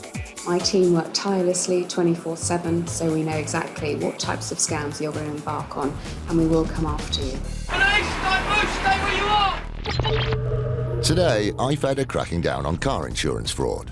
DS Marcus Allen and his team of officers are on the trail of a suspected crash-for-cash criminal. After months of research, the suspect is known to move around a lot, and so the team are hoping to catch him at one of 3 different addresses. But as he moves flat every few months, it could be a frustrating morning for the IFED team. They're en route to the first property. We're heading off to arrest a male believed involved with others, taking out motor vehicle policies and then making claims for fictitious accidents where personal injuries have allegedly happened. They're only a short distance from the address. Turn left in 300 yards, then you will reach your destination.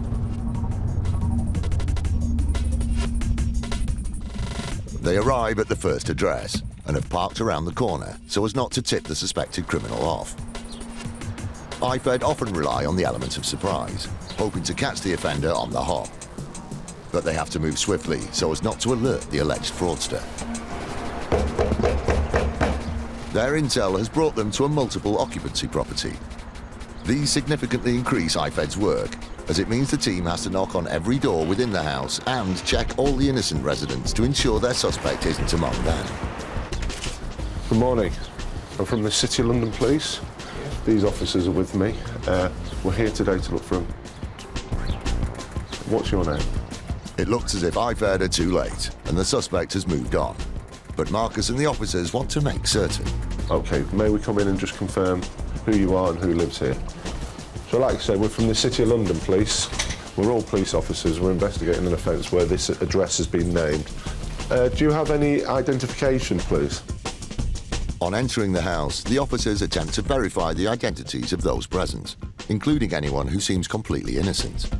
Have you got like a driving licence or anything? Through your name on? Driving licence or passport? We can see who you are and you are who you say you are.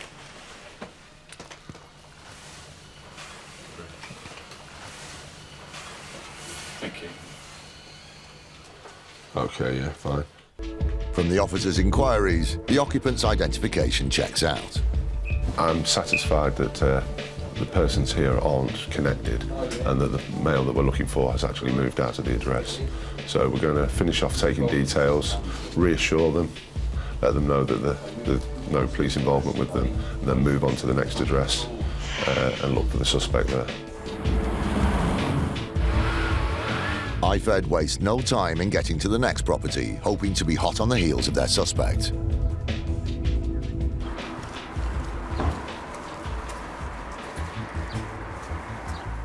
Within minutes of Marcus arriving, the occupants open the door. Good morning. PC Bond. We're from the City London Police. We believe that this address has been used to facilitate some car insurance fraud. Okay, we're looking for... Does he live here? But once inside, it's the same scenario, which means more searches and ID checks, but no suspect. Good morning. Sorry to disturb you. From the City of London Police. We're looking for... Is that you? Okay, as we're here in the premises, have you got some identification, please, for you and the lady? The officers check the identification of the people at the property, but it's another dead end. None of our suspects live here. It's a multi-occupied address, so we're just verifying everyone here, their identities, and doing checks on them. If that's all satisfactory, we'll now move on to the third address. With such a transient suspect, the IFED team have their work cut out trying to track him down. Marcus's day isn't exactly going as planned. The day's operation is being renamed Wild Geese. Whilst it's frustrating that not all raids go to plan, the IFED team are still able to gather information about the suspect's movements, and they can now eliminate the other locations from their search. Sadly for Marcus and the team, conducting a mini tour of the area is just part of the job. But they have another property to check out. Within minutes, Marcus and the team arrive at their final address.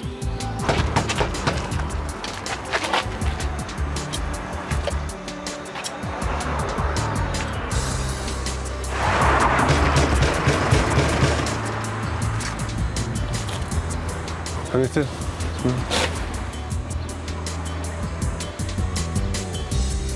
Well, if it is, they're not going to answer the door, are they? I'll just have a look. No one has answered the door, and they can't tell if anyone's in, but something about the property just doesn't seem right to the officers. Well, they've got an intercom with a camera on the door, which isn't really fitting with the area or the premises, is it? No. The property appears unoccupied. However, somebody's gone to great lengths to make it very secure. There's a camera intercom on the door. The lock is quite a sizable, expensive lock. And at the back, there's foil lining on the windows. So we are quite keen to get inside and find out what's going on. Time is running out, but entering by force is seen as a last resort. With the help of officers back at base, Marcus attempts to track down the house owner. One of the officers has contacted the landlord, speaking to him now to see if he'll let us in to check there's no suspects in the flat.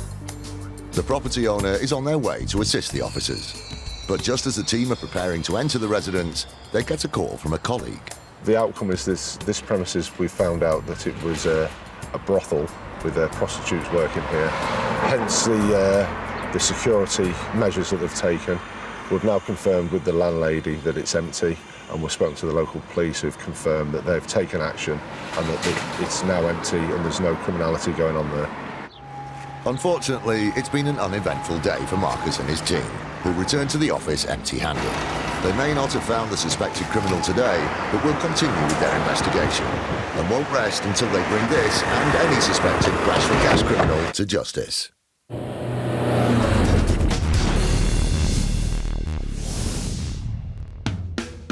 Accidents happen all the time in the home, from spillages on carpets to accidents with a hot iron, which is why accidental damage is one of the most common reasons for making a claim on home contents insurance. With advances in science and forensics, insurers can determine the truth behind some of these claims. Dr. Andrew Moncrief works for one of the leading forensic science organisations in the country. For any incident, if something falls over, bends, breaks, blows up or is damaged, it'll be damaged in a way that follows various physical laws.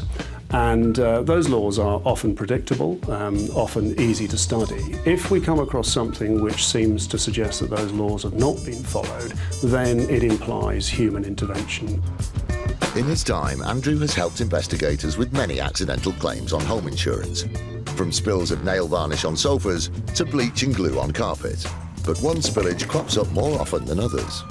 Paint spills are an interesting claim for us or an interesting type of claim for us to investigate, because when you drop a tin of paint, it will spray itself around the room and over the furniture in some sometimes quite unpredictable ways. When we're faced with a paint spill, either on site or via photographs, then once again we'll be looking at those patterns, which should follow fairly predictable physical laws, and we'll be looking to see whether or not the pattern is consistent with what the claimant is saying happened.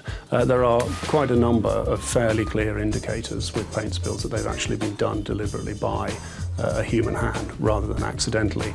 However, the use of Andrew's forensic skills by insurers for household accidents doesn't stop there. With an incident such as a claim for a damaged computer or a damaged television, we'll look at things like stability. Is it possible for the thing to have fallen off from where it was positioned? We'll then look at the surface that it's landing on, the height it's falling, and we'll try to tie that in with perhaps with test results from other items to see what sort of damage we expect from the impact that's been described to us. We'll also, of course, look at the number of impacts, because most things, if they're falling accidentally, only do it once.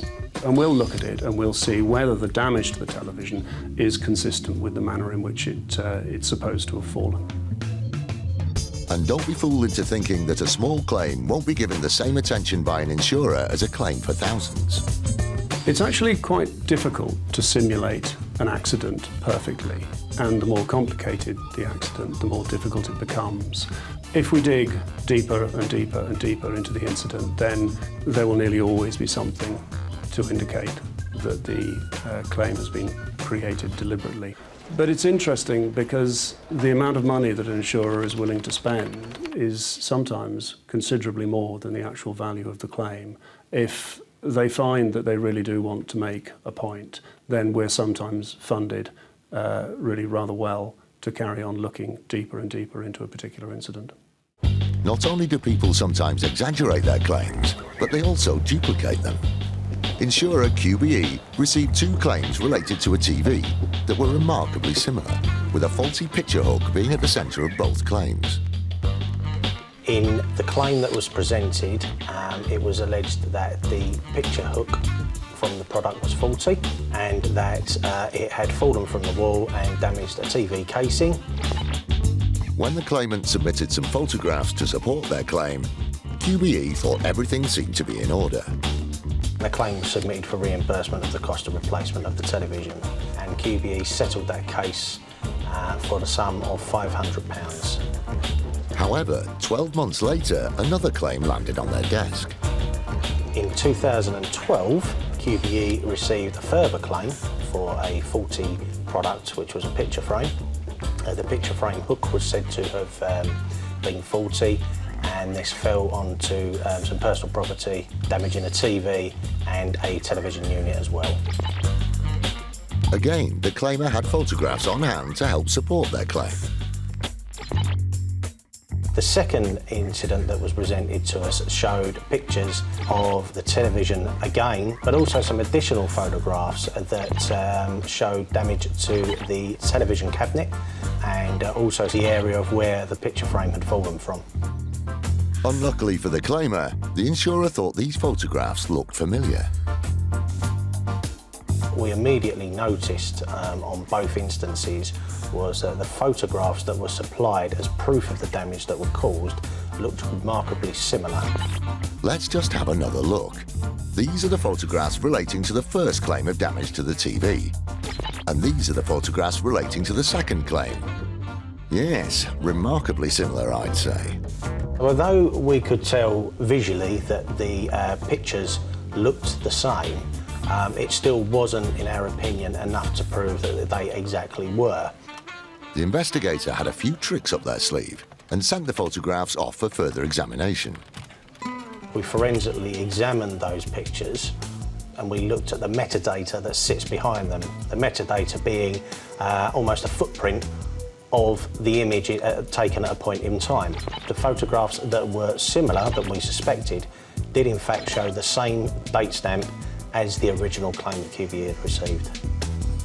The claimer had been caught out, but the insurer wasn't happy just to give him a slap on the wrist. We felt we had enough evidence there to the criminal standard of proof, and that Decision was taken then to refer the matter to the police, more specifically to the Insurance Fraud Enforcement Department. The Insurance Fraud Enforcement Department, IFED, didn't hesitate in calling the claimant in for an interview, where he held his hands up. He explained that the pictures that he had submitted in the second case were indeed from the first incident. That was a case that had been made by a previous partner of his for the faulty picture that had fallen. The claimer had the old photographs still on his camera. Now he had a new girlfriend, he thought he would use these pictures to his advantage. The claimant had indeed made his girlfriend phone QBE because he didn't feel he was able to portray himself well on the telephone and thus continue the claim that he'd made. The first claim was indeed genuine, but as the claimant had admitted that the second claim was fraudulent, he was given a police caution. He thought it was an easy way to make a claim. Unfortunately, we were able to quickly identify that the second case from that claimant was indeed a fraud.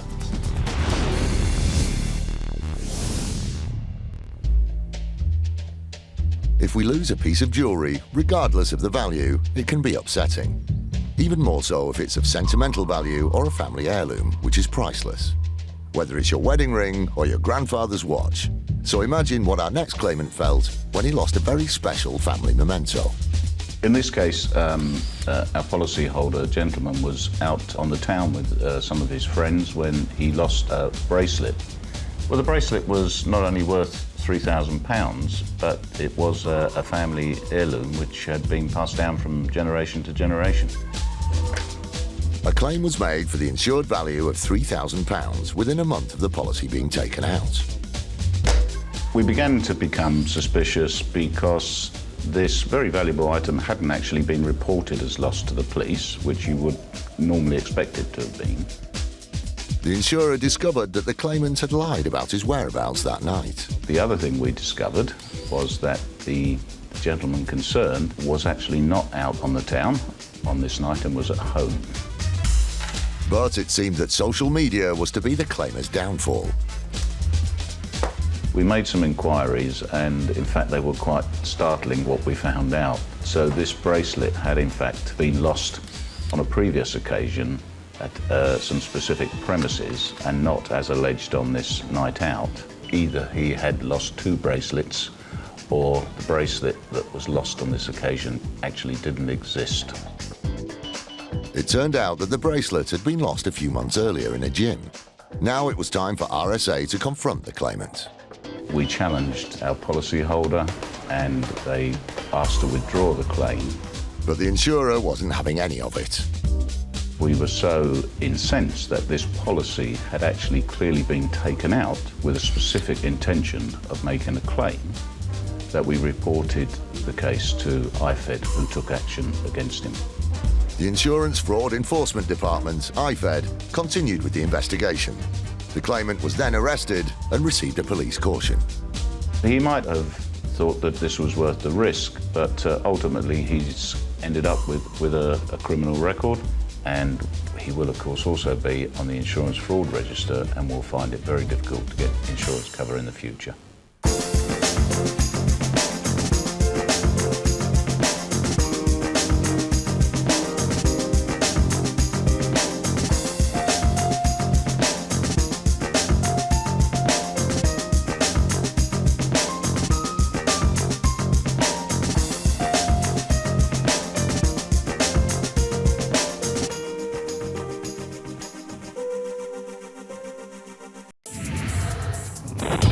Insurance fraud in the UK has hit epidemic levels. It's costing us around £2 billion every year. That's almost £6 million a day. Deliberate crashes, bogus personal injuries, even phantom pets.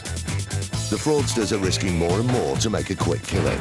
And every year it's adding over £50 to your insurance bill. But insurers are fighting back, exposing around 14 fake claims every hour. Armed with covert surveillance systems, that's the subject out the vehicle, sophisticated data analysis techniques, and a number of highly skilled police units. Police, don't move, stay where you are! They're catching the criminals red-handed. Just don't lie to us. All those con men, scammers and cheats on the fiddle are now caught in the act and claimed and shamed.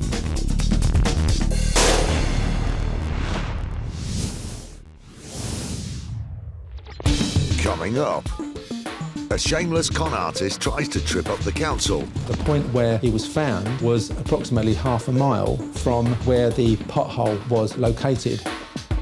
The IFED team returned to haunt a greedy ghost broker. He's got all the equipment and the capabilities to commit the type of fraud that we're investigating. I think I'm going to need a bigger car. And two conflicting accounts put an insurer on a collision course. The driver of the other vehicle was claiming £15,000 for personal injury, £12,500 for ongoing care, and £770 for a coach that was damaged.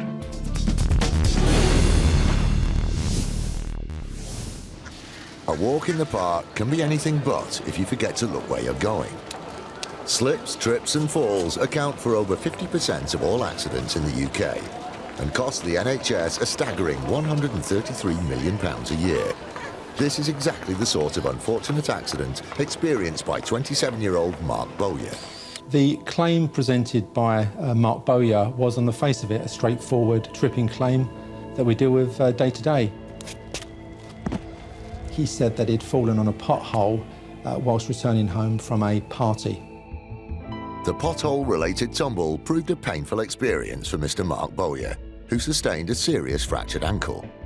Backed up by his father Richard and friend James Jones, Bowyer wasted no time in putting in a claim against the London Borough of Havering for the injury and loss of earnings. The claim, once it was submitted, was investigated by the local authority, and after making those inquiries, liability for the accident was admitted, and then efforts were made to obtain a medical report so that the claim could be valued. By now, the claim stood at a whopping £100,000. Unfortunately for Mr. Bowyer, it was soon apparent that his account was no more truthful than Pinocchio's. Once the medical report was obtained, it revealed that he had in fact been injured when he'd fallen from a wall, rather than having tripped on a pothole, as he was alleging. Unusually, Mr. Bowyer decided that he would continue with his claim. The arguments against these records was that there was confusion, there were language difficulties when they were prepared, and simply that there'd been mistakes. That was what he said. Already smelling a rat, but hoping to find even more conclusive evidence, the investigators had one more trick up their sleeve against the fraudsters. We then obtained the recording of the 999 call that was made, as it transpired, by Mr. Bowyer's friend, James Jones, on the evening of the accident. All right, mate. Well, we're in, is it Arnold's Park? By the lake, and his mate's fell off the wall and broke his leg. Right, and you're in the boating, mate? Yeah, he's in the boating, mate. Right. Yeah. Is he conscious? Yeah, he's conscious, yeah. He's in a lot of pain, though. Yeah, he's in a lot of pain, though. Was this an accidental fall? Yeah, it was an accident, wasn't it? Yeah. Sorry, can I hear that again? I thought he tripped in a pothole. By the lake, and his mate's fell off the wall and broke his leg. Right. Well, you've really put your foot in it there, mate. But not in a pothole. There was no mistake. Mr. James Jones was quite clearly heard speaking to Mark Bowyer at the same time, asking him what had happened, and you could hear both James Jones and Mark Bowyer confirming I'd fallen from a wall. How high is the wall?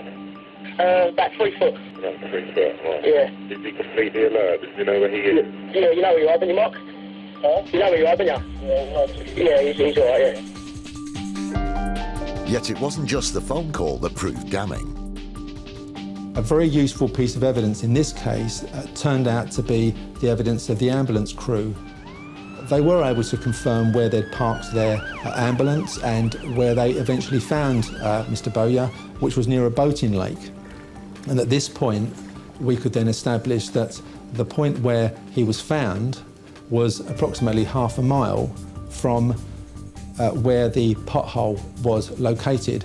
And funny enough, right by where he was found, there was in fact a 3-foot wall. After a short period of negotiation with Mr. Bowyer's solicitors, the claim was discontinued and he was required to pay the council's costs of that action. But that wasn't the end of the story.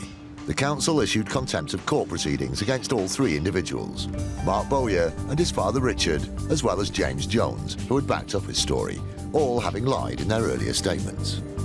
Shortly before the trial of the contempt case, Mark Bowyer and his friend James Jones conceded that they had committed a fraud and they laid themselves to the mercy of the court. Richard Bowyer, however, said that he had no knowledge of the fraud and it was nothing to do with him. Therefore, we had to have a trial on the issue of the contempt of Richard Bowyer alone. He was an unimpressive witness and the judge was critical of the way in which he gave his evidence, suggesting that he gave an impression that he was making it up as he was going along. And furthermore, the judge took the view, when giving judgment, that Richard Bowyer was in fact the driving force behind the fraud. At the Royal Courts of Justice, the three men were sentenced for their greedy ploy to con Havering Council out of £100,000. Initial claimant Mark Bowyer received a 2-month prison sentence. His father Richard Bowyer received a 4-month prison sentence. And his friend James Jones was given 1 month behind bars. I think a custodial sentence is justified in this kind of case because money can be spent better elsewhere. It can be spent on care for the elderly, education, all sorts of other activities, rather than paying off fraudulent claimants. Still to come, a fridge fraudster finds himself frozen out. We decided to look at Mr. Johnson's insurance history. When we did that, we were frankly amazed. And the latest black box technology plays detective to help solve a mystery crash. Significantly, at the time of him saying that the collision had occurred, the vehicle was 2 miles away in a totally different location.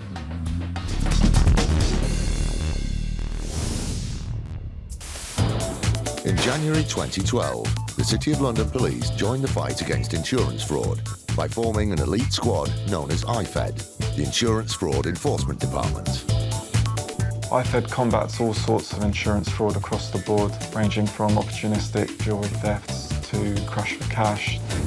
They've made over 550 arrests and have saved millions of pounds in fraudulent insurance claims, money which ultimately goes back in our pockets. From now on, fraudsters need to watch their backs. The message I'd give to people that are considering embarking on insurance fraud is just don't do it. My team, day by day, are getting more sophisticated in tracking down the people that want to try out this type of crime. Police, don't move, stay where you are!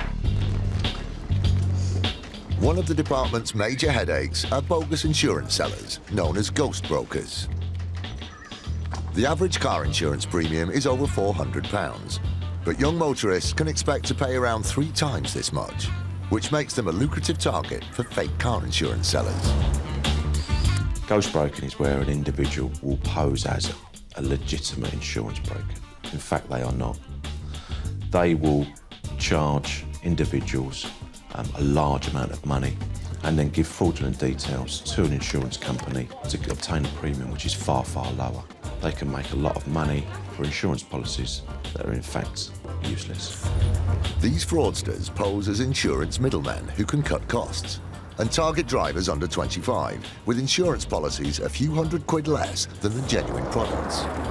The insurance policy either doesn't exist or is based on a completely different set of details, making the policy cheaper to buy but totally invalid for the young driver. 3 years ago, First Central Insurance found themselves the victim of a prolific fraudster. And one man that knows the case all too well is Glenn Marr, Director of Fraud. At the end of 2011, we noticed some unusual transactions. Insurance companies rate people on a number of factors. That's how we determine whether we insure somebody and how we set the premium for the risk. On these particular cases, there was a high number of years of no claim bonus, unusually high. When we factored it all together, all of it pointed to something being wrong. A number of identical no-claim discount letters claiming to be from another insurer soon highlighted the fraud. This particular ghost broker spent time and energy in producing forged documents. So that shows that they understood the insurance process quite well, were quite committed in the way they were committing the fraud. One of our mechanisms for detecting fraud is picking up forged documents. So by way of producing the documents, they actually open the door for us to investigate even further. The fake documents were the final piece of the jigsaw. This ghost broker had given the game away, and the case was referred to IFED in 2012.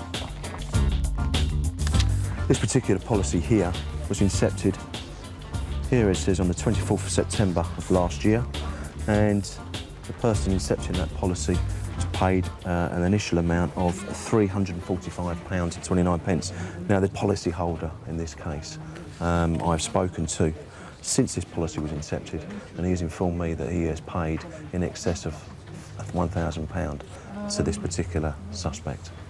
So there we go, just on one policy, he's paid £345, yet he's received in excess of £1,000 in cash from the policy holder. So that just demonstrates exactly how much money he's making. With the evidence stacked against him, Mark and the team head north to visit 33-year-old Atiq Khan. IFED believed the insurance scam was being run from here until 2012. We're going to go there today now and arrest him. We're then going to hopefully conduct a search of the address. And what I'm expecting to find, or what I'm looking for, is computer equipment, mobile telephones, and any documentation. It's quite easy for these ghost brokers to actually set up. All they really need is a laptop, computer, any access to the internet, and one or two email addresses. We're aware of insurance policies that have been incepted through First Central Insurance.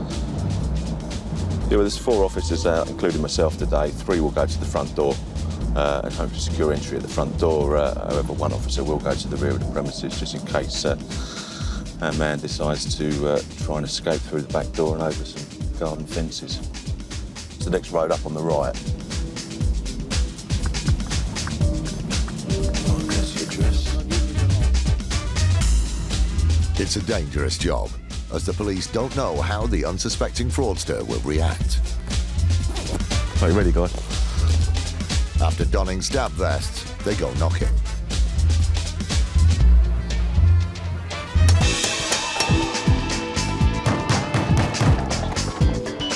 Window? CCTV. Morning. Morning, please. Can you come down and let us in, please? Thank you. Morning. Detective Sergeant Mark Fulton from the City of London Police. Are you Mr. Khan? Yeah. Atiq Khan? Yeah.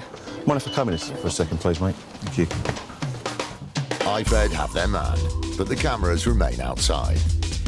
Yeah, obviously we've gone in and we've arrested the suspect on suspicion of fraud offences, fraud by false representation. He's initially he was a little bit surprised.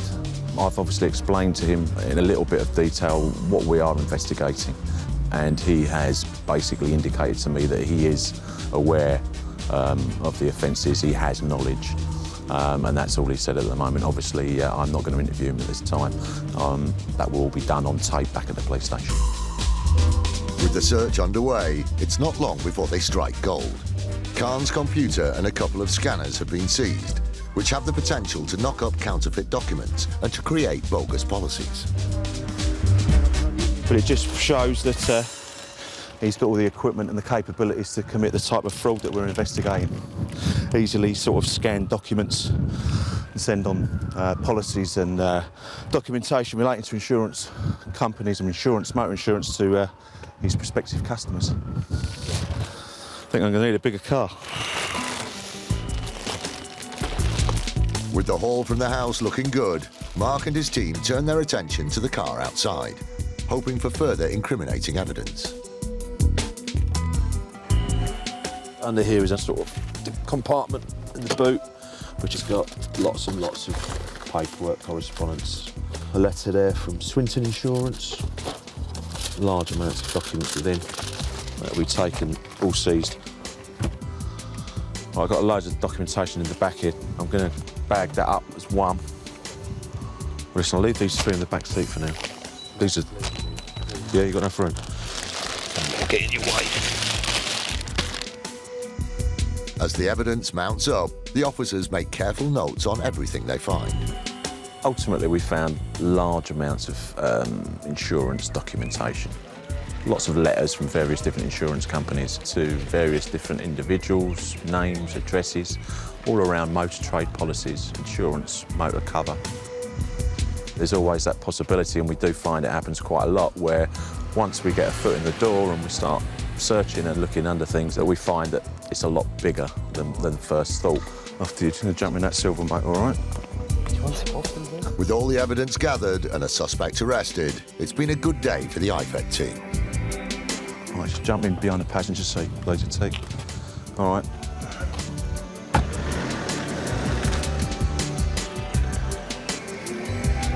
Two years later, and IFED now had a clear case against Mr. Khan, who soon found himself in the dock at the Old Bailey. After some extensive inquiries and a long investigation, Mr. Khan was charged with a number of counts of fraud and forgery. The evidence against Mr. Khan was so damning that he had no alternative but to plead guilty at court. He was given a 12-month term of imprisonment. Historically, ghostbroking has been looked upon by fraudsters as an easy way to make money.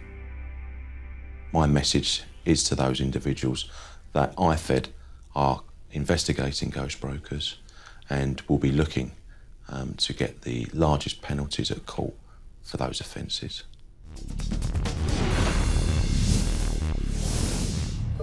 With congestion on Britain's roads getting worse, there's more chance than ever of finding yourself in a jam. However boring sitting in slow traffic may be, you owe it to yourself to keep an eye on the car in front. The claim was notified to us by our customer as a minor collision. He was driving home from the library one January morning. He told us that he'd been travelling very slowly. There was roadworks at the time with the traffic light control, so it was stop, start, stop, start, stop, start. Heavy congestion going forwards, and that he just tapped into the vehicle in front of him. This sounds like the sort of run-of-the-mill mishap that happens on our roads every day. So you can imagine their surprise when a claim arrived from the very motorist they bumped at very low speed. The driver of the other vehicle, a lady aged 50, was claiming £15,000 for personal injury, £12,500 for ongoing care, and £770 for a coat that was damaged. We became suspicious because the circumstances described to us by our customer did not match up in any way, shape or form with what the claimant was alleging had happened. Now faced with two conflicting accounts of the same incident, the insurers began the search for the truth. The police report identified a witness who had seen the collision, and we subsequently spoke to him, and he was happy to give us a statement as to what he had seen at the time. He was a foreman on the roadworks where the accident occurred. He described the accident as happening at a very low speed. He said slower than a slow walk. He said the damage to both vehicles was extremely minor, and that the claimant's behaviour on the day was very strange. She made a complete song and dance of the incident, was clutching her neck, demanded that an ambulance be rung, and that she be put on a stretcher to leave the scene. Her behaviour at the scene was described as being claim-orientated, as if she was trying to set herself up for a substantial personal injury claim later. The woman's story sounded pretty fishy. As she was still keen to pursue the claim, it will be up to the courts to decide. The case was listed for a court hearing, but the claimant failed to show up on the day. The case was therefore dismissed by the judge, who awarded us costs in the sum of £9,000. These have now been fully recovered. Whiplash claims are a fraudster's utopia. They can claim for thousands of pounds in personal injuries, but the problem is the symptoms are often subjective. Christian Worsfold is a physiotherapist who advises the government as they look to clamp down on this compensation culture. My role at the Ministry of Justice advising the government relates to improving the medical evidence that's collected following a whiplash injury and also improving the training and accreditation of the medical experts who carry out the examinations following whiplash injury. Accidents are down and cars are now safer. Yet road collision personal injury claims have increased 60% since 2006. The government believes over 500,000 whip cash claims are excessive, and last year passed a new law to tackle the issues. I think the medical examination can be improved because, in my experience, I have a lot of patients come back following these medical examinations to tell me that they weren't in there very long, perhaps they didn't remove their clothing, they weren't examined in very much depth, and patients will sometimes comment that they're not surprised that it's actually easy to fake a whiplash injury. Insurers estimate the claims currently add £90 to an average motor insurance policy. By improving diagnosis and making challenging cases easier, the government hopes the UK will lose its unenviable title of the Whiplash capital of Europe and cut costs.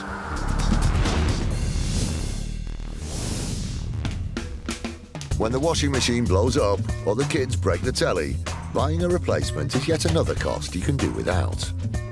To protect against these minor home emergencies, over 75% of households in the UK now have contents insurance. Mr. Johnson took out a policy with us in 2012, and within 2 days of taking out the policy with us, he made a claim for a fridge freezer, which he said was damaged when he moved house. As the claim was made just 2 days after the policy was taken out, the insurers were immediately suspicious, and they decided to probe a little further. We decided to just look at Mr. Johnson's insurance history, and when we did that, we were frankly amazed at the amount of previous claims that he had made, which he had failed to disclose to us when he took the policy out with us. It turned out that Mr. Johnson hadn't just begun with a single fridge freezer. We found out that Mr. Johnson had actually made claims with a variety of other insurers for 3 fridge freezers, 2 televisions, and other equipment, which are an obligation to declare to an insurer when you take out a policy, and he hadn't declared any of those to us. They were clearly dealing with a serial claimer, so the case was escalated to IFED. Mr. Johnson had been frozen out. Whilst this was a relatively small claim, the fact that he had failed to disclose so many previous claims and the level of non-disclosure, we decided to report Mr. Johnson's case to the Insurance Fraud Enforcement Department. Mr. Johnson was arrested and soon appeared at the City of London Magistrates Court. He was found guilty and ordered to complete 40 hours community service and pay the £510 in court costs. I think the lesson here for Mr. Johnson and anybody else who might be tempted to act like him is that insurers do share information in order to detect fraud. There are databases which insurers can search, and these include now the new Insurance Fraud Register, where those people who are proven fraudsters will be filed to the Insurance Fraud Register, and that will be available for all insurers to look up in the future.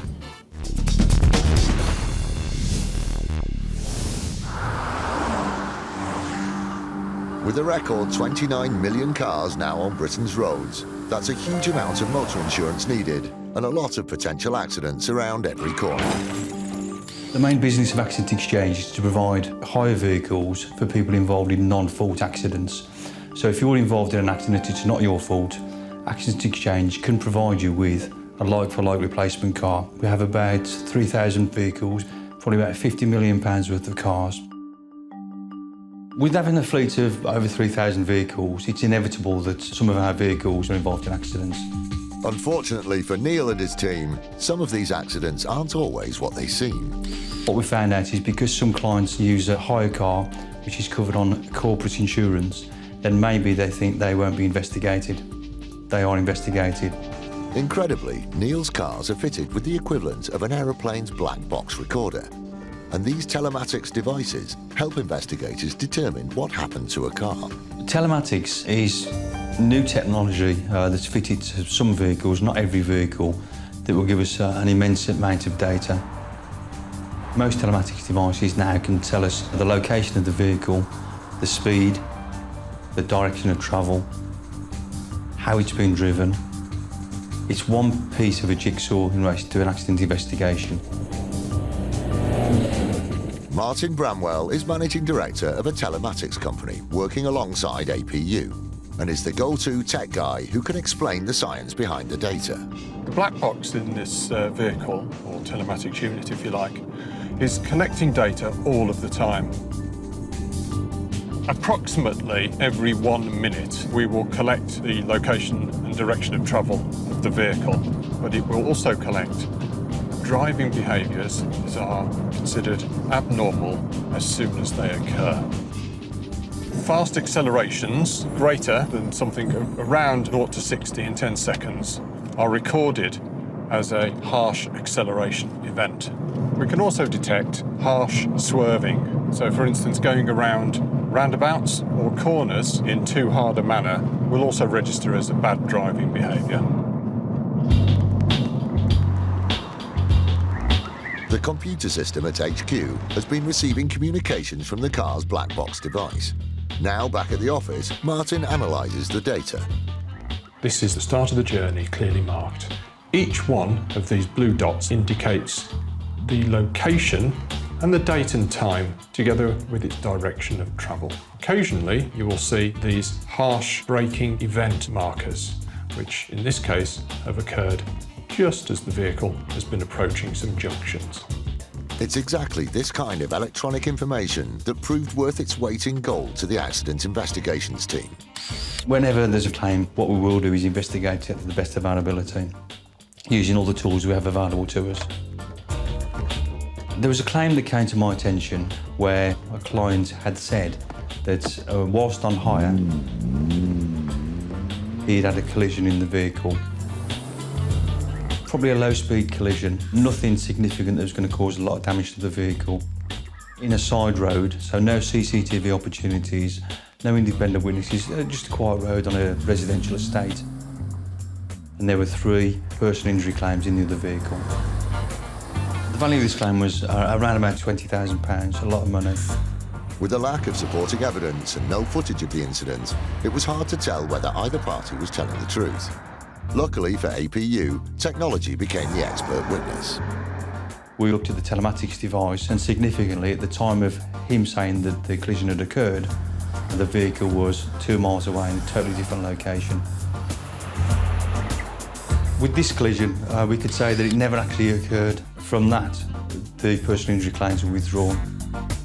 It was now becoming increasingly obvious that both the claimant and the driver weren't being honest. There were significant similarities between the client's case and the third party's case, which tended to suggest for me, with hindsight, that they perhaps collaborated in relation to making this claim up with a view to trying to get a personal injury claim forward that wasn't going to be challenged because it's a big hire company, no one's going to investigate it, and they were wrong.